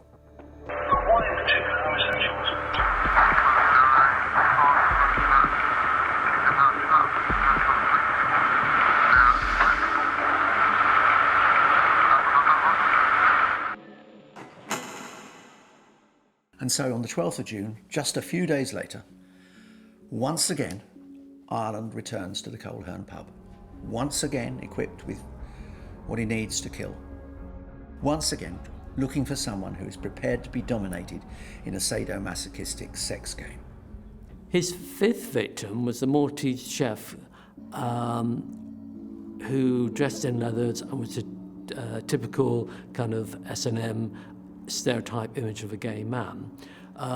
They went back to his place, but in the process they went on the tube and their picture was automatically picked up on CCTV. This time, however, when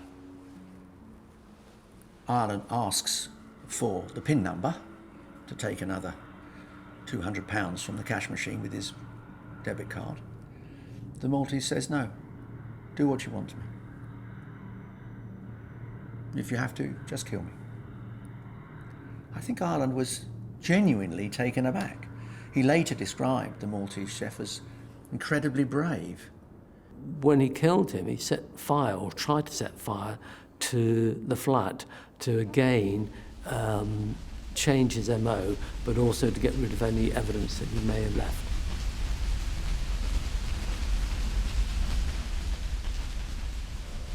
Hold all the papers, burnings together in the centre of the room, for no particular reason, but that reached the point where I couldn't stop myself.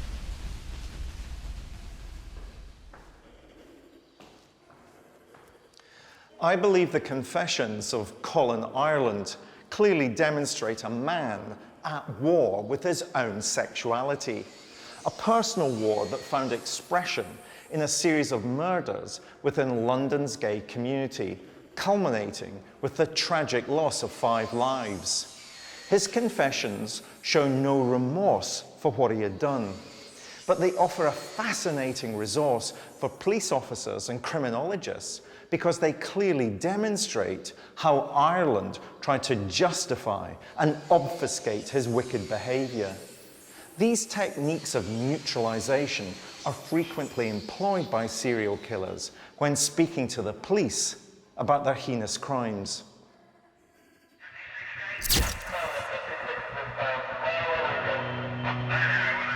Colin Ireland's killing spree was rapidly escalating to 1 victim a week. Yet despite the growing body count, the police were not going public with their knowledge. The police were denied for a long time there was a gay serial killer. And from one point of view, you can understand that. They didn't want to have a gay serial killer because that would then provoke more panic in the community. They wanted to try and deal with the matter quietly. It backfired on them. The gay community took a lot of irritation out on the police because they weren't trusting the police. Once the police started investigating the disappearance and the murder of gay men, they were going into pubs, asking gay men about their sexual behaviour. It took the police some time to realise, A, they needed to use gay police officers, and B, they had to actually start saying, we're not interested in your behaviour, we're interested in the killer's behaviour. Now we have 5 gay men dead, and people begin to join the dots. In particular, they find some CCTV footage of Spiteri and a bulky man with a close-cropped haircut walking across the concourse of Charing Cross Station to get a train to Catford. The senior investigating officer realises that this is probably the killer, and so goes public with the CCTV. Colin Ireland realised that it was him. He went along with his solicitor and said, yes, that's a picture of me. I was with him, we engaged in sex, and then I left and that was it. The police interview, as a result of this, Ireland for the first time. When they do so, Ireland, who by this time is nothing if not arrogant, after all, he's killed 5 men and got away with it, makes a fool of himself. He tells the police about Andrew Collier's cat. Now that information has never been made public, and convinces the police that this is indeed the gay slayer, as the tabloids have named him, and they are going to connect him to the killings. One of the mistakes, and he made very few mistakes, that Ireland made was when he was with Andrew Collier, there had been a police siren outside and they'd both gone to the window to look out and see what was happening. And Ireland had left his fingerprints on the window frame, and that was a part that he'd forgotten to clean. So they now have his knowledge of Collier's cat, they have fingerprints from Collier's flat, they have Ireland. Colin Ireland's summer of terrorising the gay community in London ended upon his arrest. But his police confession makes it clear that he was still determined to intimidate and exert control over anyone who came before him, including the hardened detectives who interviewed him. Colin Ireland is remarkably arrogant, even by serial killer standards. He really feels that he can control and be in charge of everything and every aspect. I think we see that in the way that he carried out his crimes. They were entirely him in control, entirely him doing what he wanted to do, when he wanted to do it, with whomever he picked on. Throughout his police interviews, Ireland projected the same dominance that he had projected on his victims. He was going to tell them what it was and what he'd done, and they were going to listen. He was in control. He was in command. And if you look at his confessions carefully, he is swaggering in them. There is no hint of remorse. He is saying, look what I achieved, look what I've done, look how I am.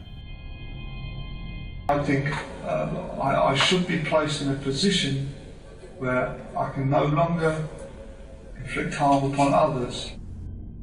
Even at this stage, faced with the evidence of what he's done, he is still prioritising his own emotions, his own emotional experience in the confessions.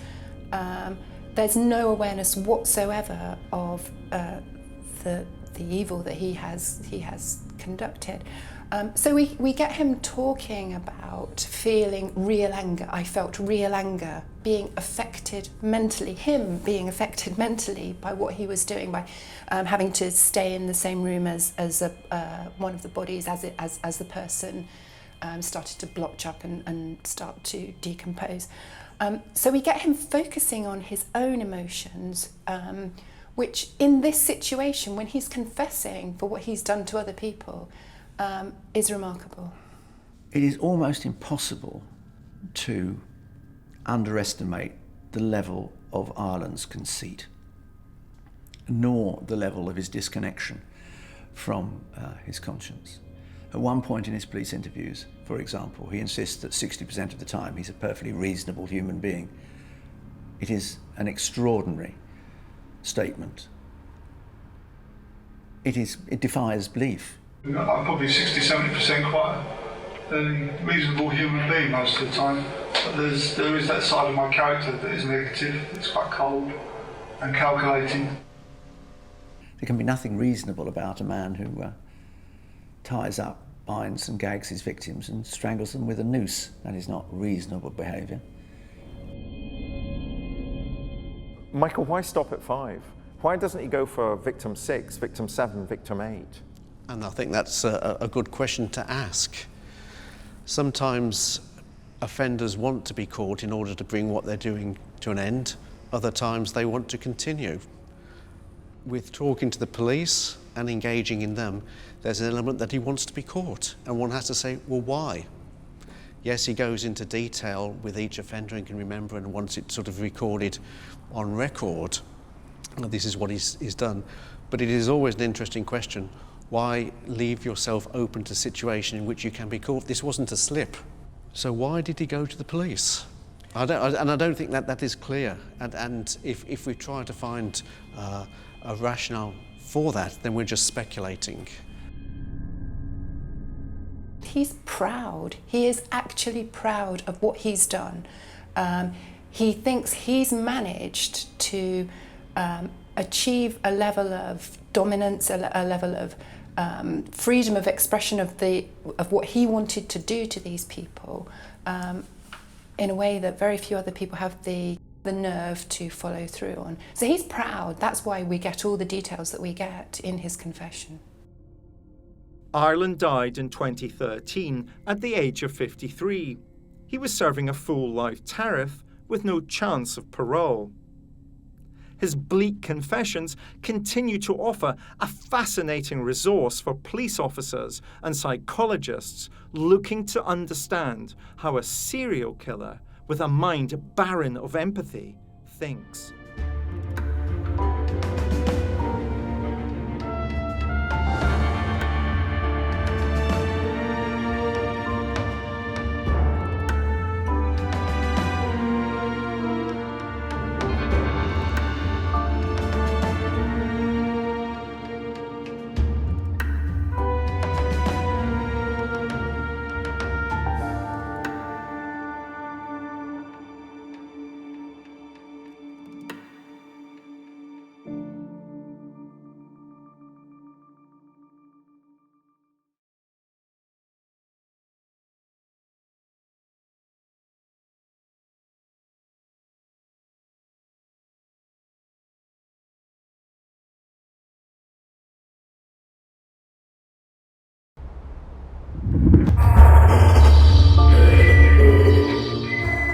I'm Professor David Wilson.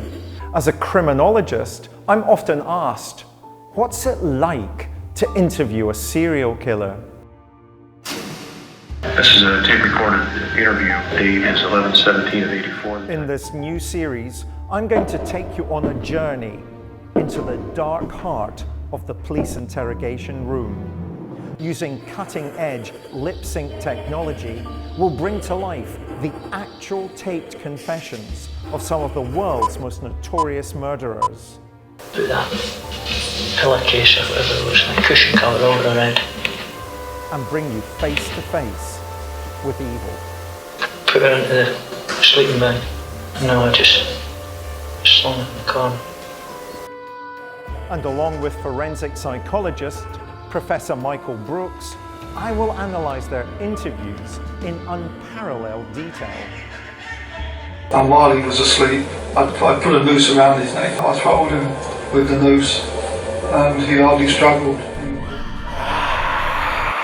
Like the police detectives who interviewed them, you'll experience firsthand their cold and calculating minds. I've never got on with women. I knew that she favoured my sister more than me. Their wicked words, now seen being spoken for the very first time, will never be forgotten. The Hawkins girl's head was severed and taken up the road about 25 to 50 yards.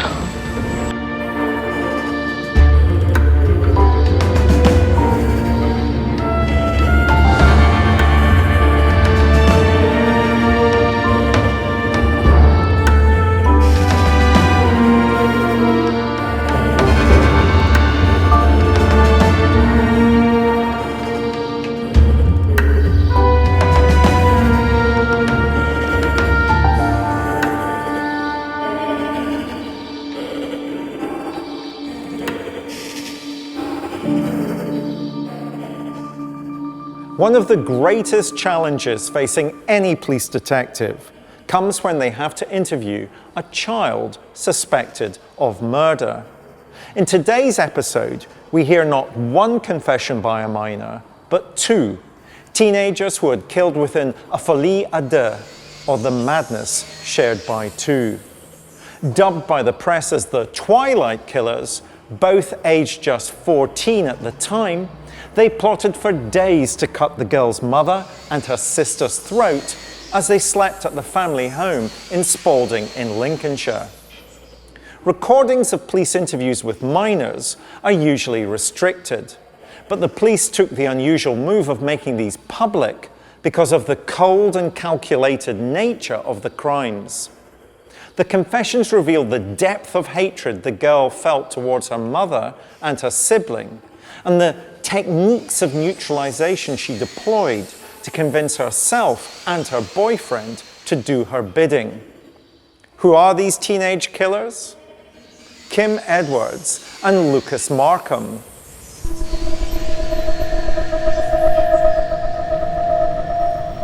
On April 15th, 2016, the residents of Lincolnshire heard the news that a violent series of murders had unfolded. Police are appealing for help to determine what led to the deaths of a mother and daughter. Two children are accused of murdering 49-year-old Liz Edwards and 13-year-old Katie Edwards. Police want to hear from anyone who observed any comings or goings from a house in Spalding between Thursday and Friday when the bodies were discovered. Detectives at Spalding Police Station awaited the arrival of two teenagers, Kim Edwards and Lucas Markham. Both were suspected of involvement in the murders, and they would be interviewed separately. As the tape recorders rolled, no amount of police training or work in the field could prepare those present for the ice-cold descriptions of murder that would be spoken by the children who sat before them. News of the arrest spread rapidly. I think it made the headlines because it was so unusual. We find very few people under about the age of 17 committing murder, and for two 14-year-olds to be involved in a double murder, it's extremely rare. All evidence pointed to Edwards and Markham being involved in the murders. The murder weapon was still in the house, and neither of them had made any effort to leave the scene of the crime. No sooner had 14-year-old Edwards sat down, she proceeded to tell detectives precisely how her mother's life had been ended. He was on top of her, with a pillow over her head.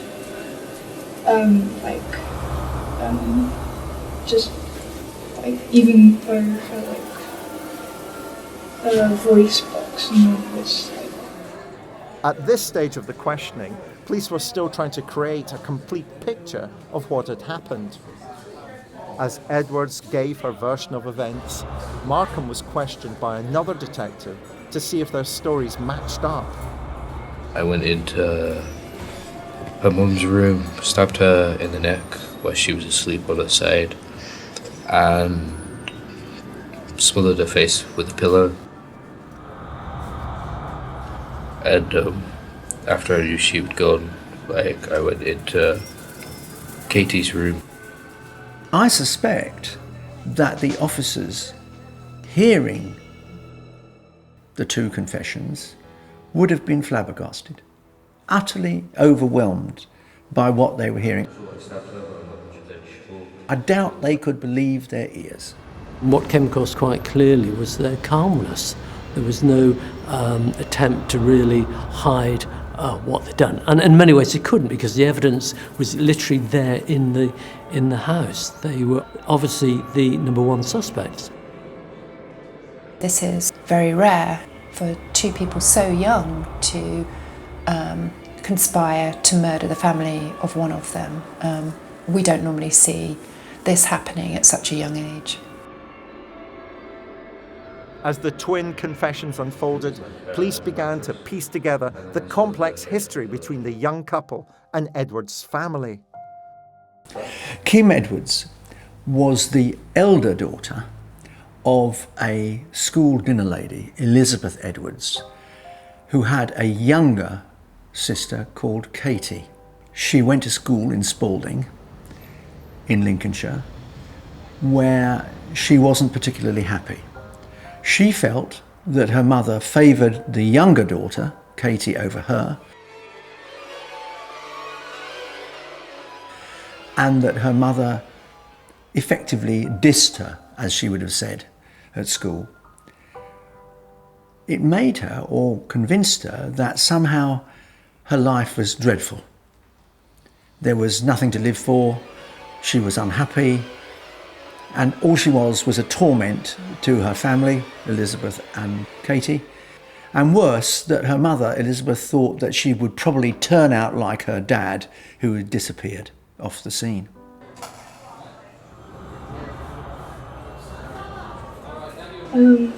Just that, well, ever since, I was young, I've never gotten with my mum.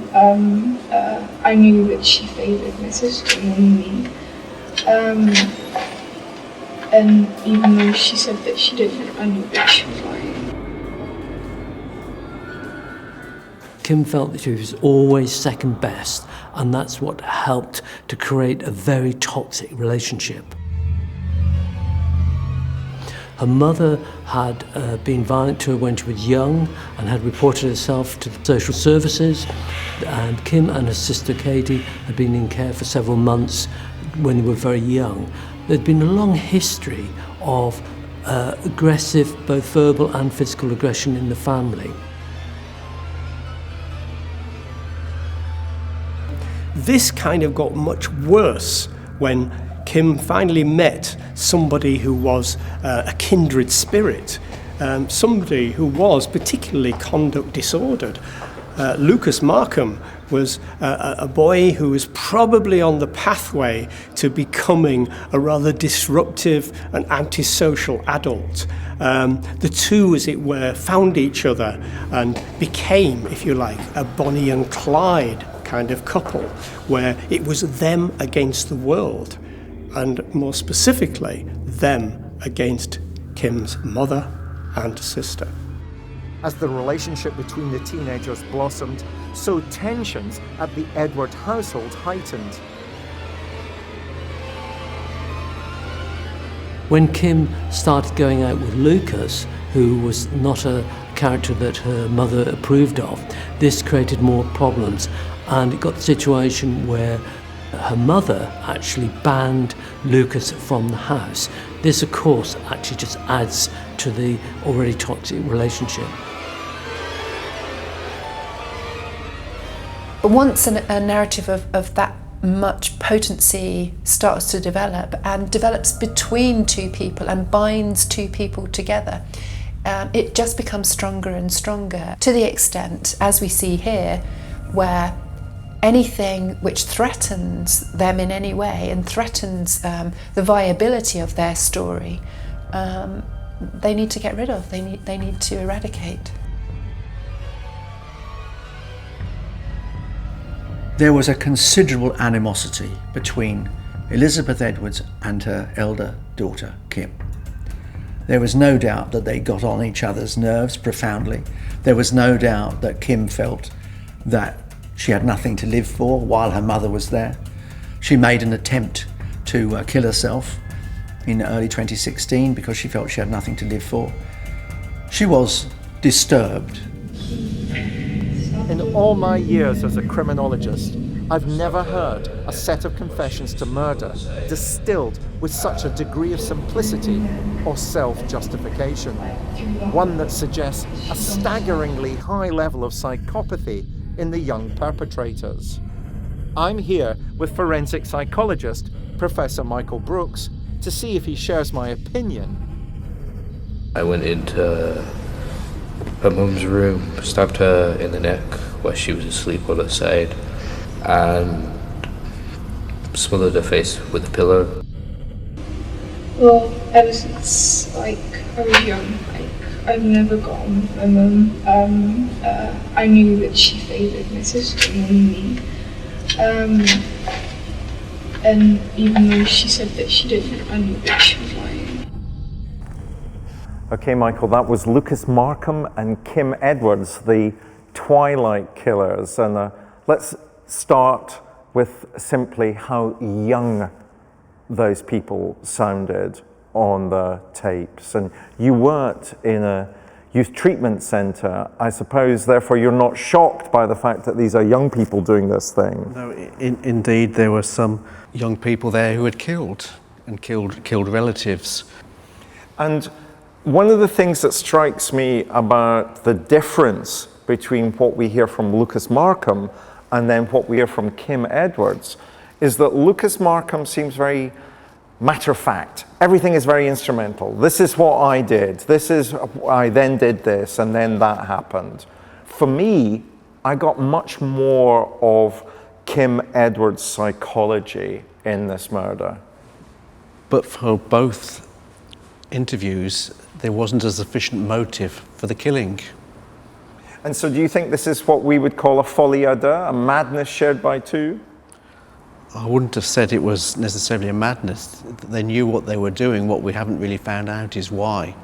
So do you not buy some of the things that Kim Edwards is going to tell us, that she was doing this because her mother had always favoured her sister? To me, that's an insufficient explanation. There's many sort of difficulties within families, between children and parents and between siblings. That doesn't mean to say then that they go on to kill. And certainly Markham was not a member of the family. So why did he become involved? Now Markham was disruptive at school and was eventually thrown out. He had to go to another school, leaving Kim at the original. This deeply distressed Kim.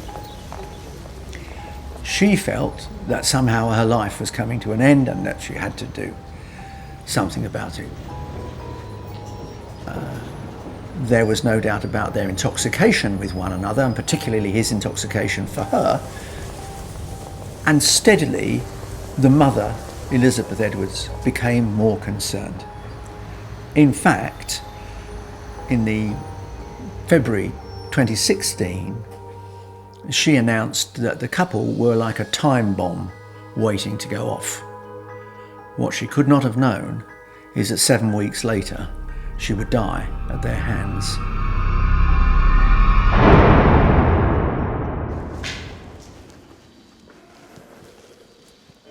The initial confession by Kim Edwards provided the backdrop to her motivation for plotting the crime.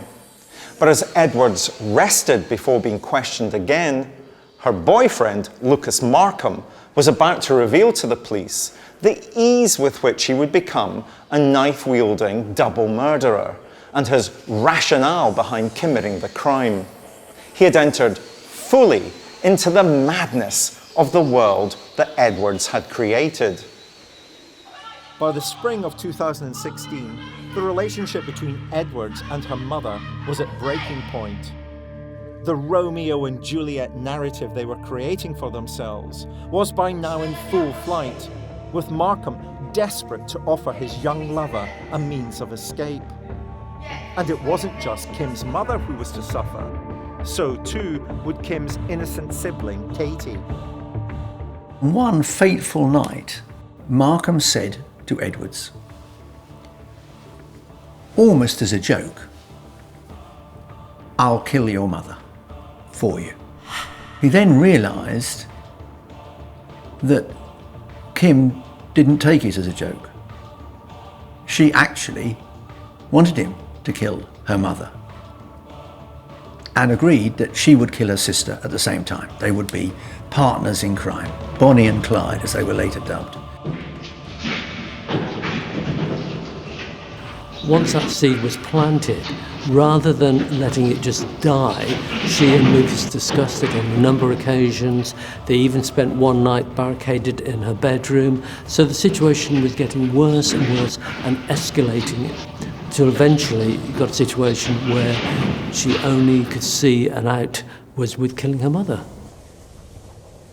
The fact that her mother, as it were, stood in the way of everything she wanted to do and be. This kind of evolved into a us against the world. They talked to each other, they plotted with each other, but they did not talk to anyone outside of that little duo, which meant that all of their thinking, planning, plotting, no matter how crazy, was never actually met with derision, humour, or alarm by other people, because it wasn't known to anyone else. It subsequently evolved into killing her mother and her sister, because, needless to say, one would lead to the other. Why? What was the reason for killing Katie? Because she had called the police. Okay. That the only reason? Pretty much. The plan was essentially for Markham to wait until Elizabeth Edwards and Kim's sister Katie were asleep, to climb into the house, kill them in their beds. What he was asked to do was to knock on a bathroom window, and Kim would wake up and let him in. The first twice they tried this, she fell asleep and didn't wake up to hear him knocking. But undeterred, Lucas Markham returned. And on the night of April the 14th, she heard him knocking. Kim Edwards admits Markham to the house. She has procured a bag of 6 kitchen knives. Markham says to Edwards, "Are you sure you want me to do this?" And she says, "Yes, but I don't think I can kill my sister." Markham, depraved though this may sound, says, "Don't worry, I'll do it for you." Having settled on a killing weapon, Markham ascended the stairs. In the master bedroom, he found Mrs. Edwards asleep. He proceeded to stab her in the neck and then suffocate her with a pillow. The killing frenzy ended with Mrs. Edwards being stabbed a further 8 times. Edwards hears a lot of her mother's struggles, but doesn't intervene to say, oh, I've changed my mind or stop or nothing, just keeps up with the plan. With Mrs. Edwards dead in her bed, detectives try to comprehend why Markham would then move on to killing her daughter Katie. His response stunned them. Why? What was the reason for killing Katie? Because she'd call the police. As her interview proceeded, Edwards was rapidly setting out her stall, making it clear that she was orchestrating every murderous act and did nothing to discourage the carnage that was unfolding. Her only concern was for the welfare of her boyfriend. I went into the room to see what was going on because I heard noises and stuff. So I just wanted to check if he was okay. We see her being concerned about whether, when he goes upstairs, whether he's all right. No consideration of what might be happening to her mother and sister. That they are so consumed by the narrative that they have built up together that's all that matters. Lucas stabbed Kim's mother through the neck and then suffocated her with a pillow. This took a little while. He then stealthily moved into the sister's room and repeated this process with the sister, who was slightly more resistant. However, he succeeded in killing both.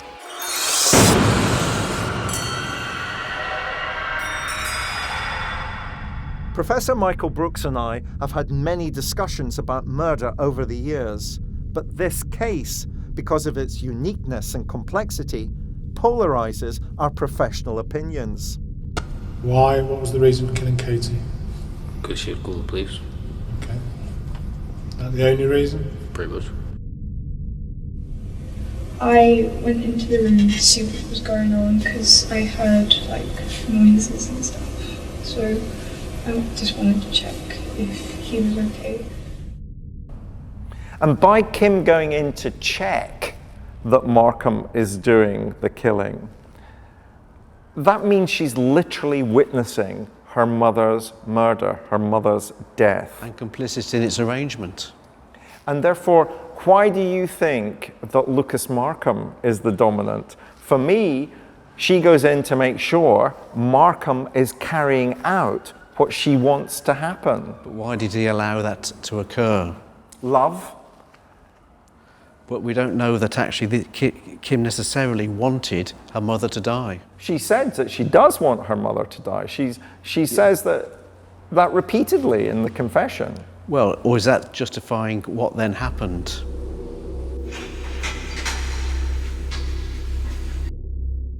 Markham in particular is covered in blood.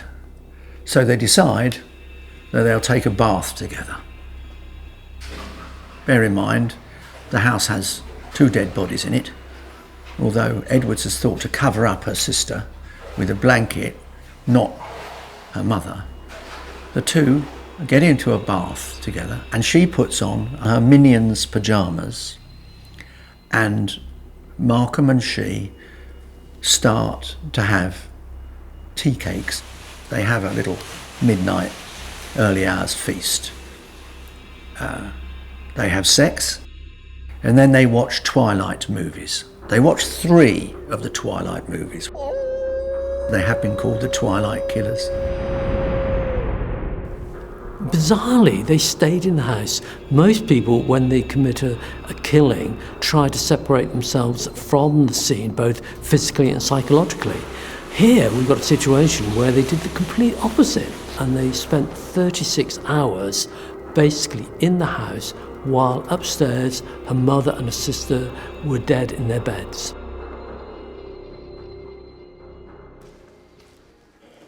A lack of genuine remorse or display of empathy is not unusual amongst those who murder multiple victims. However, the degree of disengagement with which Edwards describes the crime and her motivations for doing it are highly unusual. And as her final confession reveals, most disturbing of all is her egocentric belief that she was actually doing her victims a favour by having them murdered. As her boyfriend Markham killed her mother and sister, Edwards looked on with a sense of satisfaction. Listen to the flat affect in her voice as she describes the murders. I thought I heard her say "get off me," but I'm not entirely sure. Then after about 10 minutes of Lucas putting his weight on her, she was dead. He was quite clear, clinically clear, without a hint of remorse or tearfulness in any way. That kind of attitude is scary. This, in a child, was astoundingly stark and frightening. The hardened detectives were astonished by Edward's ongoing confession. I was okay with it.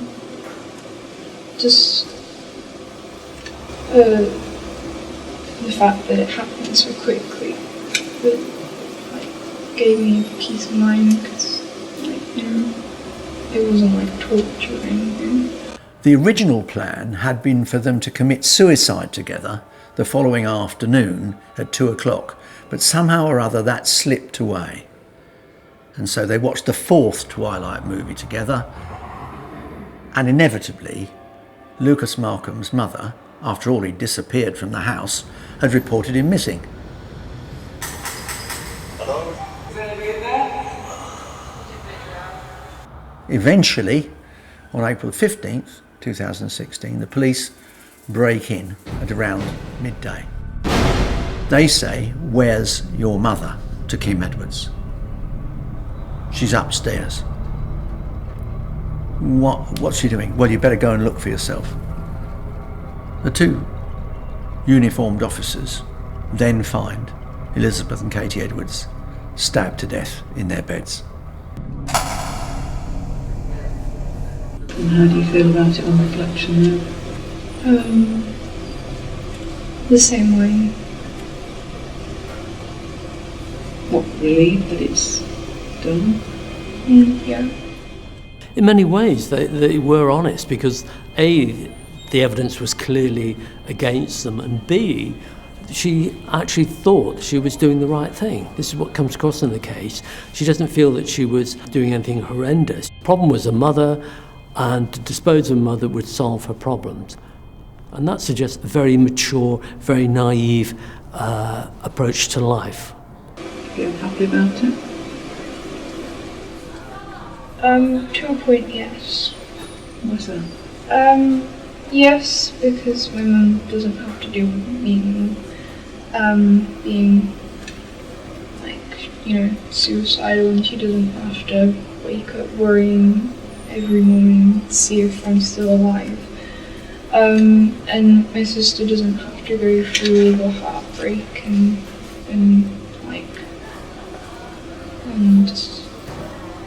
all the emotions and stuff.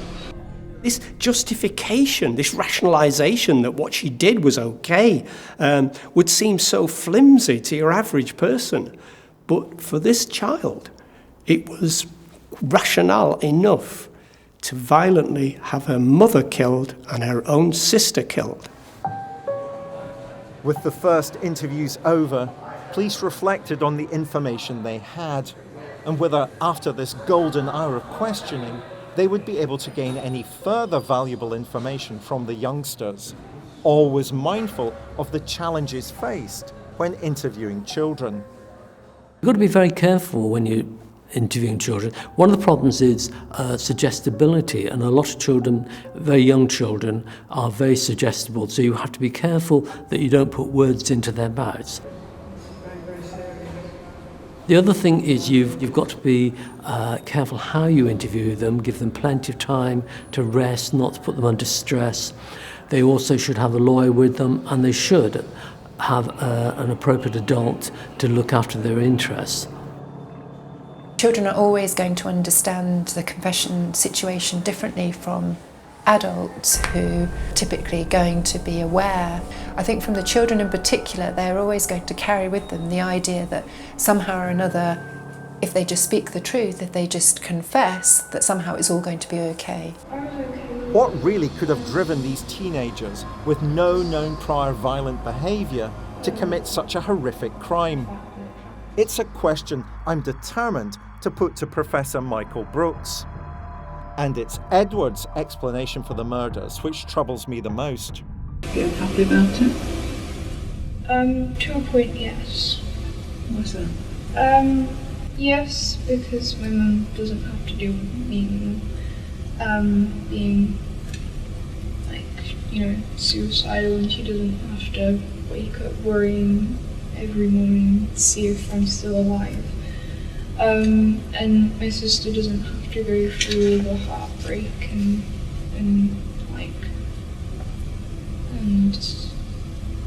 all the emotions and stuff.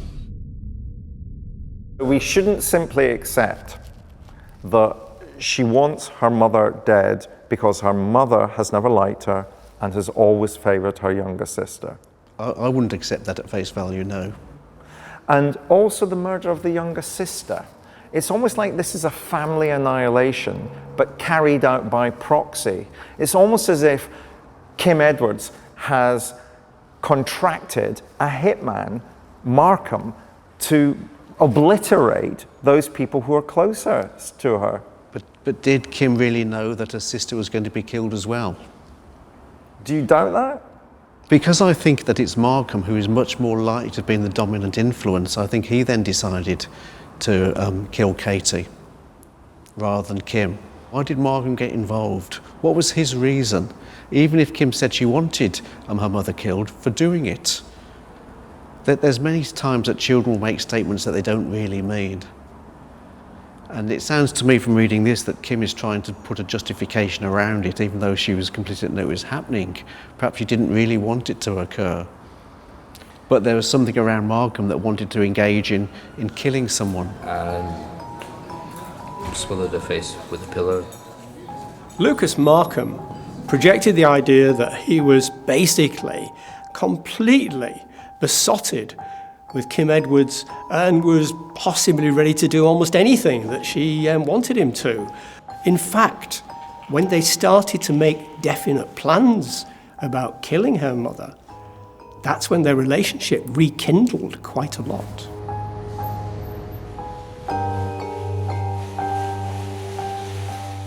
What the criminologists and psychologists call folie à deux, the mixture of two people making the crime worse, or the act worse than it would be if committed by one of them alone, is rare enough.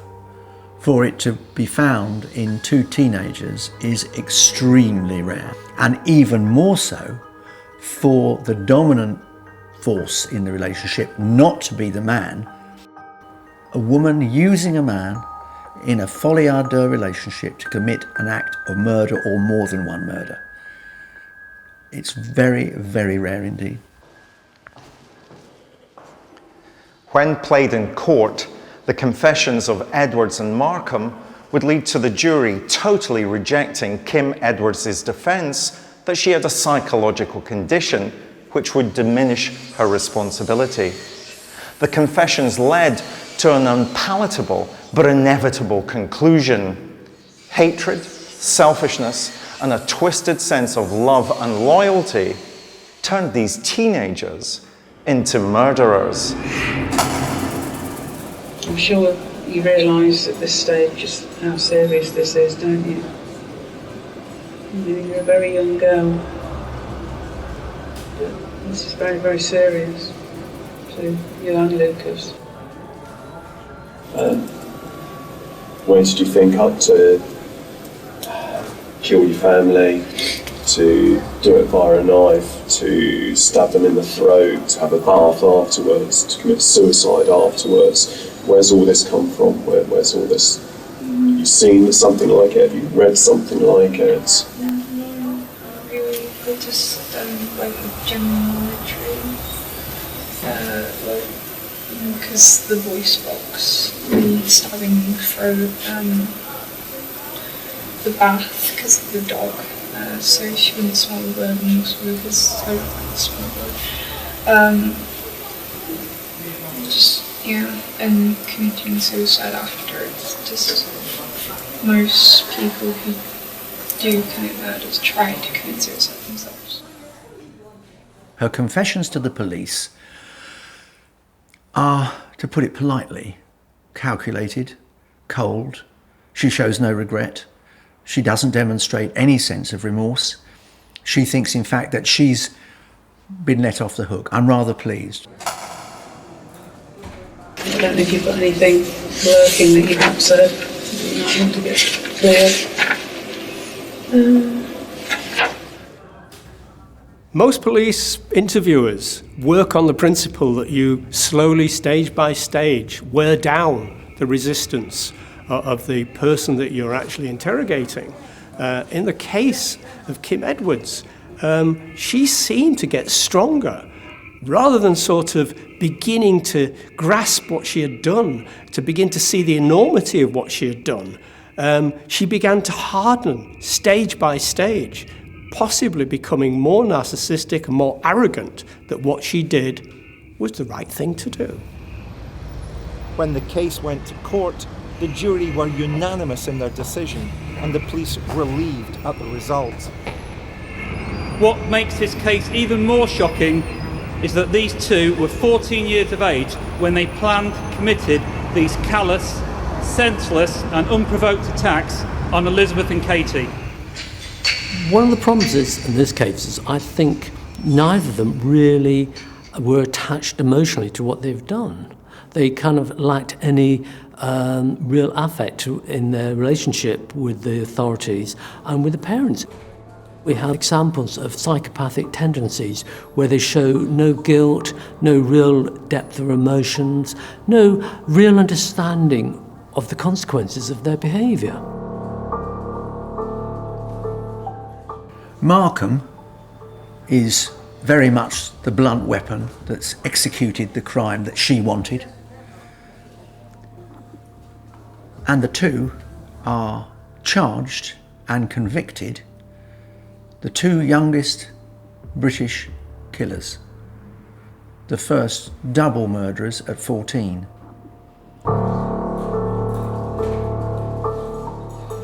So there was nothing that you'd seen, you'd read, or anything that gave you this sort of notion. Nobody had discussed it with you. All your own doing, just you and Lucas. One interesting aspect of this killing couple is the idea that their story never changes. There was not one of them covering up for the other or any kind of bickering or trying to undermine the other person and they could take the blame and not me. There was none of this. There was nothing. It was like Blackpool Rock. It was the same story all the way through because that was the real reason that they did it. It's quite unusual that they're being so open and direct in their confessions. The narrative here that's driving them is such a strong one. It's a kind of Romeo and Juliet story that's driving the two of them, that's binding the two of them together, and that they're supporting and feeding and building it up together. But actually, they cease to see that what they're doing might not be right. Because the voice box, the stabbing in the throat, the bath because of the dog, so she wouldn't smell the blood and also because I don't like the smell of blood. And committing suicide after. It's just most people who do commit murders try to commit suicide themselves. One of the things that interests both you and I is helping people change their behaviour. And with young people, I always think there is the possibility that they can change in their lives. What sort of work would we have to do with Markham and Edwards? Well, I don't think we could do anything of significance until we found out what were the real reasons. Who was the dominant partner? I think it's Markham.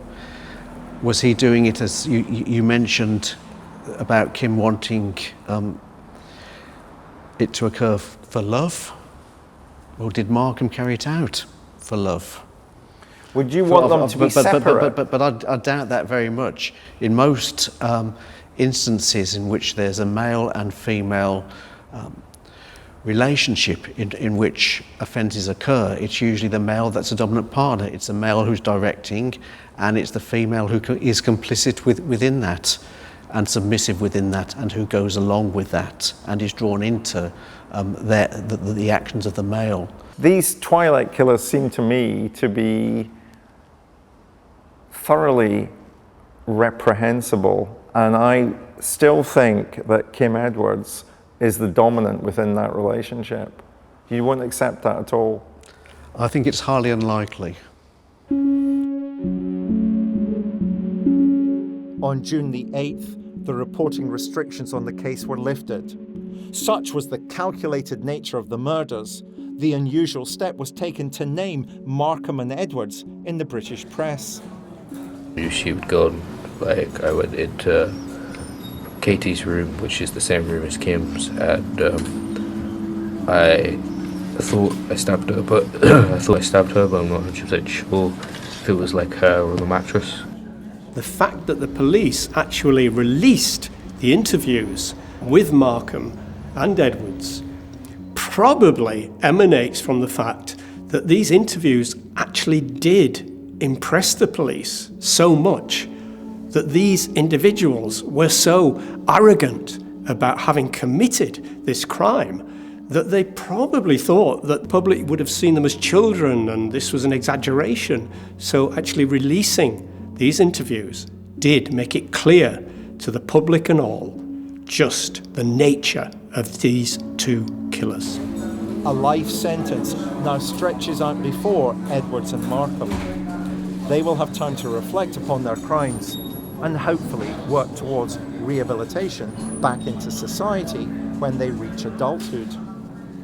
I've dealt with a number of children who've committed murder, and they find it very difficult later on. She won't find it difficult at the moment, but in another 10 years' time, when she's had the maturity to look back and realise what she's done, then I think she's going to have problems. Matricide is unusual to say the least, and I think in 10, 15 years' time, it will hit her what she's really done.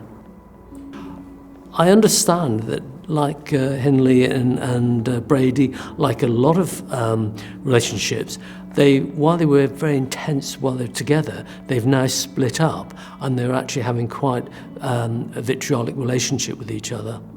And this is quite often the case, that having had that intense situation, they can't maintain it, and then they start blaming each other.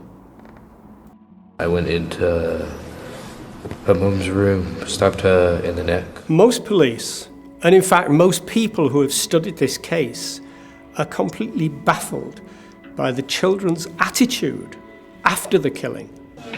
He stabbed her through the neck, I think, through that way, because she was on the side.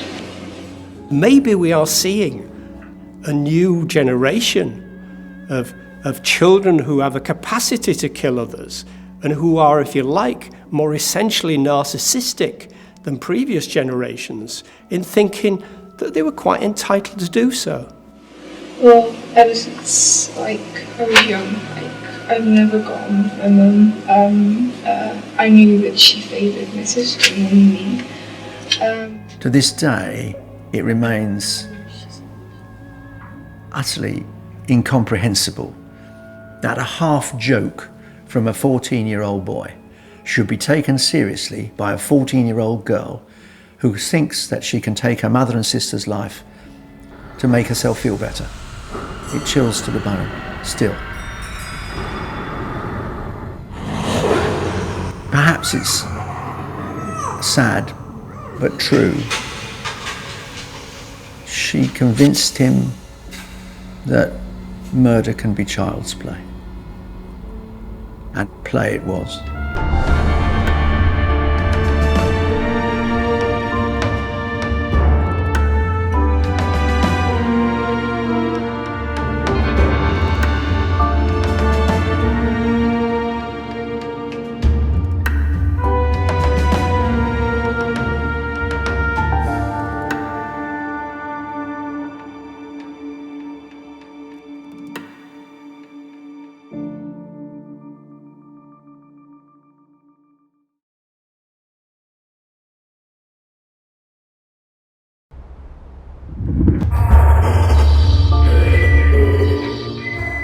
I'm Professor David Wilson. As a criminologist, I'm often asked, what's it like to interview a serial killer?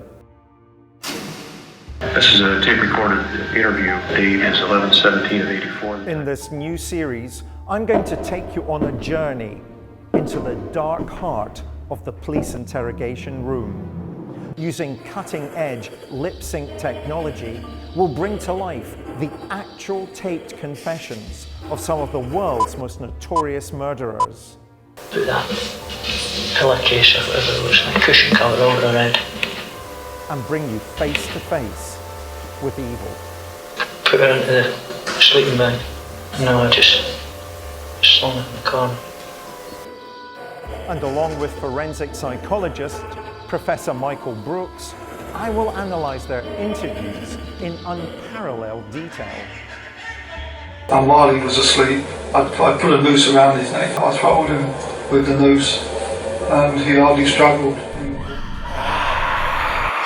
Like the police detectives who interviewed them, you'll experience firsthand their cold and calculating minds. I've never got on with my mum. I knew that she favoured my sister more than me. Their wicked words, now seen being spoken for the very first time, will never be forgotten. The Hawkins girl's head was severed and taken up the road, 25 to 50 yards.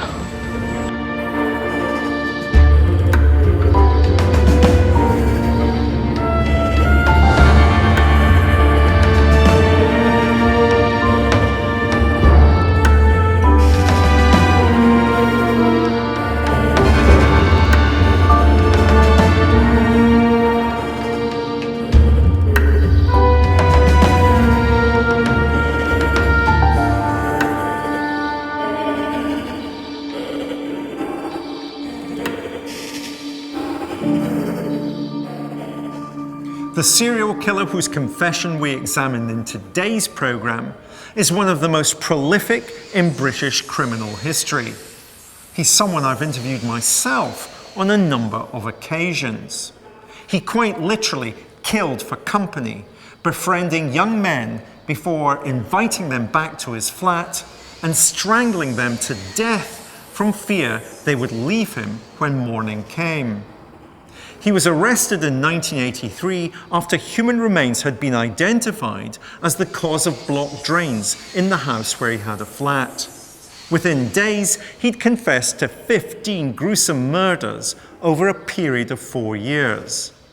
The confessions are remarkable, not for the candid nature with which he speaks about his appalling crimes, but for the level of self-importance, the grandiosity, lack of empathy, and the narcissism that he displays, all of which are clearly psychopathic traits. The killer in question is someone who wants to hold his interviewer in thrall, wanting to share his dark secrets so as to shock and impress with every gory detail. Who is he? Dennis Nilsen. On the 9th of February 1983, Dennis Andrew Nilsen was taken into custody in Hornsey Police Station in London. On being questioned by detectives, he would willingly confess to a string of horrific murders that would send a shockwave across the country. In the years that followed, Nilsen would use every opportunity presented to him to recount his crimes in graphic detail. It's almost impossible to imagine how any man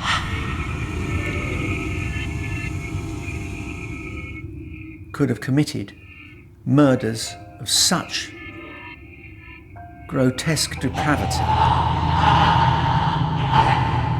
and kept the bodies over a period of months.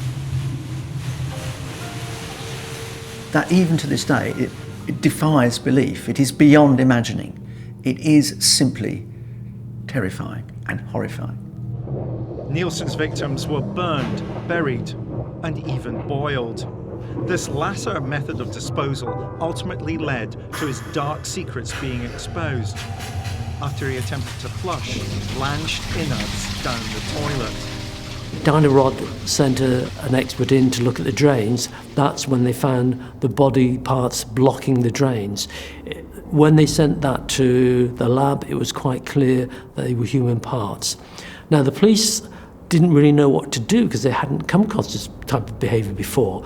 But they tracked back, found him, and when they arrested him, he was quite quickly able to say to them, yes, I've done that. And in fact, when they asked how many, because they realised from the lab reports that they were dealing with a number of bodies, and he said 14, 15, 16. He didn't know. As is the case with many serial murderers, when interviewed about his crimes, it was clear that for Nilsen, the boundaries between fact and fiction, fantasy and reality, were blurred. Well, I was 12. I wasn't 15 or 16. When I was back of the police car, heading to the police station at the moment of my arrest, they asked me how many there were, and I didn't really know. I just gave them a figure. And because I was cooperating with the police, I decided I'll stick with it. You know? One of the problems with serial killers is when they have committed a large number of homicides, they then genuinely forget. Then often they go to the extent of overemphasizing it because they want to make themselves sound even more dangerous and more important. But one thing that we do notice with quite a few serial killers is they like that element of control. They don't want to give all the information. When DCI Peter J gets Nilsen into the police car to go to the station, Nilsen suddenly becomes extremely eloquent. He starts talking about, well, I could have killed 12, or I could have killed 15, or I could have killed 16, and which on the surface looks as though, oh, he's eager to clear his conscience. Not a bit of it. What he wants to do is to manipulate the police to his way of thinking. He wants to tell them a bit, but he doesn't want to tell them everything. He wants to be glamorous, and at the same time he wants to conceal. A typical Nilsen scheme. There were three of those victims were invented just to complement the continuity of evidence of the police, because to keep them happy. Dennis Nilsen was very disarming in the actual police interviews. Very casual, very calm, not at all in any way demonstrative or aggressive or trying to impress.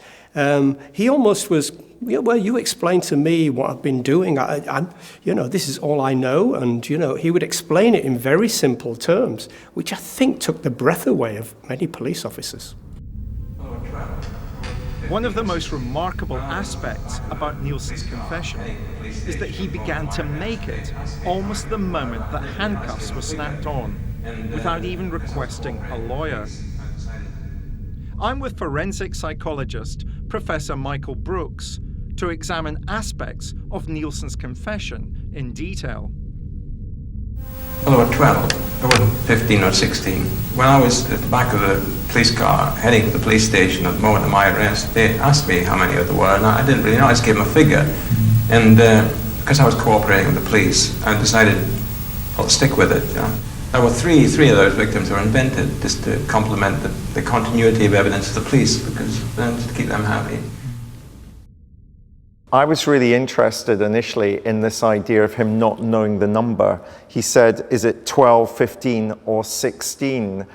And he's inventing this idea that he's helping the police in terms of the continuity of the evidence. But what's that suggesting to you? Well, the fact that he can't remember the numbers could well be that he found the whole experience extremely difficult. And actually he was trying to block out what he did. So he couldn't actually remember at a conscious level what had taken place. Do you think this is because he's so completely dislocated from reality? Is this man completely and utterly operating on a different moral universe that the numbers of people he killed, he simply is blocking out? I would contend he's not operating on a different moral universe. He's operating on the same universe, but he's finding what he did extremely difficult to cope with and adjust to. The interviews that were recorded of Dennis Nilsen, in his own mind, he thought that these would provide a great resource for the criminologically minded, for individuals involved in the investigation of crimes to actually understand more about him.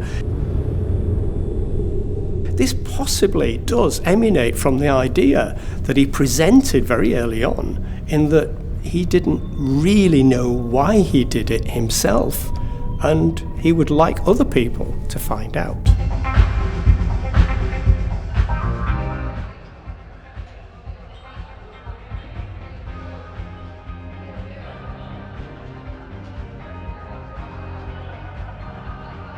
He had a very tough upbringing. He wasn't very popular in school. He came from a poor background. He was bullied. He was aware of his sexual difference. He knew that he was different from other boys, but wasn't very sure how. Dennis Nilsen was a fairly troubled and very lonely character. He was someone who had difficulty in getting individuals to engage with him and stay engaged with him. He was really somebody who was kind of devoid of some kind of continuity in company. The problem for him was he was desperate to find a relationship. He had several relationships, some which were short-term and very unsatisfactory. What he wanted was a long-term relationship. He wasn't getting that.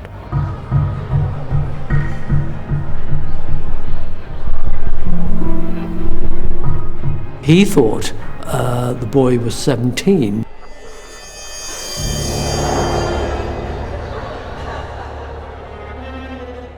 And the boy went back to the flat to have more food, more drinks. And eventually they ended up in bed. The next morning the boy wanted to go, and Nilsen wasn't happy with this.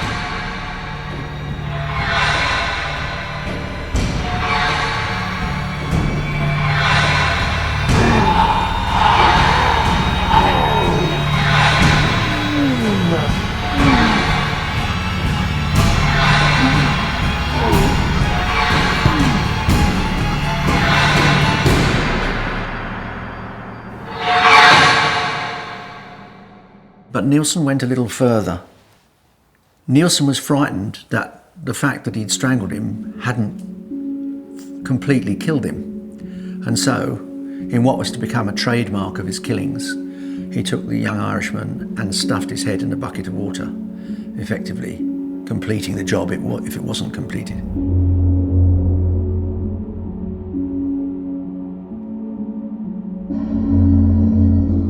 He was a fetishist. He wanted to keep the body. He wanted to bathe the young Irishman, which he did, cleanse him, keep him, and eventually, as he put it rather chillingly, put him to bed under the floorboards.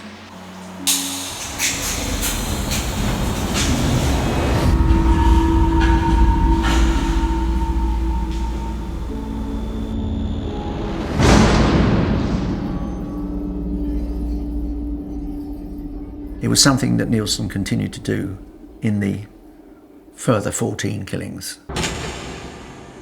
In the end, it was when I was, say, 2 or 3 bodies under the floorboards began to accumulate that come the summer, it got hot, and I knew it'd be a smell problem. But I thought, well, I'm going to have to deal with the smell problem. And I thought, what would cause the smell more than anything else? And I came to the conclusion it was the innards, the soft parts of the body, the organs and stuff like that. The matter-of-fact approach is that if you've got a body, you've got to dispose of it eventually. You have to be quite practical in your approach. And he was. And this is where most people fail in killing, because people separate themselves psychologically and physically from the body when they've killed them, and they don't think about disposal. The difference between most homicides and the serial killer is the serial killer usually plans the disposal of the body. The serial killer doesn't want to get caught. He wants to go on quietly in his own way, in most cases, without getting attention. Nilsen didn't want attention from the police. He didn't let the police know what he was doing. He was quite happy to carry on in his life without any attention from the police. So on a weekend, I would sort of pull out the floorboards, and I found it totally unpleasant and would get blinding drunk so I could face it and start the dissection on the kitchen floor. And I'd go out and be sick outside in the gardens. Dennis Nilsen didn't have the full countenance, if you like, of an aggressive psychopath. He was very laid back, and this kind of obscured the fact that he was pretty cold-blooded and that he did kill people and cut them up. He does kind of allude to the idea that he went outside into the garden to vomit while he was hacking people up in his residence. However, this was probably not because the task revolted him. It was probably because the smell actually made him sick. Nilsen's matter-of-fact and glib description of dismembering the bodies of his victims clearly demonstrates someone who's devoid of empathy, something which is very common among serial murderers.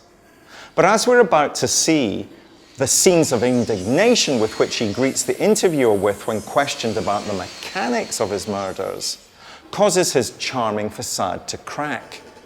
The veiled threats which follow affords a clear insight into how quickly his personality can change when he no longer feels powerful or in control of the situation. This need that he has to feel powerful and in control ultimately led to murder. Whenever an opportunity arose to tell his story, Nilsen was sure to embrace it, paying no heed to the fact that the deeds of which they proudly speak refer to ending human life. That doesn't leave a mess. Why does it leave a mess? No, it doesn't leave a mess. You see, when people in death situations where a knife is involved, there's a lot of blood flying around. If I have to stab you right now, you have to stab me. The heart is pumping away there. There'll be blood splashing all over the place. Dennis Nilsen turned to his interviewer just to kind of elaborate on the idea that live bodies will ooze blood and that dead bodies where the blood's congealed just doesn't actually flow out. When he said, well, I could stab you or myself in that manner, whereby there was a kind of slipping of this genteel mask and the true violence within slipped out towards the interviewer. Funny enough, in a dead body, there's no blood spurts or anything like that. It congeals inside and forms part of the flesh in there, and it becomes like anything in a butcher's shop. There's little or no blood. You know these plastic bags that you have, dustbin liners, you slit one of those so it forms kind of a sheet. You hold the body out onto the floorboards, put it on the sheet, and then cut it out. Power and control are the two major factors in most serial killers. They like to be in control, they like the power that they have over people. And here we've got a situation where Nilsen was trying to a certain extent, intimidate in the interview. That's quite common. They want to try and control whatever little element they have, because one of the things in institutions is they have so little control of their lives. They're dictated by the very nature of the institution. They're dictated by people who often they feel are inferior to them. So on a weekend, I would sort of pull out the floorboards, and I found it totally unpleasant and would get blinding drunk so I could face it and start the dissection on the kitchen floor. I'd go out and be sick outside in the gardens. Okay, Michael, for me, there comes across the dismembering of the bodies. He talks about having to be blinding drunk. And I do get a sense that alcohol plays a big part in Nilsen's life, not only in terms of being able to dismember bodies and chat these young men up in pubs, but alcohol is a huge issue for him, I think. Yes, and in the sense, in terms of dismembering the bodies, it's to enable him to be able to carry out what otherwise would be an unpleasant task if he was conscious and fully aware of what he was doing. The only way that he can carry out the dismembering of the bodies is to be drunk. And in a sense, we don't know when he was sick in the garden, whether that was a consequence of too much alcohol, or whether it's the disgust at the idea of what he's having to do or having done. Nilsen was a civil servant at the time that he was arrested, but 2 previous occupations are very important as well. Nilsen was in the army catering corps, so he had butchering skills, and he had previously been a police officer. So some of those that employment context and background does find its way into these crimes, doesn't it? Well, certainly in terms of the way that he was able to dismember the bodies and knowing what to do and how to do it. And then secondly, being a police officer, he would know of actions that needed to be taken. And he knew that when the summer came, the bodies would start smelling and that he would need to take some actions, he would need to dispose of them. Otherwise, suspicions would be aroused, and that would lead to further investigations, which is what he's wanting to avoid. I do get the impression once or twice in this interview that Nilsen's mask slips and we begin to see the serial killer. Did you pick up on any points where that was important? The one in which he threatened to stab the police officer is a case in point. I'd love to stab you right now, you have to stab me. The heart is pumping away there, there'll be blood splashing all over the place. And the other one would be when Nilsen expresses disgust at the police officer for not knowing that actually if a body is dead and you cut it up, that there won't be any mess, there won't be any blood, that it's been congealed, which again is around an element of arrogance and superiority that sometimes comes out.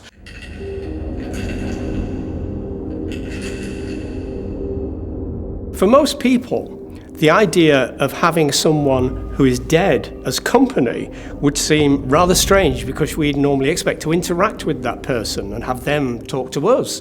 In the case of Nilsen, he actually enjoyed people that were very kind of passive. He didn't want interaction much. He actually enjoyed the company of someone who was pronate, who didn't do anything, who he could kind of feel strong and powerful with. It was something that was deep in his psyche, it was deep in his sexuality, and it was deep in his childhood.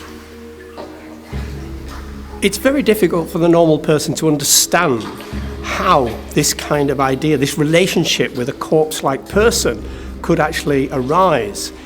If you look in Nilsen's past, his grandfather, who was a big and important figure to him, was someone who would pick him up, throw him on his shoulders, and carry him around when they went for walks.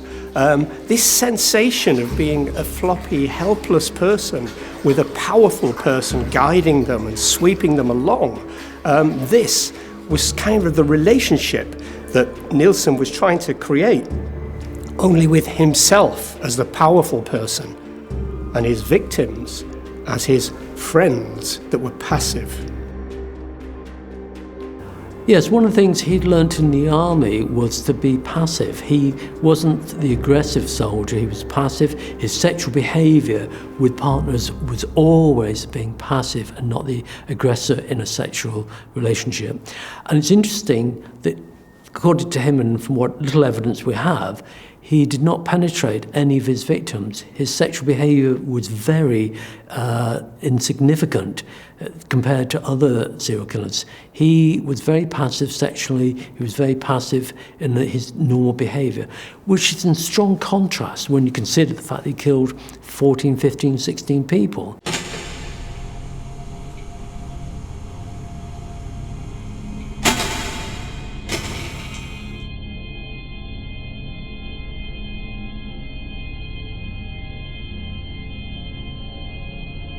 But he's now me. He's now my body in the fantasies. Carry him in, make him appear even better. Well, I would undress him and so he would be there.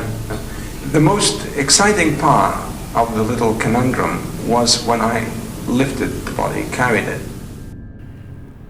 He kept them because I think it proved his power. He kept them because they proved what he could do. What Nilsen wanted was to possess them. They were his. They were his property. Until he decided, and it was his decision to make, that he would gradually dismember them and get rid of their bodies. Starting in 1978, Nilsen would conduct a 4-year campaign of terror that would see many young lives senselessly ended. He would always cut the head off first, and then the hands, and then the feet. And then he would cut the body open, remove the soft organs, and carefully deposit them in different places. He kept a couple of heads in suitcases under rubble at the bottom of this rather disreputable garden that he had in Melrose Avenue.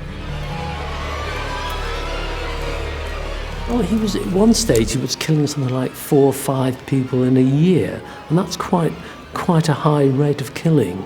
But the problem is, you're never quite satisfied as a serial killer. It never quite matches all the drama, all the excitement that you want. And this is something that serial killers find, that eventually they have to kill again to get that pleasure. And what normally happens is the time period gets shorter and shorter.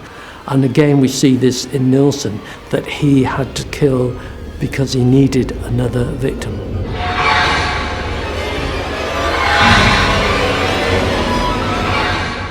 The murders of these young men came to form the epicenter of Nilsen's dark world. A world where sexual fantasy rapidly consumed all sense of reality. In the dominion of his flat, with the door closed and the outside world shut away, Nilsen was king and wore the emblems of power and control over his victims as his crown.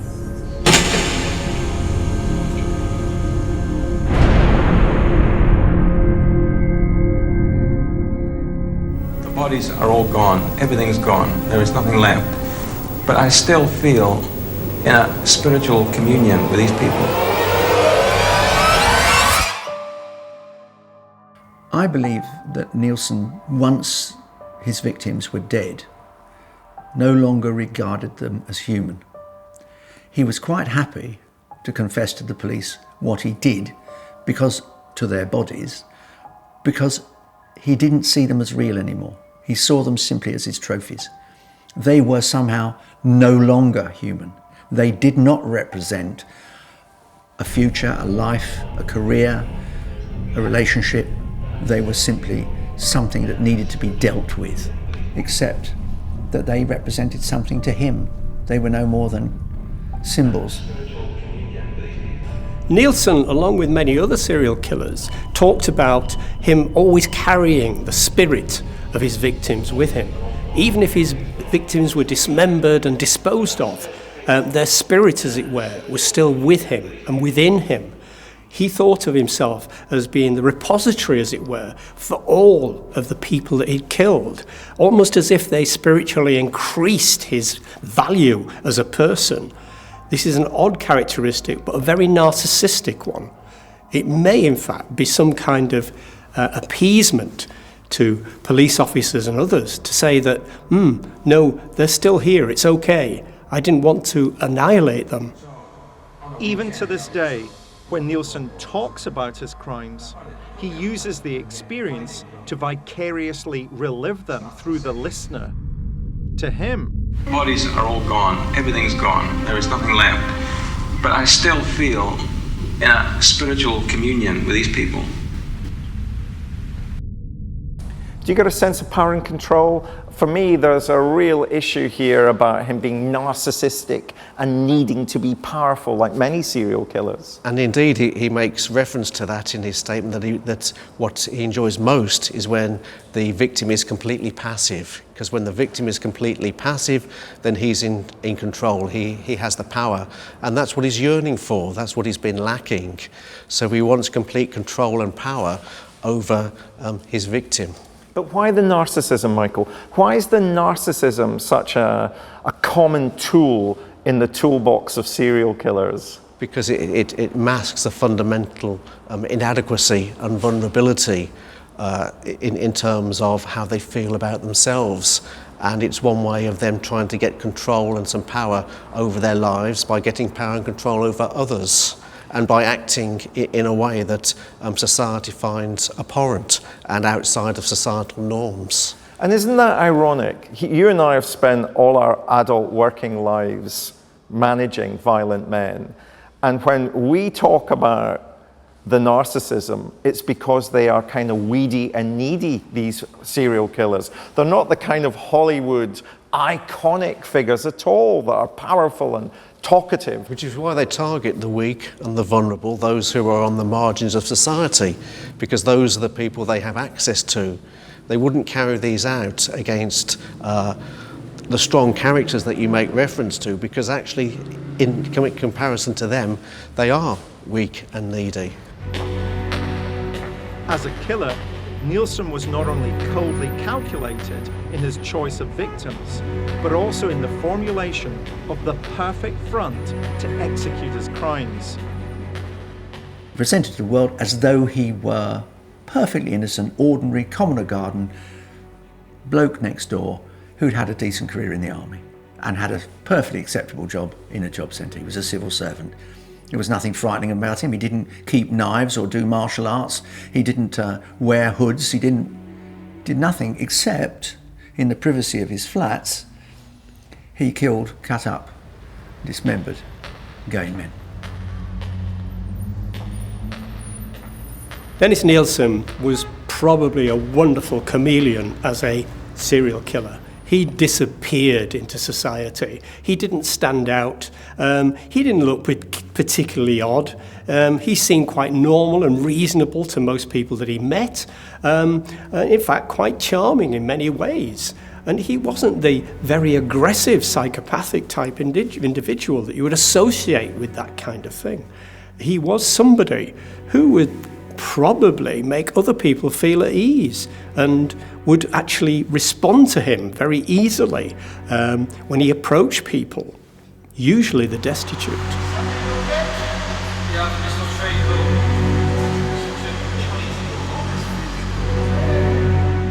There's no doubt in my mind that Nilsen began to target, for sexual relations, men half his age. He had a particular attraction for teenagers and was anxious to have some kind of sexual relationship with them.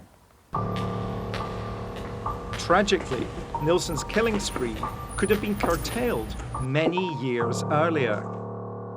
Police missed a golden opportunity when a survivor who had escaped his clutches complained to them. In October 1979, Nilsen picked up a young man called Andrew Ho, whom he attacked, but did not strangle. Ho fought back, escaped, went to the police, and said, "I've been attacked by Dennis Nilsen." The police interviewed Nilsen, who said, "Oh, it was a domestic affair between two gay men." Ho did not want to admit, because remember, it is 1979 and the gay community was still more secretive and secret than it is today. Ho did not want to admit he was gay and therefore did not press charges. You could call it an escape, you could call it a tragedy that Nilsen wasn't pursued and prosecuted. Remember, the attitude of the Metropolitan Police at that point was not particularly enlightened towards the gay community. It was, if anything, homophobic and not forgiving.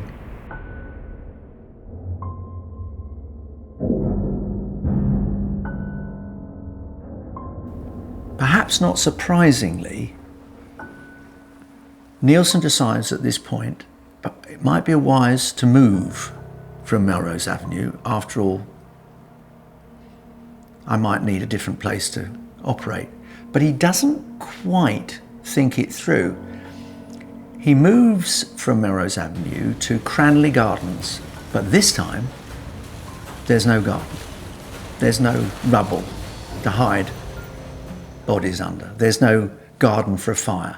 There's no fence at the back of the bit of garden that you can dump bits in. There's no places to put plastic bags.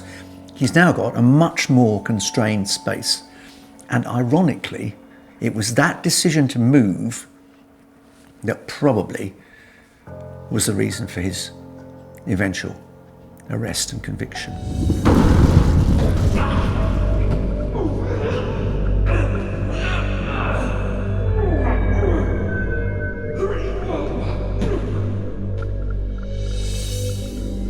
Despite having no garden to use as a graveyard, Nilsen's urge to kill saw him murder 6 more men in the Cranley Gardens flat.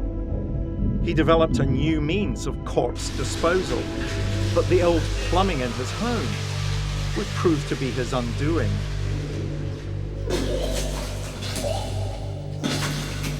He was trying to dispose of his victims, and it got to the stage where they were actually backing up the drains. I appear to have a problem with my dreams. Is that something that you can possibly help me with? A cleaning company were called to unblock the drains.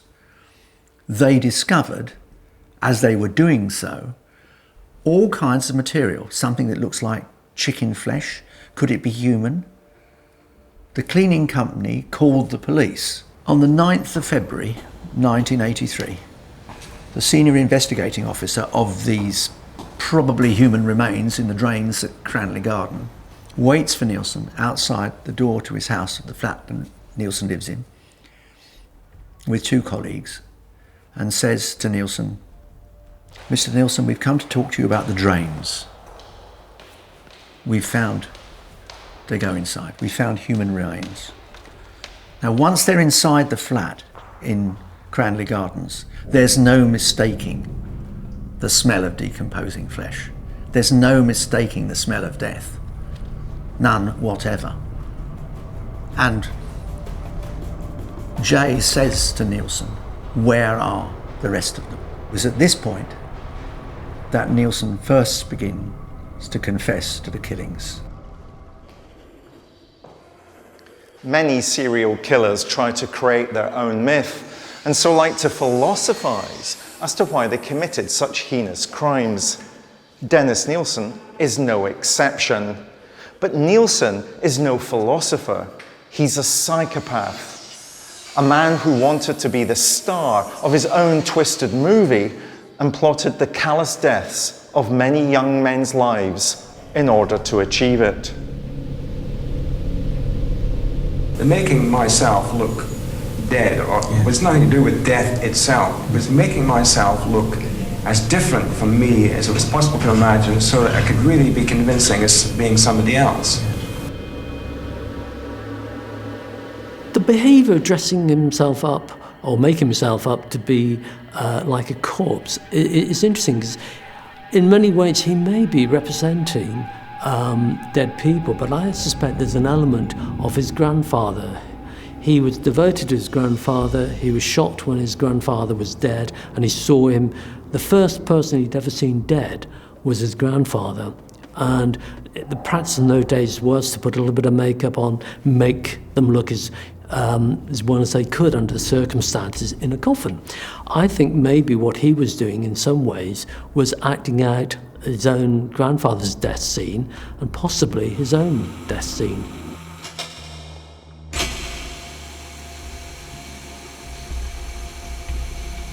As with Nilsen, as with many other killers, you have to be aware of the fact that underneath whatever veneer has been put forward, there is a person who has reached out and violently killed other individuals by one means or another, hanging around just beneath the skin.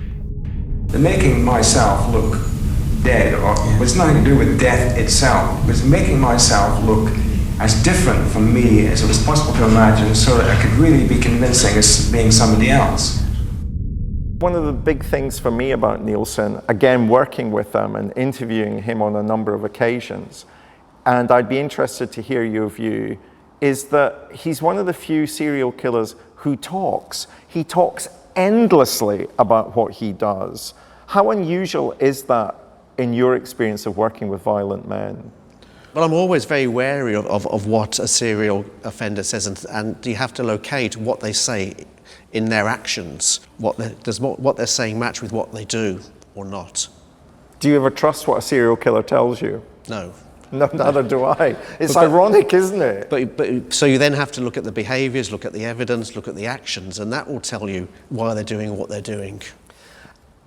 And my view is that Nilsen would have continued to do what he was doing if he hadn't started to flush body parts down the loo. Well, he would have continued to do what he was doing until he was caught.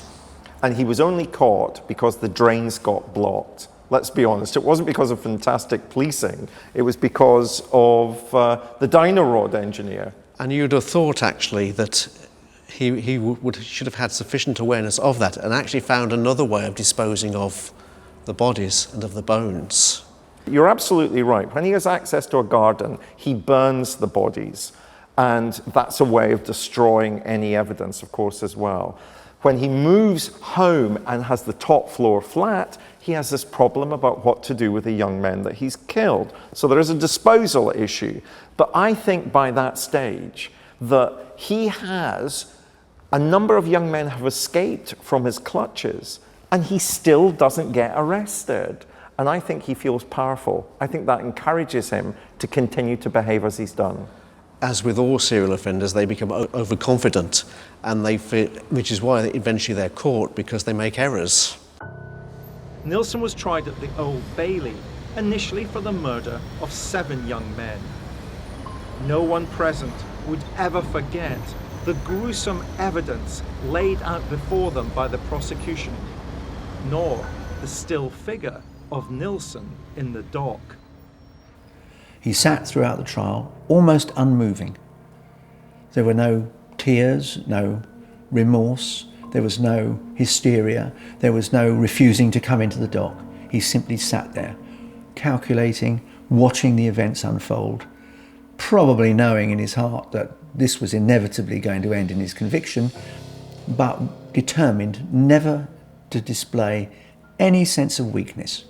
One of the things that Nilsen never ever did was to display weakness. Nilsen later said, and I think it's evidence of his intelligence, "My power lay in the victim's passivity. The more passive he was, therefore dead, the more powerful I was." And I think that goes to the heart of explaining Nilsen's actions. And in a phrase that haunts me, he said, "I shed no tears for my victims." The confessions that Dennis Nilsen made over the years clearly demonstrate a man who has no remorse and a killer who maintains a strong sense of pride about his wicked deeds. As to the question of evil, that says more about society. People aren't born evil. They are corrupted by the world they live in, and the circumstances make them behave in certain ways, and they take a choice over how they behave. But we want them to be evil. We want them to be different from ourselves, because otherwise we're faced with the reality that most of us could become killers. I think in Nilsen's confessions, he underlines his intelligence, his eloquence, his manipulation, his God complex, his acute awareness that he is very special and much more special than the officers who are charged with interrogating him. He preens himself. That is how he presents the image that he wants to give the world. I'm extremely clever. I got away with it for a very long time. And what's more, I am deeply proud of myself for doing so.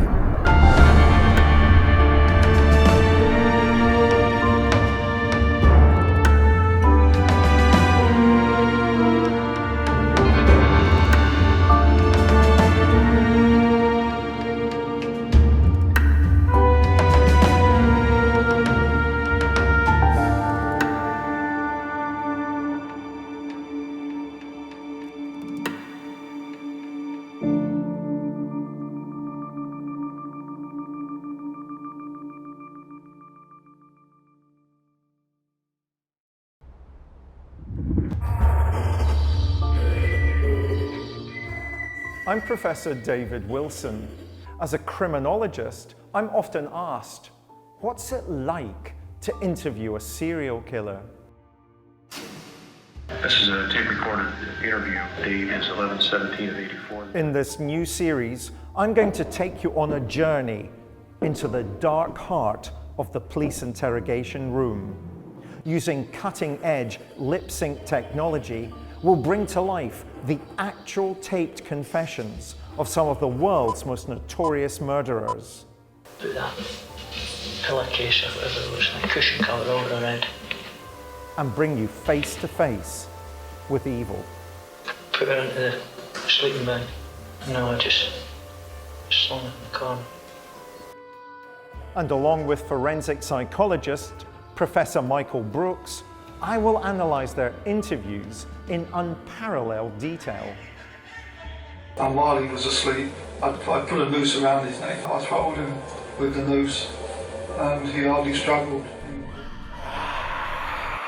Like the police detectives who interviewed them, you'll experience firsthand their cold and calculating minds. I've never got on with my mum. I knew that she favoured my sister more than me.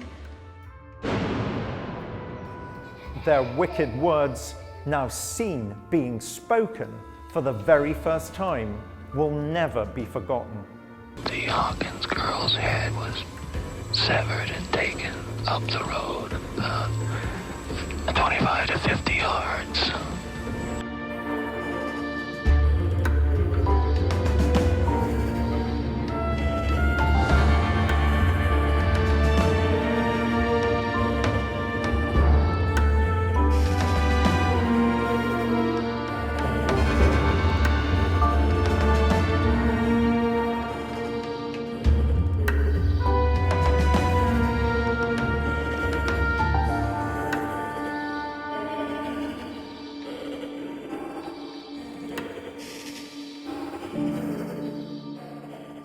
In the course of my work as a criminologist, I've written extensively about the history of British serial killing. One phenomena has been of particular interest to me: the killer who kills for thrills in order to achieve infamy, because it's their only way of living a life less ordinary. And this isn't just a postmodern phenomenon inspired by access to the internet and social media. To demonstrate this, in today's episode, we're going to compare two murderers and their confessions, which took place over 50 years apart. The first murderer takes us back to Glasgow in the west of Scotland in 1954, where for a 2-year period he terrorized the city, culminating in the murder of an entire family in their own home. And he would eventually be convicted of the murder of 7 people in total. He earned the name the Beast of Birkenshaw. He refused to confess to the police, but would eventually be caught out during a recorded conversation with a psychiatrist. This rare recording has never been played on television before. The second self-styled serial killer went by the name the Crossbow Cannibal, and he began his killing cycle in 2009 in the red light district of Bradford. His police interview is characterized by him believing that he's in some sort of macabre chess game with his interrogators, the police, as his rather inferior opponents. They may have murdered a generation apart, but these men were driven by exactly the same desires: to make headlines, to satisfy their sense of self and their inflated egos. Who are they? Peter Manuel and Stephen Griffiths.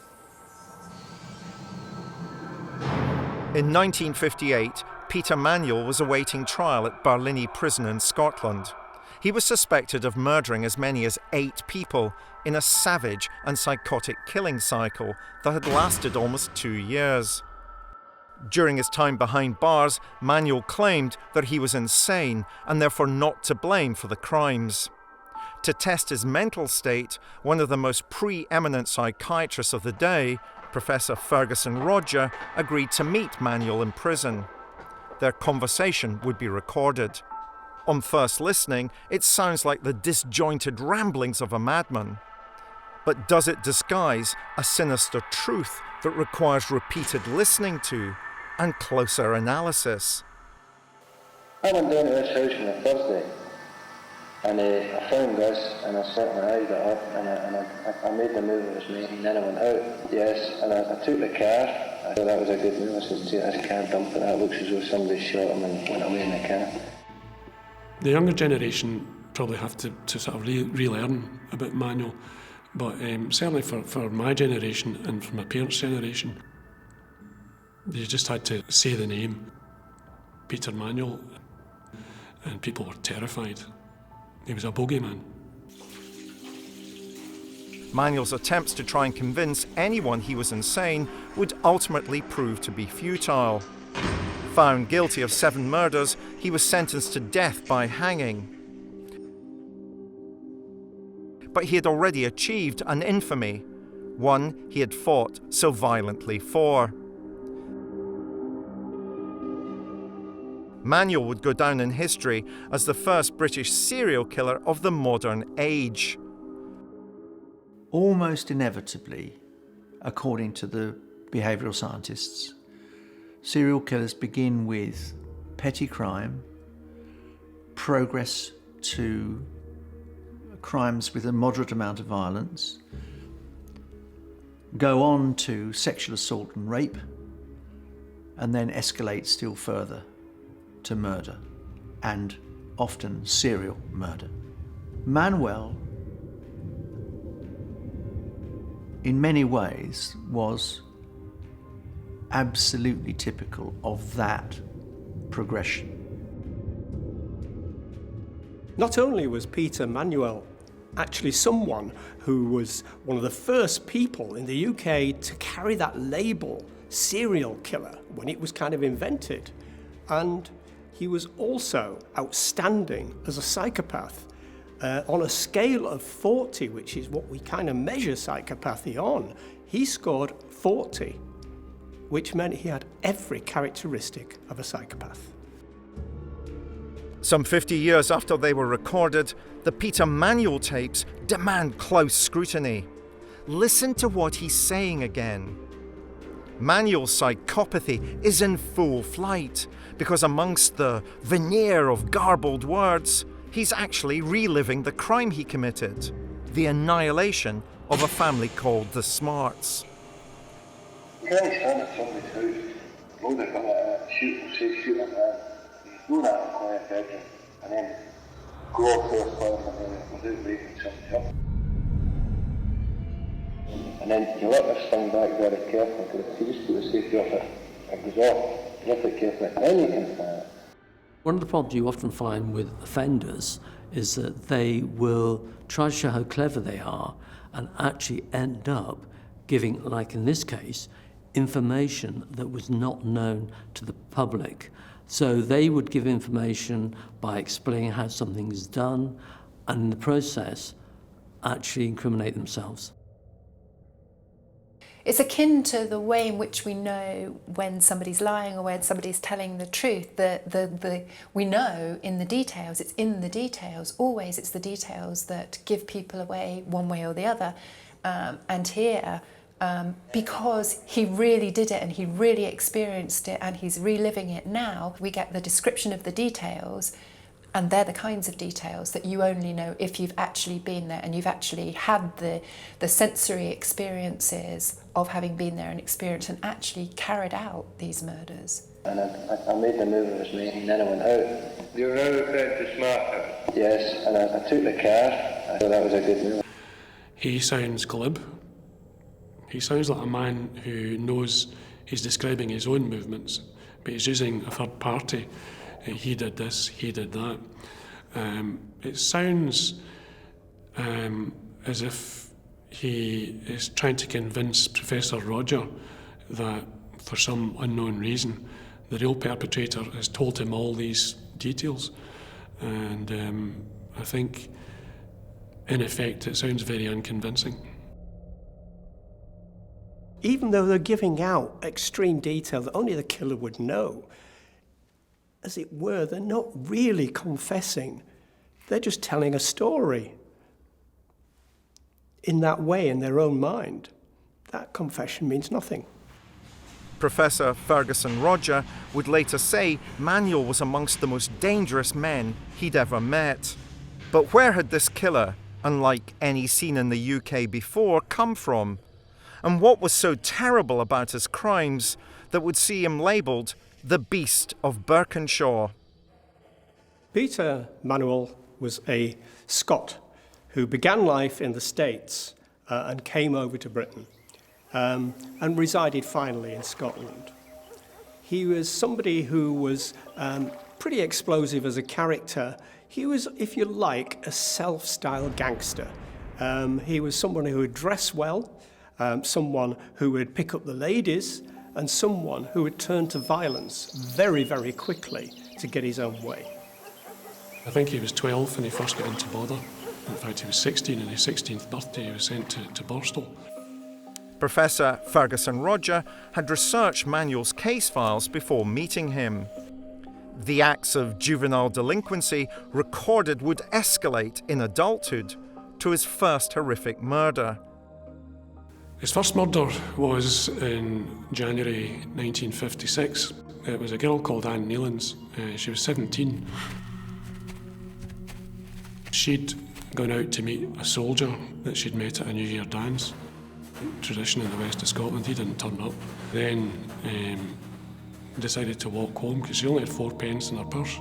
When he finally wrote down a confession to this, he claimed, and another psychopathic trait I suppose, that she'd virtually invited her own murder because she's the one that didn't want him to leave. In fact, what had happened was she'd been chased across a field. The poor girl was terrified. She'd lost a shoe in the mud. He then hit her in the head and broke her skull into many, many pieces.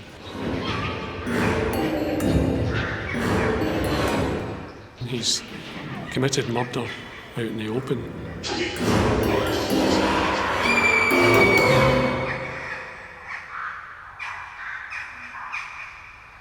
Peter Manuel was somebody who was a classic psychopath.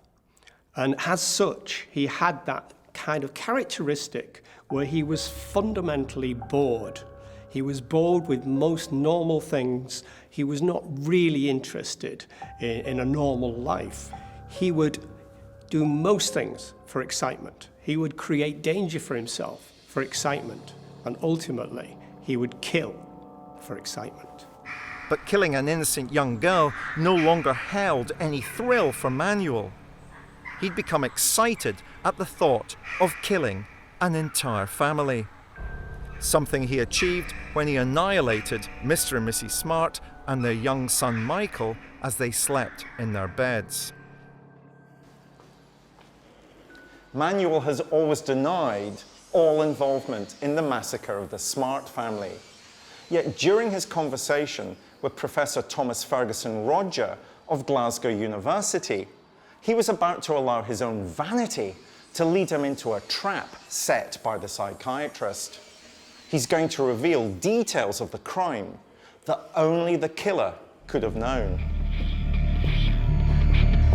In times of peace, it is very rare that someone would go into the home of someone else and annihilate the entire family.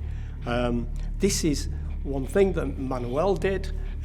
He, as it were, did not pause. He almost relished in the idea of killing parents, children. It was no different for him. He had absolutely no boundaries on his own behaviour.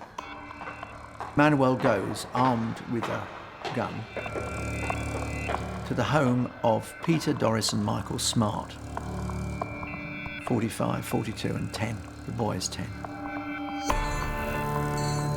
Manuel not only kills them,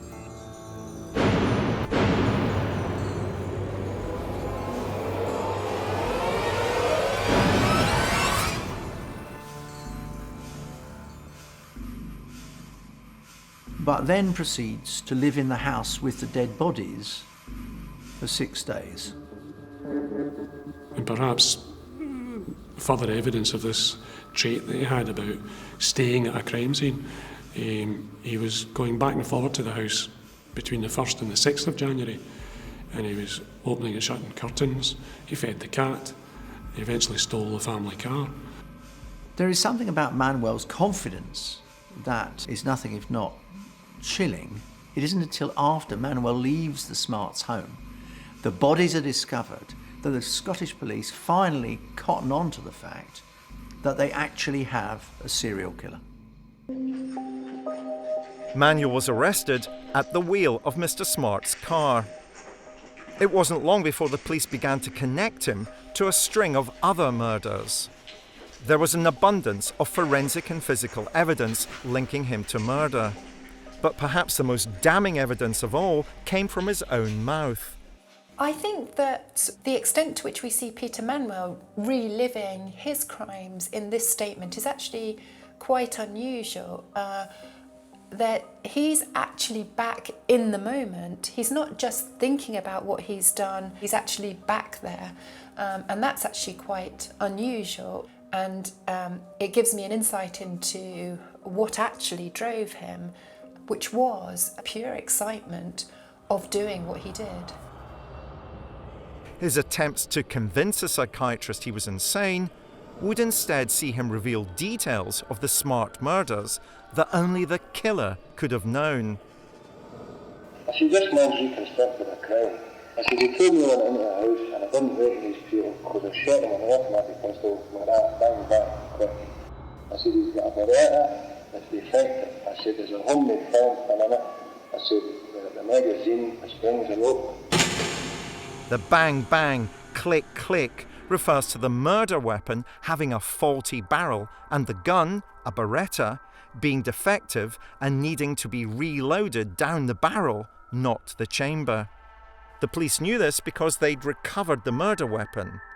It was a faulty Beretta. If there's any clearer example of the chill in Manuel's soul, it is when he tells the psychiatrist that he's about to kill the 10-year-old Michael Smart in his bed. And he has to reload the gun. Can you imagine what the child must have thought? To see a man standing over him, clearly intending to kill him. What this fictitious third party has told him, he says that this chap had gone in to the house with a defective Beretta. Every third time it was fired, it misfired or it didn't fire. So when Manuel mentioned the Beretta's defect, he described it as bang, bang, click. And it does raise this spectre of this 10-year-old boy, you know, on the 1st of January, wondering what's going on, why is this strange man in my room, what are these noises? And then having to wait until Manuel loaded the gun for the third time.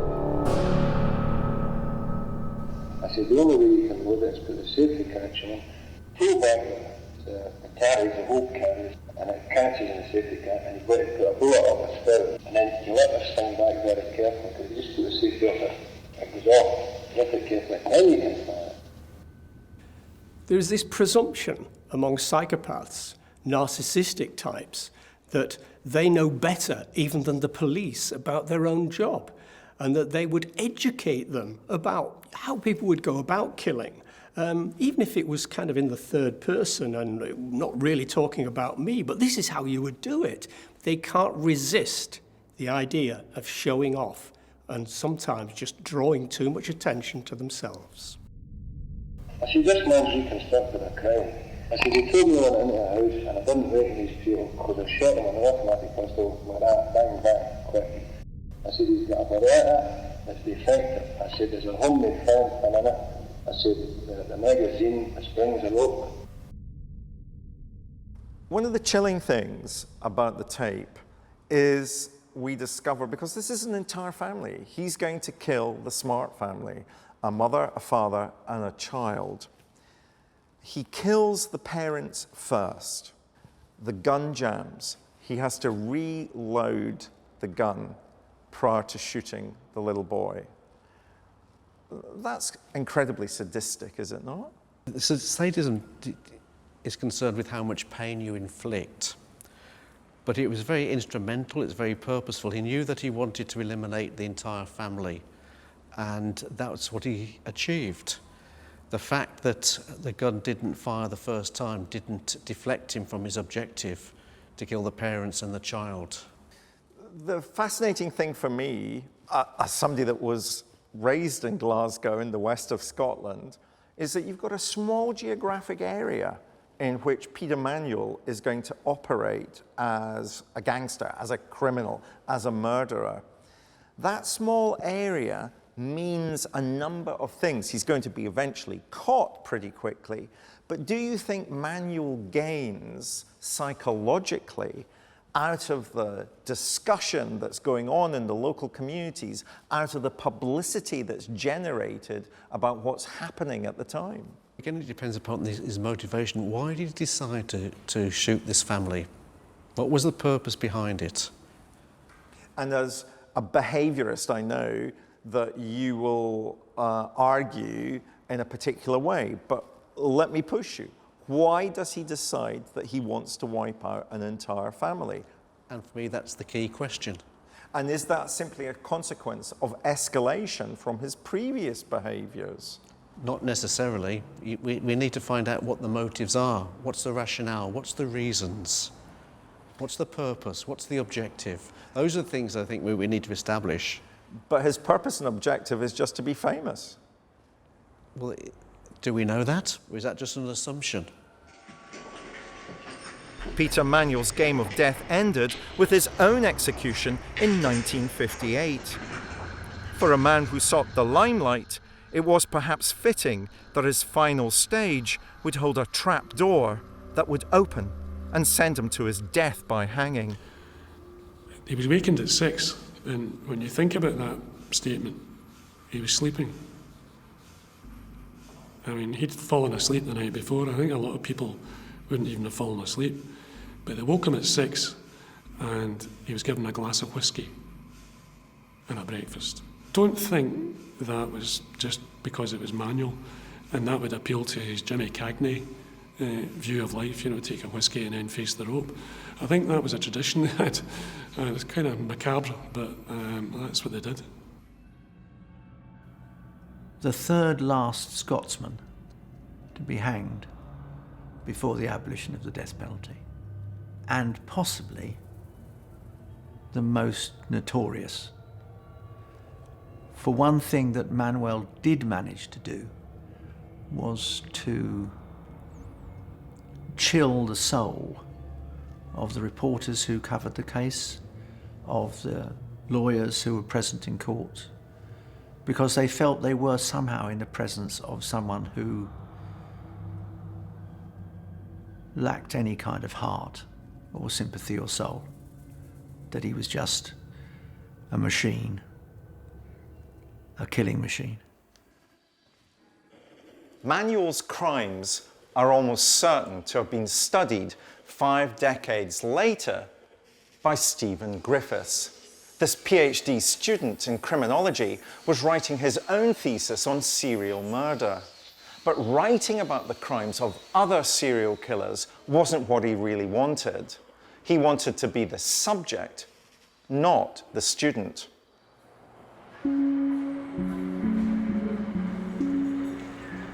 In May 2010, Bradford PhD student Stephen Griffiths was taken into custody. Police had caught him literally red-handed, murdering a local sex worker in the corridor of his block of flats. With such incriminating evidence held against him, Griffiths sat down to be interviewed by detectives. He was determined to present himself as a master of murder for whom being caught on camera was all part of his plan. Stephen, the further arrest on suspicion of murder of Susan Blurman between Friday the 21st and today. From the outset, Griffiths' modus operandi for his killings seemed to be very meticulously planned. He would, as it were, groom or at least befriend one of the prostitutes, get them back to his place.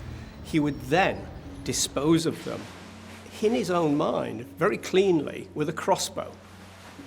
In this, it was almost pre-planned that he was looking at the front page of the tabloids and visioning himself as some kind of crossbow killer. I think it would be fair to say that Griffiths thought himself superior to the officers interviewing him. Whether he was is a matter of doubt, but it's certainly that he liked to present that. After all, I'm doing a PhD in criminology at the University of Bradford. I know far more about crime and criminology than you do, and I've got a degree in psychology, and so I'm not going to treat you as my equals. You are my audience. You are there to take down my words. You are my disciples, my pupils. You are there to be given my words of wisdom. What an absolutely outrageous, inflated view of himself. And what sort of location have you put them in? If you can't tell us where, what sort of location have you put them? I don't know. Where a robot, where a computer would put it. You know, a rational, emotionless aberration would put it. I'm not sure that the reason why he's not revealing the location of one of the bodies is so much as a bargaining chip here. It's more for his own satisfaction, so that he can hold on to one last piece of, in a sense, his pride, his professional pride. It's his one piece of expertise that remains, the one piece of information that he holds on to, that separates him, that allows him to maintain the separation from everybody else. Otherwise, his behaviour, what he's done is no longer something special that he owns, that is his. It's just something that everybody knows about. Why did you feel the need to kill her? I don't know.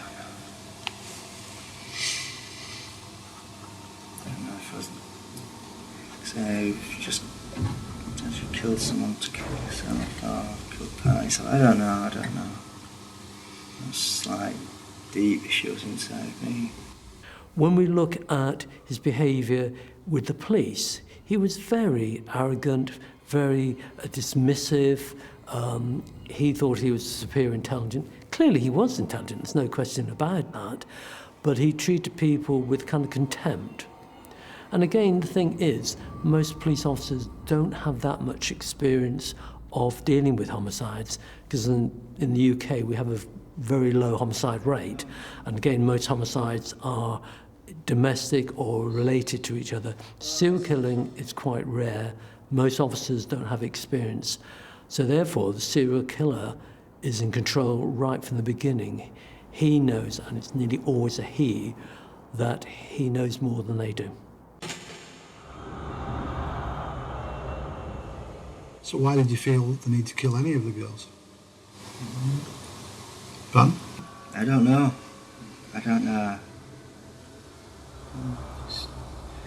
Well, I'm misanthropic. I don't have much time for the human race.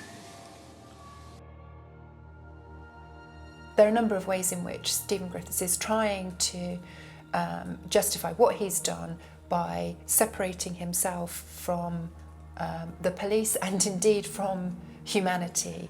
I don't have much time for the human race, as if he weren't part of it, as if what he's done is not part of the world.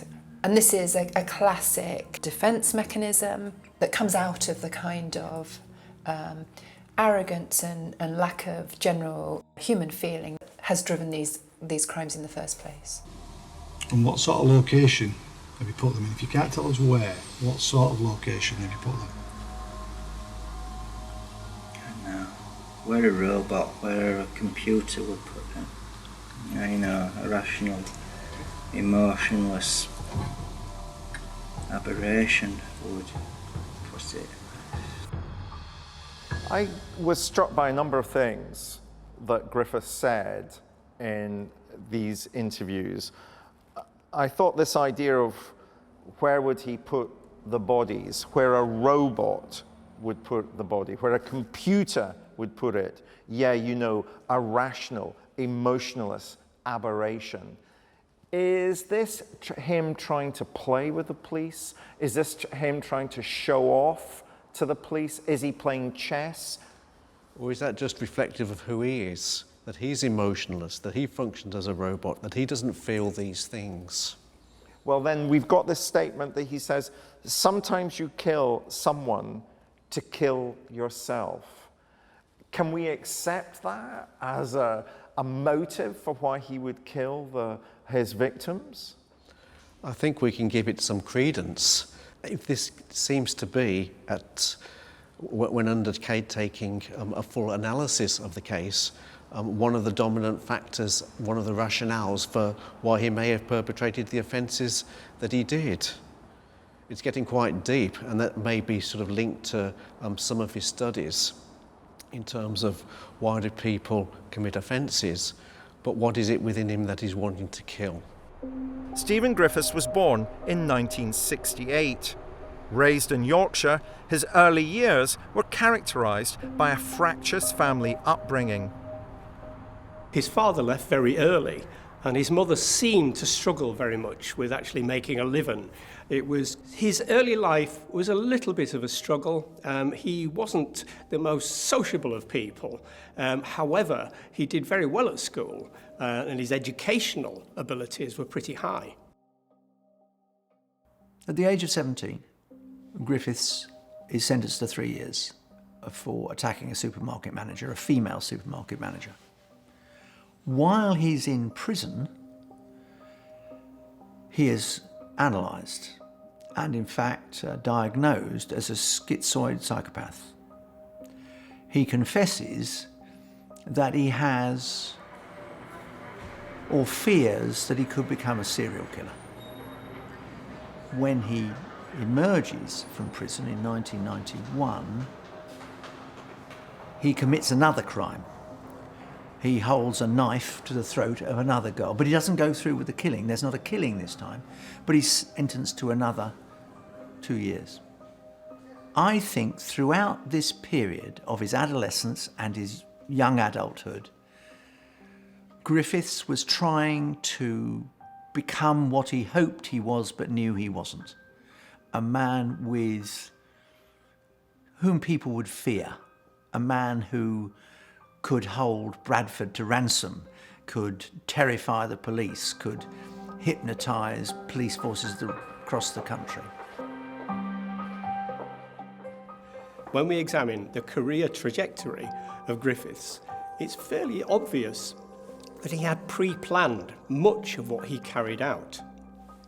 I believe quite strongly that he planned from a very early stage not only to dabble in killing, but to become the most notorious designer serial killer that he could possibly construe. We've heard two very different styles of confessions from two killers with a common goal: bloody notoriety, a desperate desire to stand out from the crowd and be noticed. But ultimately, their deadly achievements only amount to the tragic loss of life, ending with Peter Manuel being sent to the gallows and Griffiths sent to prison with no chance of ever receiving parole.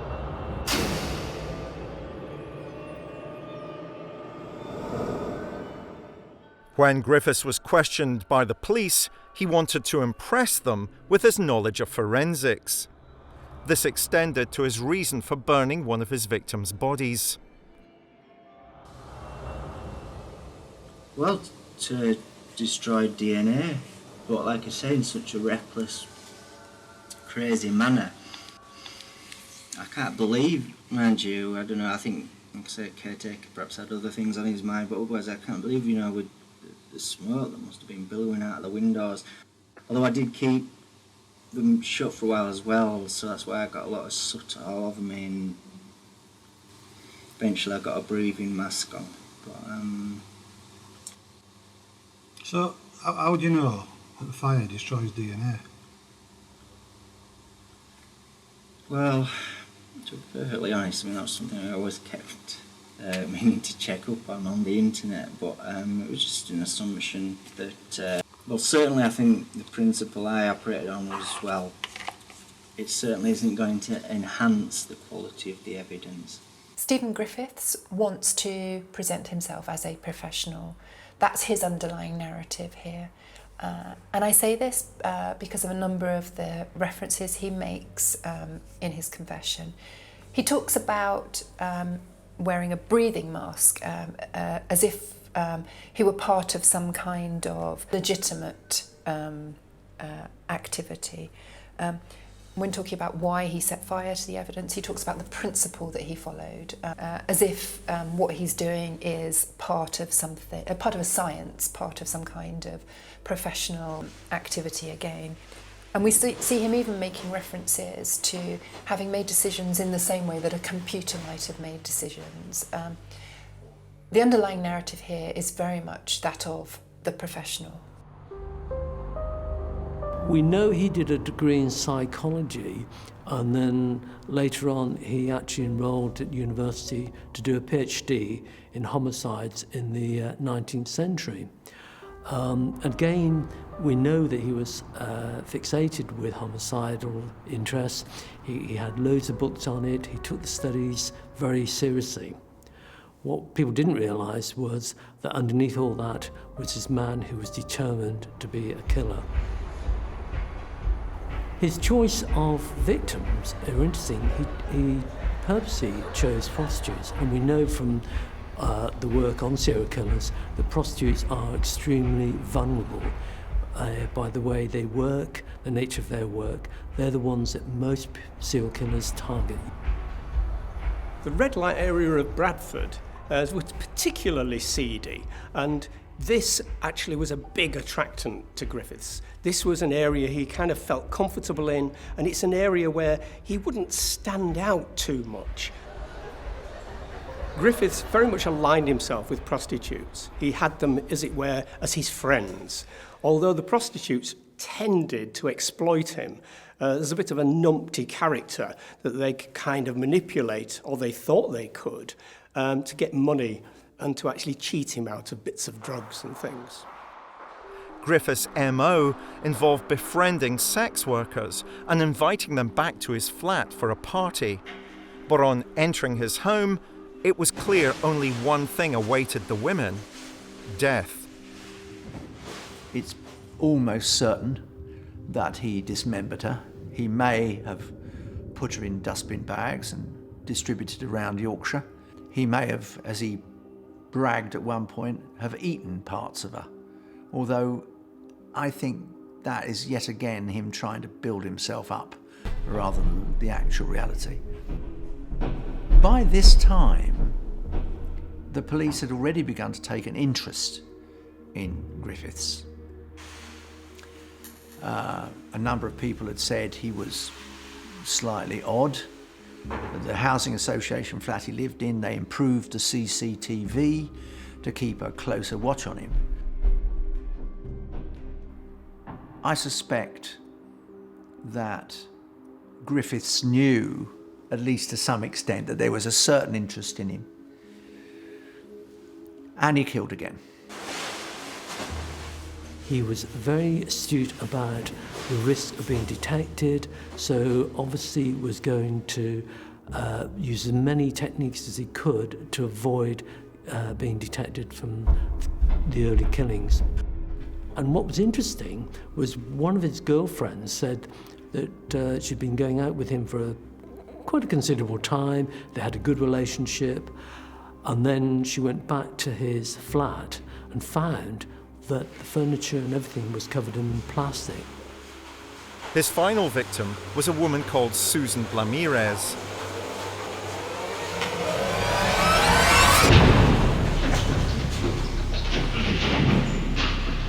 Final prostitute, Blamirez, as she escapes from the flat, they're outside. He did somehow not remember that on the landing of his flats there was CCTV.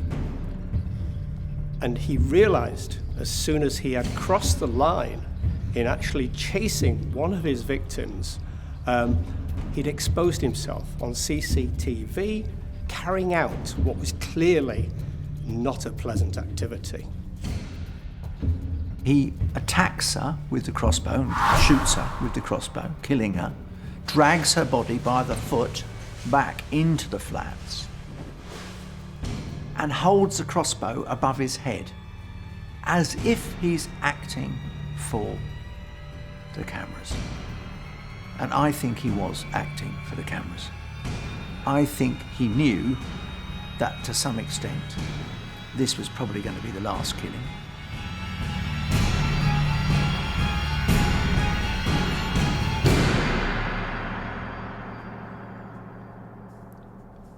There was no way that he could escape the fact that this is all being caught on CCTV. And I think he relished it. I think he thought, this is my signature. I will forever be known as the crossbow cannibal.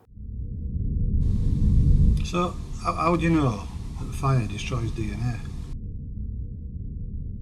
Well, certainly I think the principle I operated on was, well, it certainly isn't going to enhance the quality of the evidence. So Michael, Stephen Griffiths, the PhD student in criminology, we both supervise PhD students. Is this confession about him showing off his criminological knowledge? I think it shows a lack of insight and awareness because he didn't research sufficiently, if at all, the impact of fire on DNA evidence. You'd have expected someone who was studying for a PhD, if they were going to carry out something that was very deliberate, to have researched the consequences of that action, and he never went onto the internet to find out about fire and DNA. I find that surprising. My biggest surprise with Stephen Griffiths is that after he was arrested and convicted, it was discovered that he had been reviewing my books, and that made me think very carefully about the need to self-censor. You know, do these serial killers research in a way to become better killers? And I wonder what responsibility you and I have, people like you and I have, to be very careful about the kinds of information that we're prepared to put in the public domain. Well, I think that is always a difficult area. Certainly, those who want to perpetrate serial murders may well read about it beforehand, others may not. It's the same as when crimes are reported on TV, certainly when there's ongoing investigations and the perpetrator hasn't been caught, and individuals are interviewed by reporters about who they think may have committed the offence and what are the features and the characteristics. All that can feed into a knowledge and awareness of how to avoid detection. One of the things you find with serial killers is they do like to establish their record. They do like to establish what they've done, how they've done it, because there's almost kind of like a pecking order of serial killers. We think of Yorkshire Ripper, we think of Ian Brady, we think of Black. There's a pecking order in terms of serial killers, and the new guy on the block wants to establish his role. Griffiths obviously wanted to create a myth of himself, a myth of how horrible he was and how monstrous and how depraved and all of the above, and would hint at what he might have done and how he might have done it. I might have eaten them, or I might have dismembered them, I might have distributed their bodies. I think it's flim-flam. I think it's no more than a magician in a fairground. I think he doesn't deserve to be taken seriously. I don't think much of what he said he did. I think in the end he is a man of straw, but for the fact that he killed 3 unfortunate women.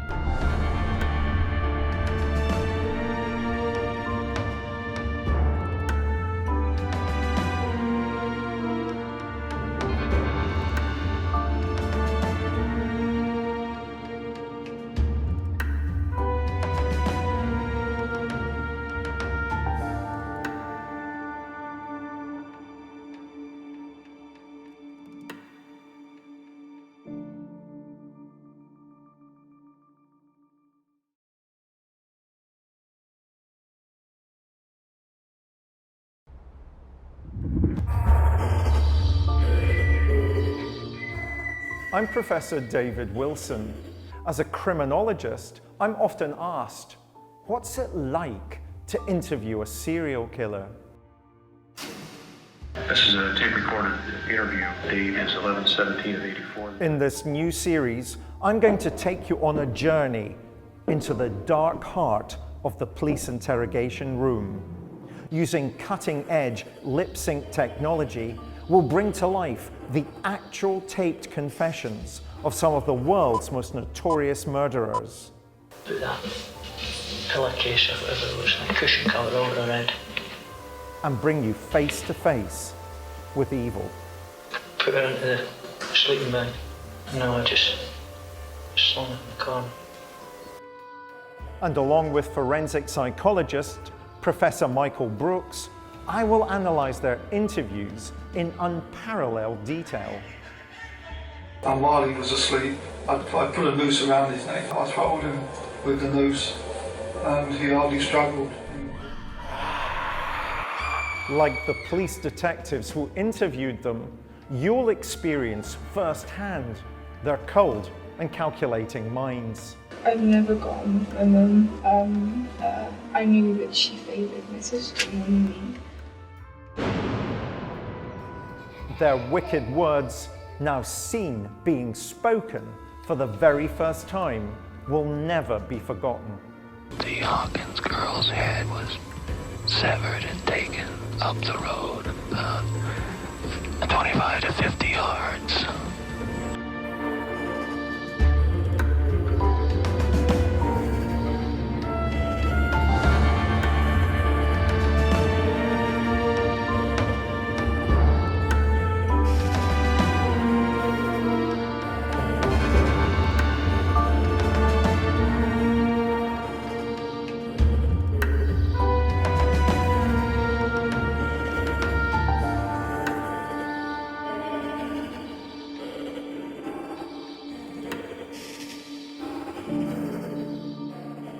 In countries that still have the death penalty, a number of serial murderers will choose to confess to the police, only because they want to save their own skins.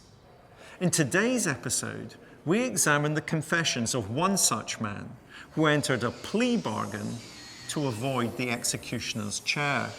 One of the most prolific serial killers in American history, he was charged with the murder of 49 women in a killing cycle that lasted from 1982 to 1998. Dubbed the Green River Killer, he dumped many of the bodies of his victims along the waterway that runs through Washington state. The confessions are particularly interesting for the techniques employed by the American interrogators. In the UK, detectives employ what's known as the PEACE model. It's an acronym: prepare and plan, engage and explain, account, close, evaluate. However, in the United States, they deploy what's known as the READ technique. This is very different from the PEACE model and is in effect an accusatory process.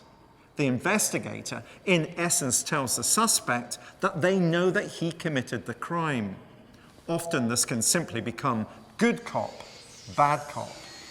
Observe closely in particular how King County Sheriff Dave Reichart, now an American congressman, seems to befriend the murderer and put him at ease as the good police officer would, only to then turn on him when he believes he's lying, becoming the quintessential bad cop.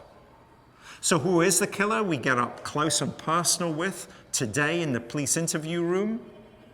Gary Ridgway. In 2001, Washington State Police arrested Gary Ridgway on suspicion of murder. Ridgway's DNA had been found on the body of a dead woman. Within hours, he'd be accused of many more murders. With death by execution awaiting him for his crimes, he decided to bargain for his life, offering revelations about the whereabouts of the bodies of many other victims, all of whom he had buried along the Green River in Washington state. King County Sheriff Dave Reichardt had long pursued the murderer. And now the killer and the cop were about to face off in an extraordinary interview. Morning. Morning. You know, why don't we take his chains off for a minute? Gary and I are just going to have a visit for a couple minutes, sir. Got you chained up pretty good there, don't they? Yes, you do. Must be concerned about whether or not you're thinking about running off, huh? You wouldn't do that, would you? No. Gary Ridgway, in many ways, was a very normal man, a very ordinary man. He worked in a body shop for some 30 years. And nothing unusual about him, very ordinary, down-to-earth chap. Except he liked killing.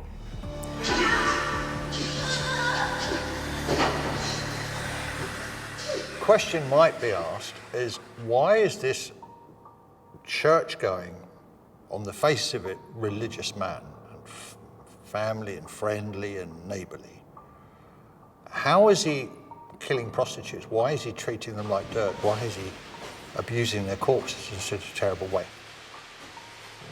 I believe that behind the mask was a monster. Outside, I think he probably was. He believed he was a church-going man, but he had this beast inside him that surfaced every now and then to kill. I think he killed because he enjoyed it. He enjoyed treating these women like trash and dumping their body like so much garbage once he'd used them and abused them. To fully understand Ridgway, it would be a good exercise to close your eyes and listen to his voice. Listen to how normal he is. Can you sense a beast in that voice? Because that is the man that could have been living next door to you.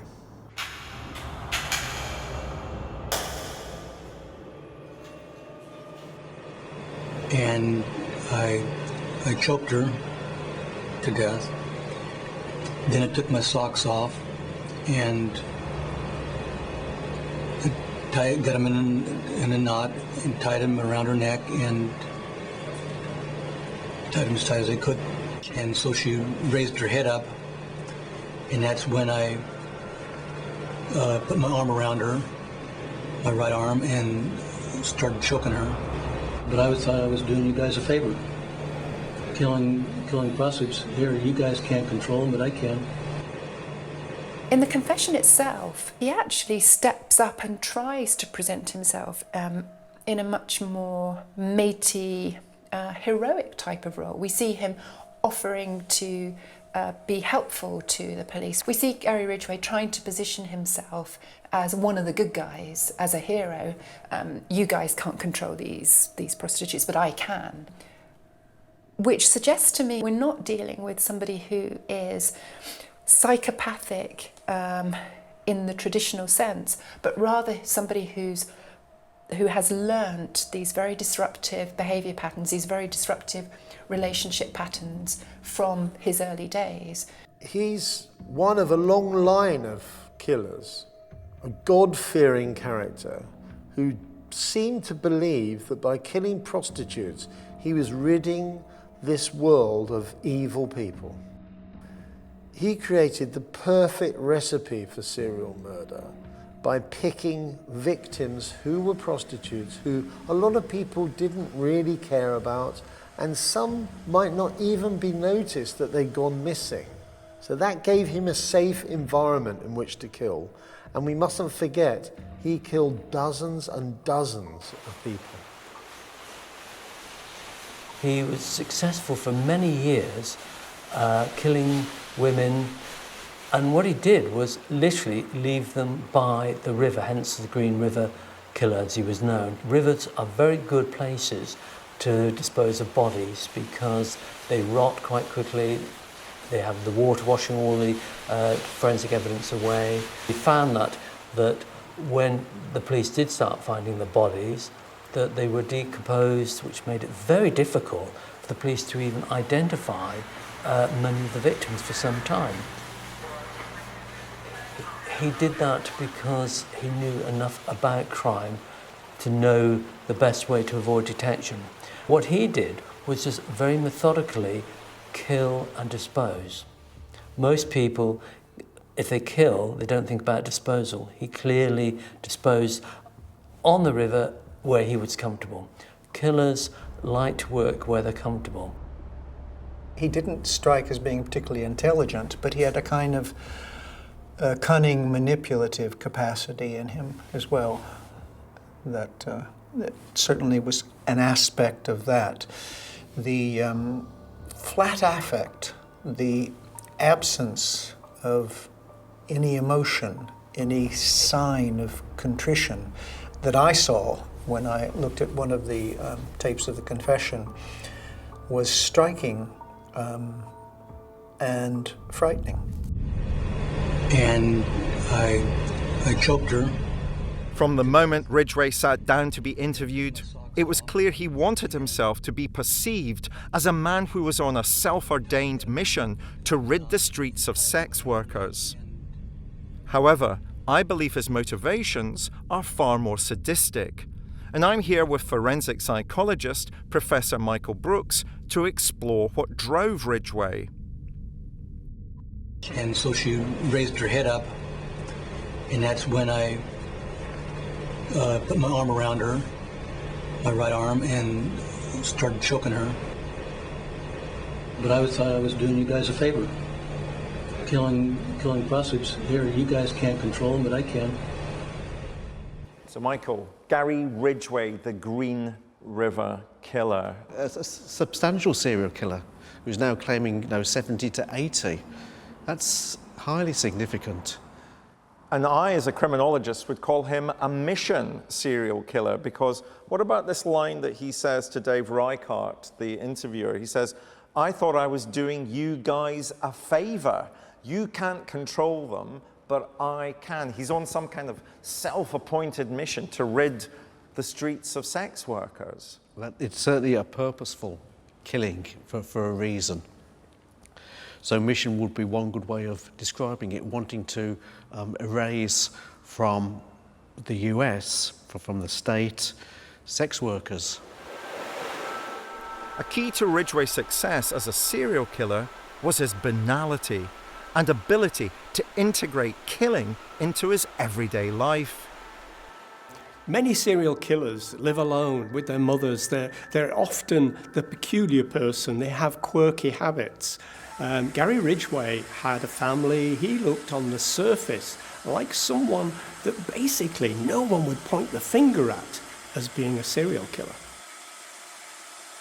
His life is the American dream gone wrong, but it's also a Jekyll and Hyde existence. It's maintaining a happy family life, a nice home, a nice car, an environment that appears to be all American. And yet, at the same time, there's this twisted, dark side to him that brought him to this place where he felt it was totally okay to go out and kill innocent women. He's a Jekyll and Hyde character. Behind the mask of normality is a monster. A sick, sadistic killer that not only his own family wouldn't have known about it. He's that cunning and crafty. So he can go to church or barbecue on a Sunday afternoon and then make an excuse to go out for an hour and kill and come home as if nothing had happened at all. And even his own family would be used to help create the perfect cover for his crimes. My son was there and I killed her. I'm real sure my son didn't see it. Gary Ridgway is suspected of having killed many more victims, and the true figure may never be known. His almost robotic recitation of his crimes reveals that he was process-focused, enjoying the time that he had with his victims to determine when they would die. The appalling self-justification he has for murdering innocent women is also a chilling reminder that even when serial killers confess, they remain proud of their crimes and determined to take some of their secrets with them to the grave. Perhaps the most disturbing fact of all about Ridgway was that he wasn't just content with killing his victims, he also wanted to violate them, even in death. This was a chilling fact that serial killer Ted Bundy would alert detectives to many years earlier when they turned to him for advice on how to trap the Green River Killer. Well, first of all, he's trying to dispose of the bodies where they won't be found. This guy doesn't want to get caught. I think it's clear that over time you can see him, at least it would appear, that over time he's trying to improve his dump sites. He's trying to get better at disposing of his bodies. Bundy was killing in the same area, the Pacific Northwest. He had enough knowledge about the areas to give advice, and he actually did give sensible advice because he knew the kind of framework that Gary Ridgway was working in. It takes one to know one almost, and he was very good at doing that.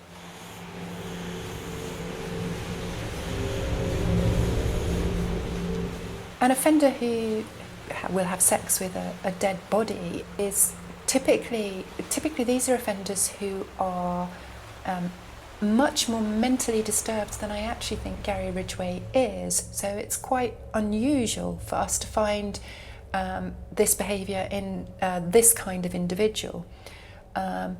Because for me, Gary Ridgway isn't profoundly psychopathic. Gary Ridgway is simply somebody who has learned a very exploitative pattern of interpersonal relationships. So the going back to visit the dead bodies, I find quite surprising. During his police interviews, Ridgway would claim that his morbid and twisted fascination with sex and death could be traced back to the relationship he had had with his mother, whom he claimed had domineered and belittled him. She was the big problem I had. I mean,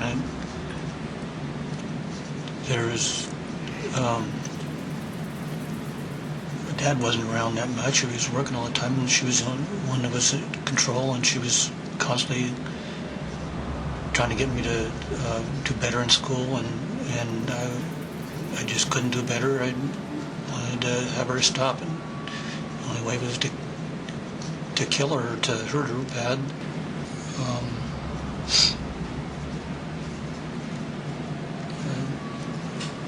Angry at her for pushing on me to remember, and I just couldn't remember, and I just wanted her to stop. It's almost a cliche, the way in which he refers back to his relationship with his mother to try and justify what he's done. But it's a cliche for a reason. It's a very important initial relationship for a man, for a boy, for a man. And clearly there was something very wrong in the relationship Gary Ridgway had with his mother, a very distorted relationship that has produced the murderer that he became. In my head, I don't know what I would do. I just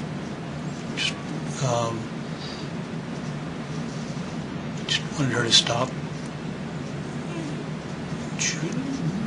One time they were going to put me in a special school. I didn't want that. My dad and my mom were arguing about it all the time.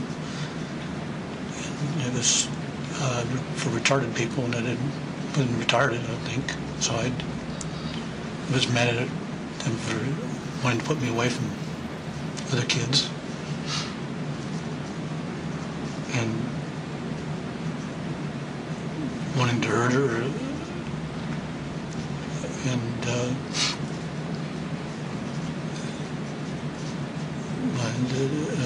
hurt her bad.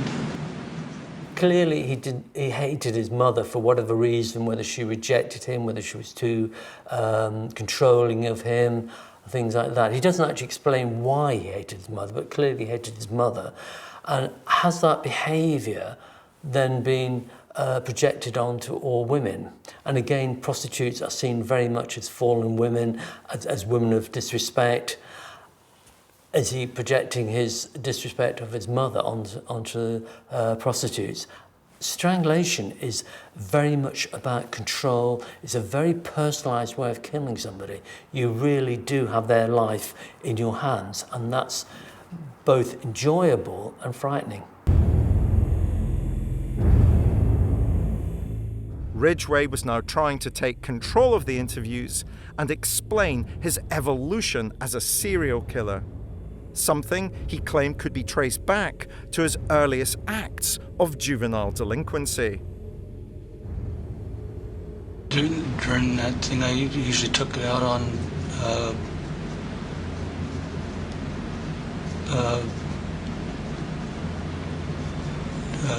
other things instead of hurting her.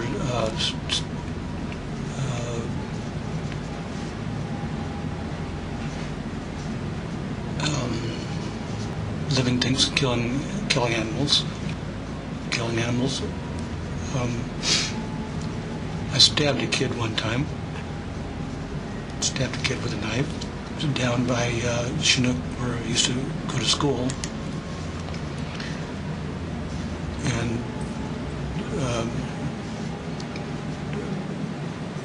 boy was playing. I stabbed him in the side, and didn't kill him.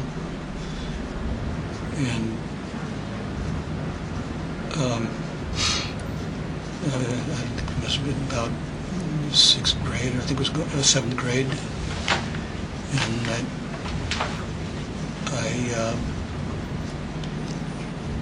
was at the same time I was breaking out windows, throwing rocks at windows. But that's what I took my aggression on. I couldn't take it on my mom. I had to take it on my animals, and I killed a lot of birds, but one cat suffocated it in a ice chest, and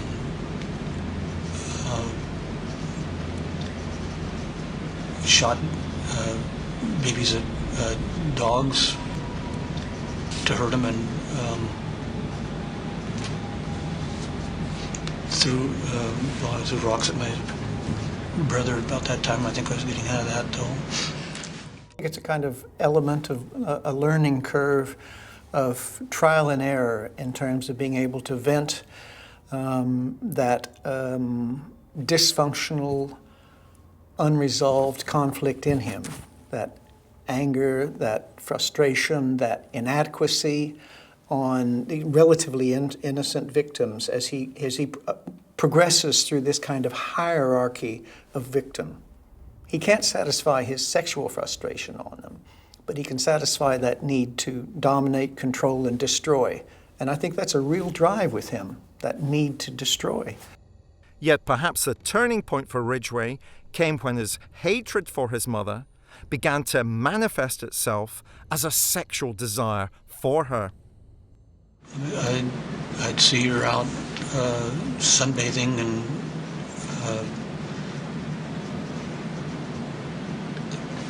I feel that she'd be good to have sex with, but she's my mother, and I never. She's the only woman in my life, other than neighborhood girls, but so I'd get fantasies of having sex with her, and wanting to, but being restricted on that part.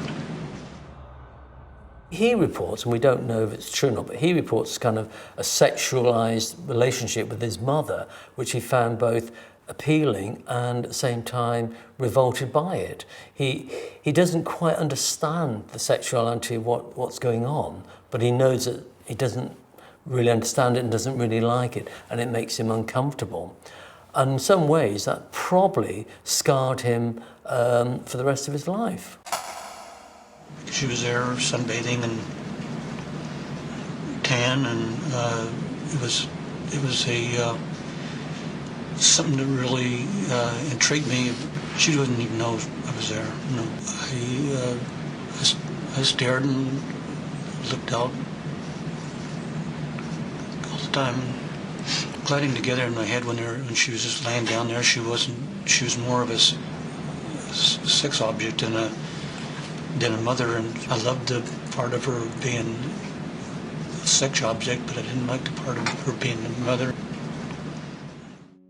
For a son to be talking about his mother sunbathing and to be talking about his mother as a sexual object is clearly not a healthy sign.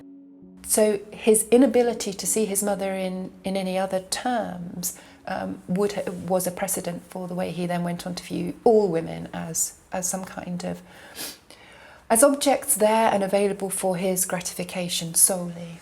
As Ridgway's urge to kill increased, he incorporated it seamlessly into the fabric of his everyday life. This guy was able to factor in his appetite for murder and combine it with his everyday life as a so-called responsible father to the degree that he even picked his son up from school, went and found a victim, left the car, killed the victim and came back and drove off with his son still in the back of the car. And I picked up a woman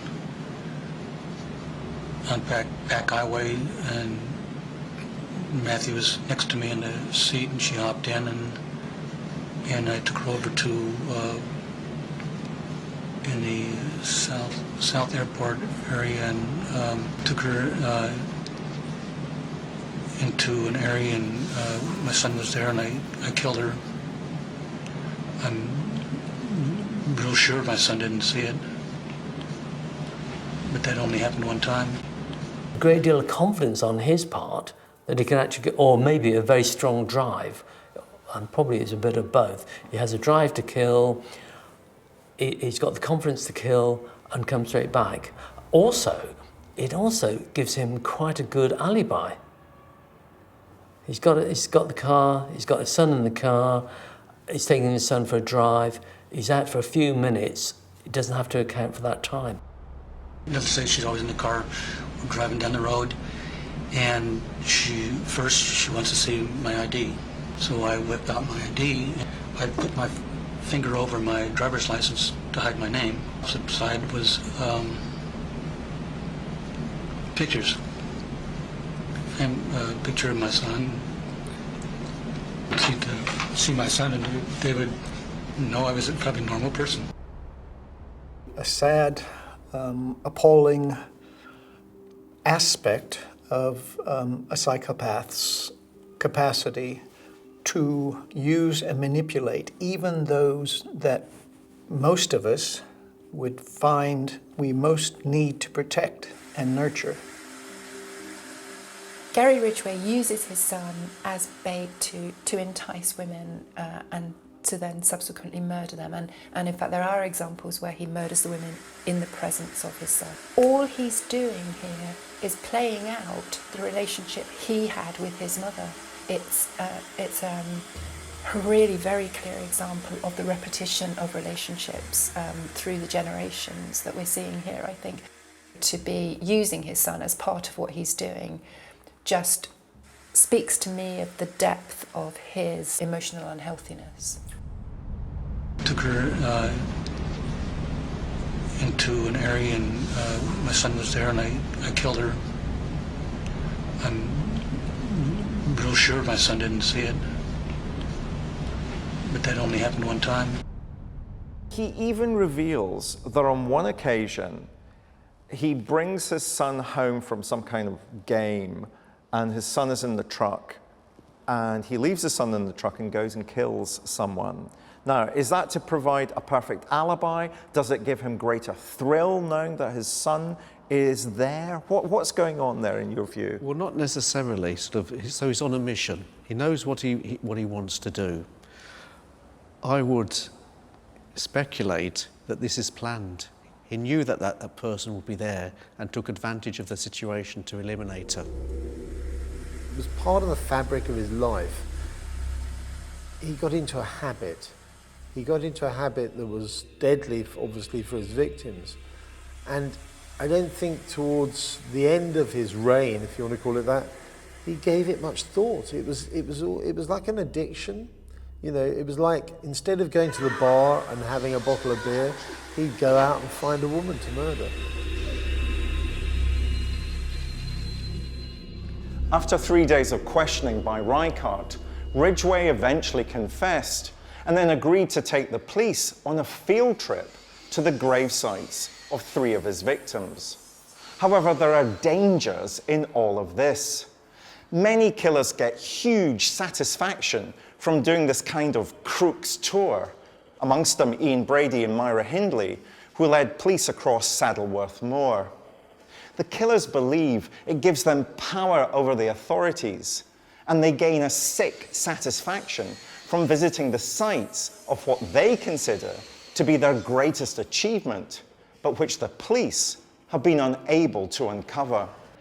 Ridgway was arrested by police at his workplace and was initially uncooperative until Ridgway realised he was facing the death penalty and so started to talk to the police. I agreed to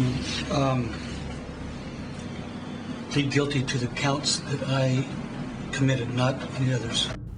Serial killers know when they're caught because the evidence is so clear-cut. Once the evidence is clear-cut, then most of them will end up omitting some of it, but they don't tell you about the ones you don't know. And they keep those because that gives them still a sense of power and control.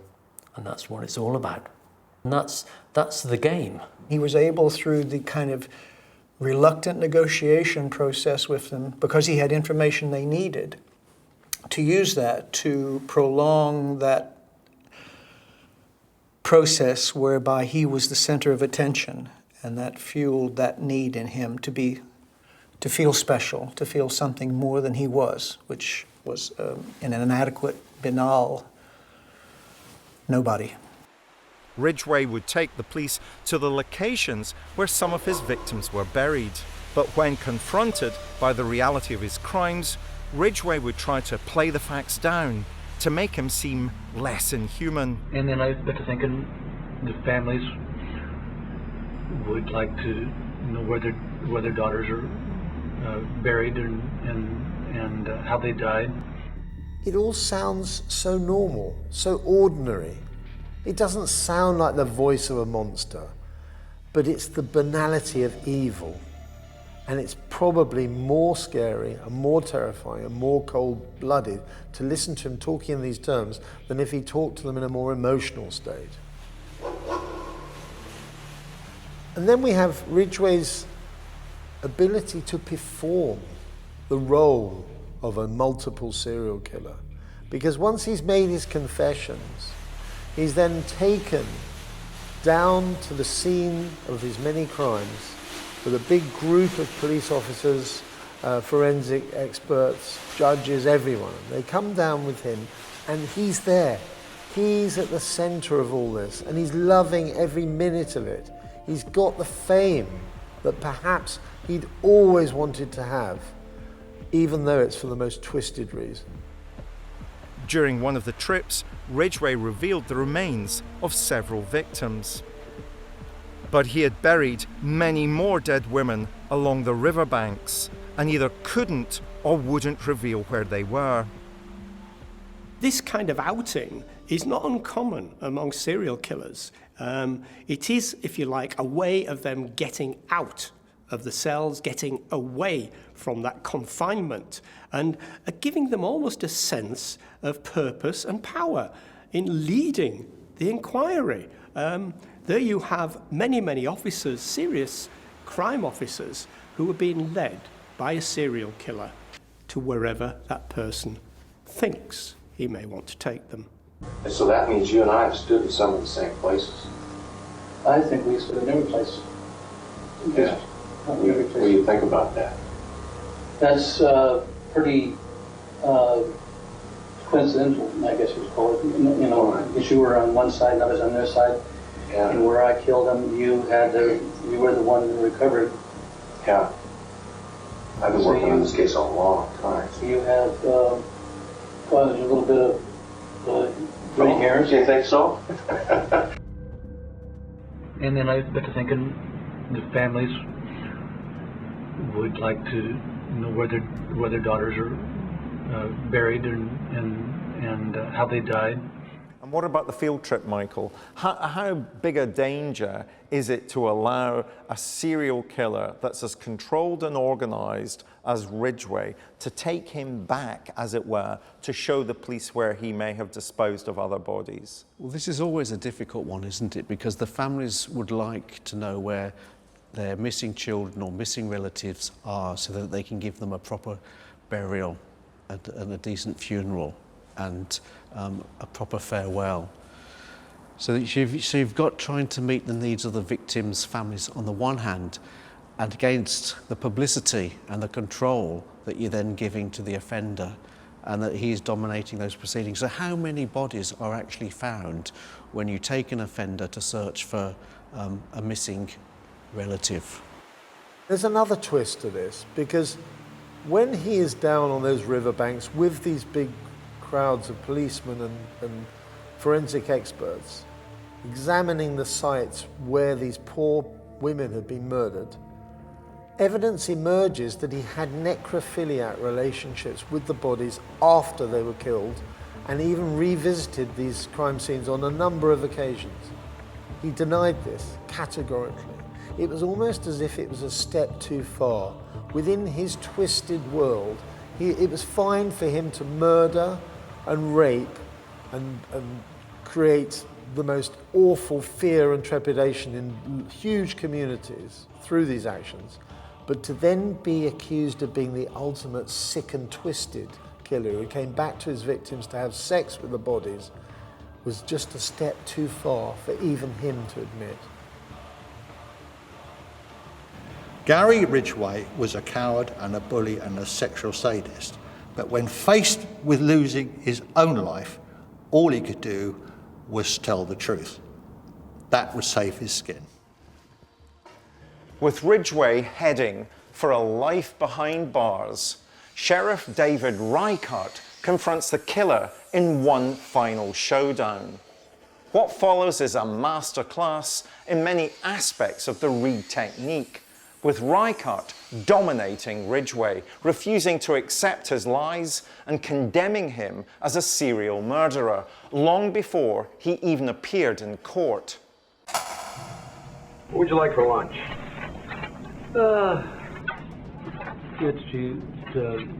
Just a Big Mac and fries.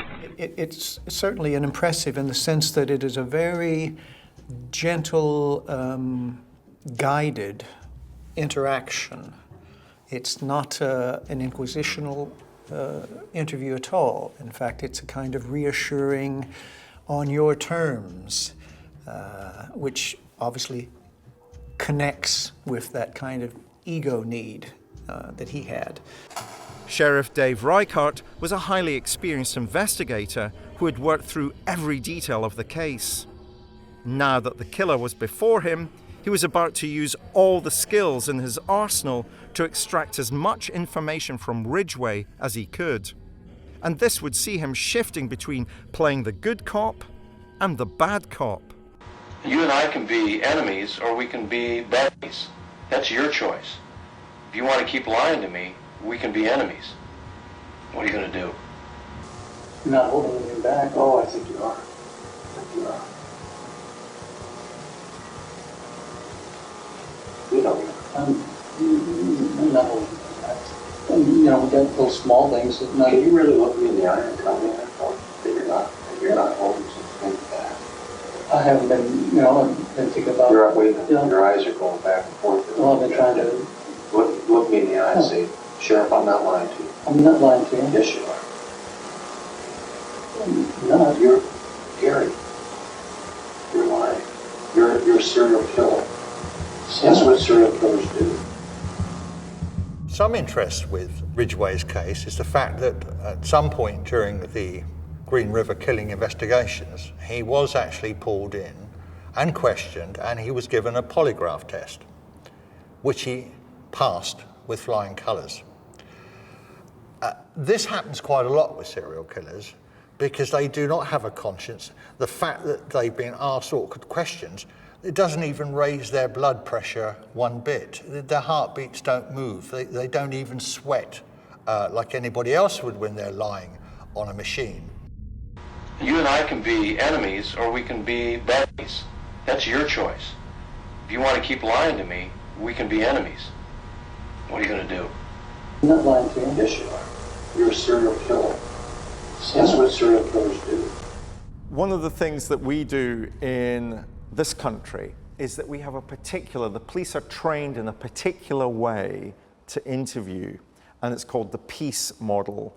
And what we hear Dave Reichert describing are the Reed techniques. And I'm not so certain that the Reed technique was particularly successful there. No, because he didn't build up a sufficient relationship, or at least Gary Ridgway didn't allow him to actually begin to fully explain everything that he'd done. And at the heart of building up that relationship is this need to build rapport. Could somebody like Ridgway ever allow himself to be able to be convinced by a police officer or indeed a forensic psychologist to establish a relationship where there is rapport?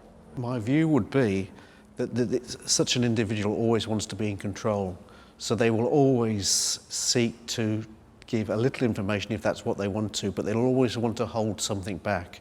And in fact, we should be surprised that somebody as controlling as Ridgway was prepared to speak at all. So all credit to Reichert for getting the information that he got.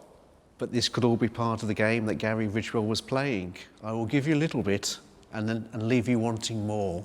So if you had Gary Ridgway here now in front of you, what would be your strategy for interviewing him? I don't think I'd want to engage too much in an interview with him unless he wanted to talk. So I'd simply ask him, what is it that you want to share with us? Because otherwise you're then getting into his game.